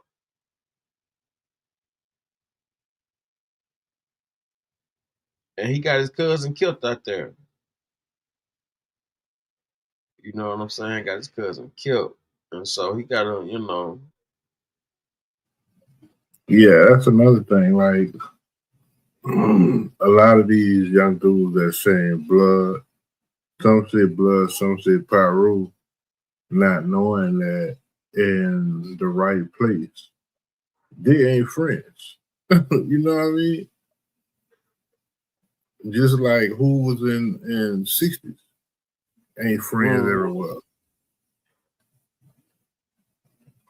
But they believe since they saying blood and since they saying pyro is all good. But you don't even know that in certain areas, a blood will kill a fucking pyro, a pyro will kill a blood, a Hoover will kill a 60 will kill a Hoover in a blink of a fucking eye. And they don't even understand that. They going around saying shit, screaming shit that they don't even know what they're saying and screaming. The same thing with GDs and PDs. Like you just said, in Arkansas for sure, them niggas ain't friends.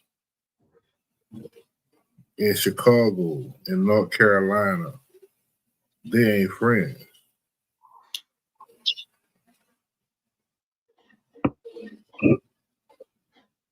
Yeah, Chicago, North Carolina, all that shit gang infested.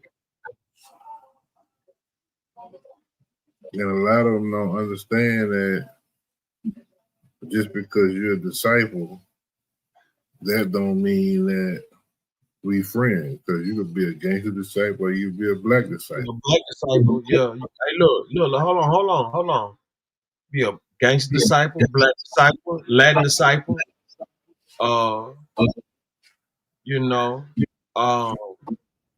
It goes on and on and on, man. You got them Royce. Like that shit go on and on and on. You know what I'm saying? With that. Now, I know like in this day and time, you'll see more BDs and GEs with vice lords than you'll see them with their own crew because the game done got so fucked up. You know what I'm saying? And that's just like with Crips and Bloods, you know what I'm saying? You got gangster Crips, you got neighborhood Crips, you know what I'm saying? You got hustlers, you got mafia, like all that shit could go, you know what I'm saying? All that shit could go against anything, you know what I'm saying? Like, like you got everybody got their own division. That's why, like, motherfuckers asking like who you know what I mean? Like, what you fading or whatever, whatever the case may be. If you ain't really got no smoke with nobody, motherfucker just say that. But you know what I'm saying? Something like I said, the same way people love Jesus Christ, the same way, them Crips and Bloods and GDs and Vital love You know what I'm saying? Some of them people, they love they shit the same way. They pray that shit the same way. Right. You know what I'm saying? So, you know. I don't know if you heard of this, but like when I did my Fed time, you also had some guys that were calling themselves global. And the global guys was a collection of all of those who had denounced their organization, and they joined this organization global. And in certain spots, they was on some get down and lay down shit with with all of those organizations. They were flushing out everybody. Get down and lay down. That's just like with the Mexican gangs. You got a gang out of Texas called the Tangos. And that's Texas Against Negative Gang Organization, but they were a gang. And they was on some get down and lay down. And then you had the Tango Blast. Tango Blast is the on-site motherfucker. But they ain't even giving you the option. They just flushing you out. So and these kids don't know what they're doing. That's the thing that I can't repeat enough. They don't know what they're doing. They don't understand how real this shit is. Mm. The Tangos and the Tango Blast, they coming at everybody. They coming at the Texas, Mexican meat. Yeah. They coming at the California, Mexican mafia. Yeah, I met some of them. Yeah, they look. If they fuck with you, they fuck with you. Now, you know what I'm saying? But man, they get down. Yeah, they get down. Just like they with the white boys. The Aryan Brotherhood and the Aryan Circle don't fuck with each other at all, nowhere. Man, them white folks been divided. That's why they use so much racism to keep them together. Man, white folks always been killing white folks. Man. That's why I be like, man, how can niggas be this stupid, man? Like that's why I can't fuck with that Democrat shit no more, man. Like that shit is trash. Yeah. I got niggas all fucking. The Aryan Brotherhood, the Aryan Circle, the dirty white boys, the Peckerwoods, the skinheads, them bitches don't fuck with each other at all. The only time you might be able to get them to join forces if they got some type of race war going on in the pen. Whether it's with the niggas or with the Mexicans. But I've seen a few wars, white boys against white boys. And them bitches ran into each other like a fucking like a war movie. Like you got a crowd here and a crowd there, and then they run into each other. I've seen that shit in real life.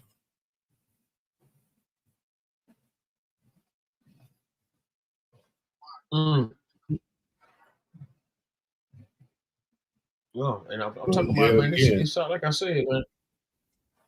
It's all systematic. All systematic.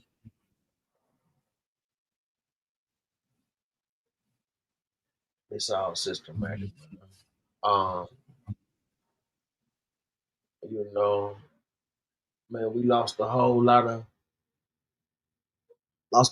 of good musicians starting off the year. It's been a crazy year, man.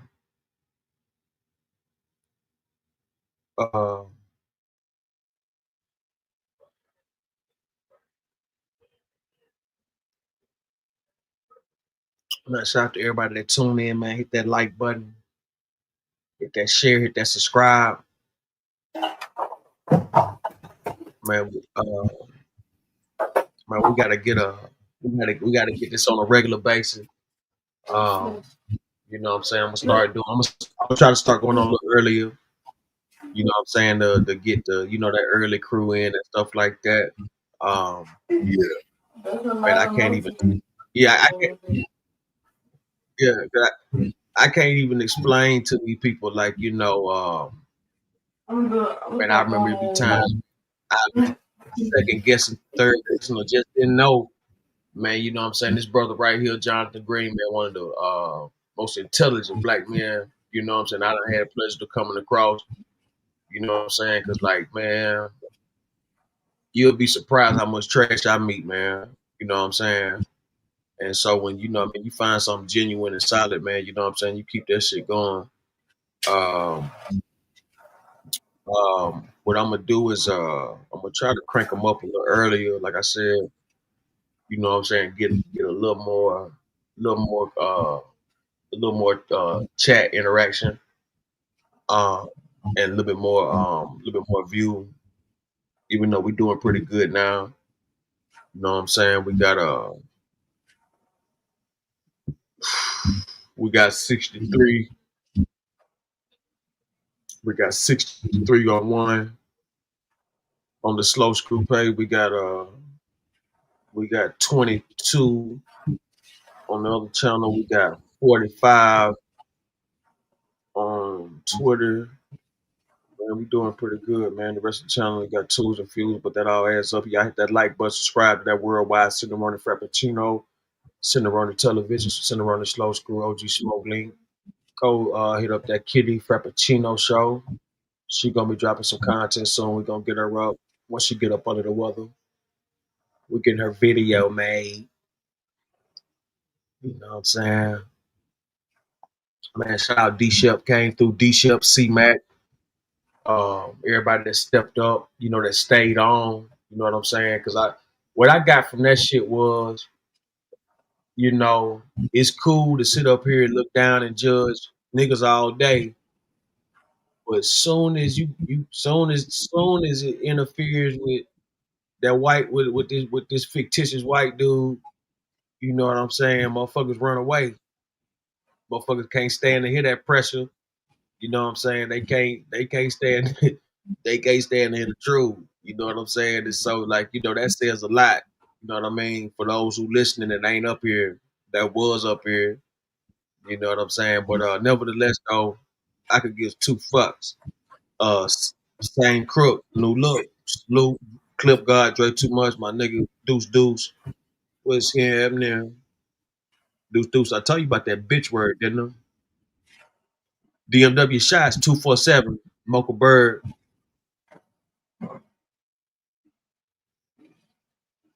Deuce, I'm telling you now, you hop out there with that bitch shit again, I'm gonna put your ass on the motherfucking barbecue grill. Sugar love, y'all. Just meets, Babu salute, Black Dog, everybody that came through, stepped up tonight. Oak Cliff, my nigga. Man, much love, Oak Cliff.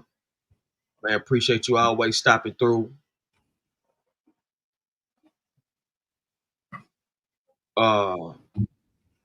DMW shots, man. Mocha Bird. Yeah, you silly motherfucker. Let me tell you something, 22. You hear me, nigga. Let me get that phone call. You dropping that the B bomb. And she didn't want to wake me up with it. She's screaming my name.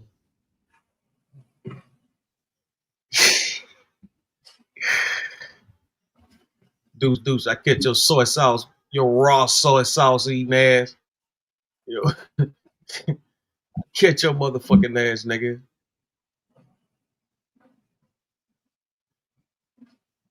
She be doing y'all a favor coming over there moderating. Yeah, you better be bent, mother. You gonna get motherfucking goddamn.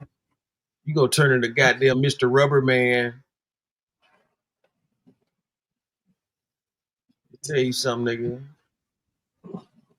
Kitty be a blessing to everybody's show now. Y'all don't get too carried away, goddamn, you know what I'm saying, with the bullshit. Now I cut the goddamn shit all this goddamn moderation shit off, nigga. Y'all motherfuckers will be up there putting your own shit in the goddamn chats, nigga. Y'all motherfuckers better start showing some goddamn appreciation to goddamn Kitty, nigga. I shut this shit off, nigga. Better tighten up, Marine.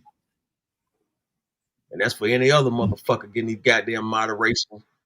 these little moderation flirts and y'all was just goddamn flirting like a motherfucker the other day. Now y'all goddamn, now she's a bitch. Damn. Anyway, yeah, you better love this nigga.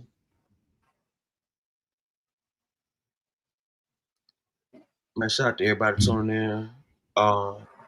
Man, Jay Green, man, we got to do it again, man. I'm gonna hit you up sometime today.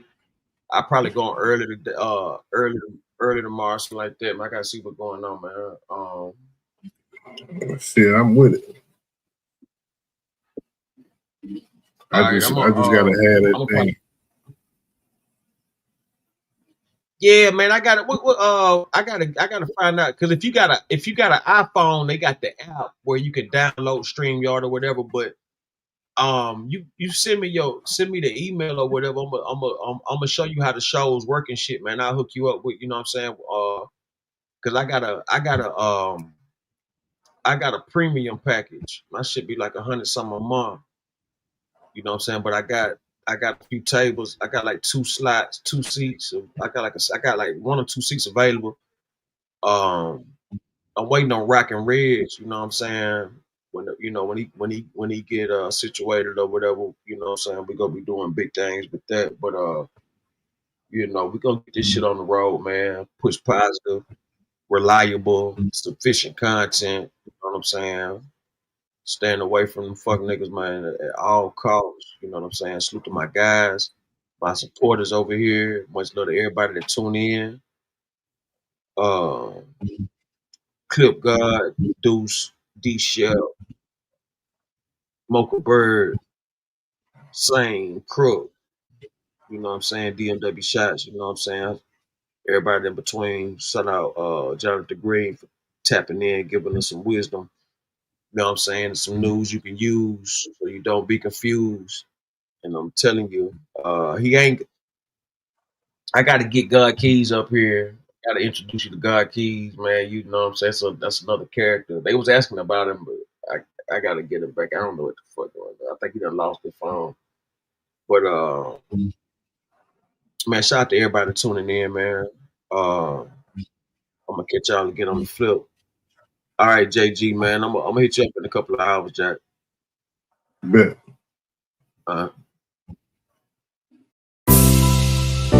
Corey Moe.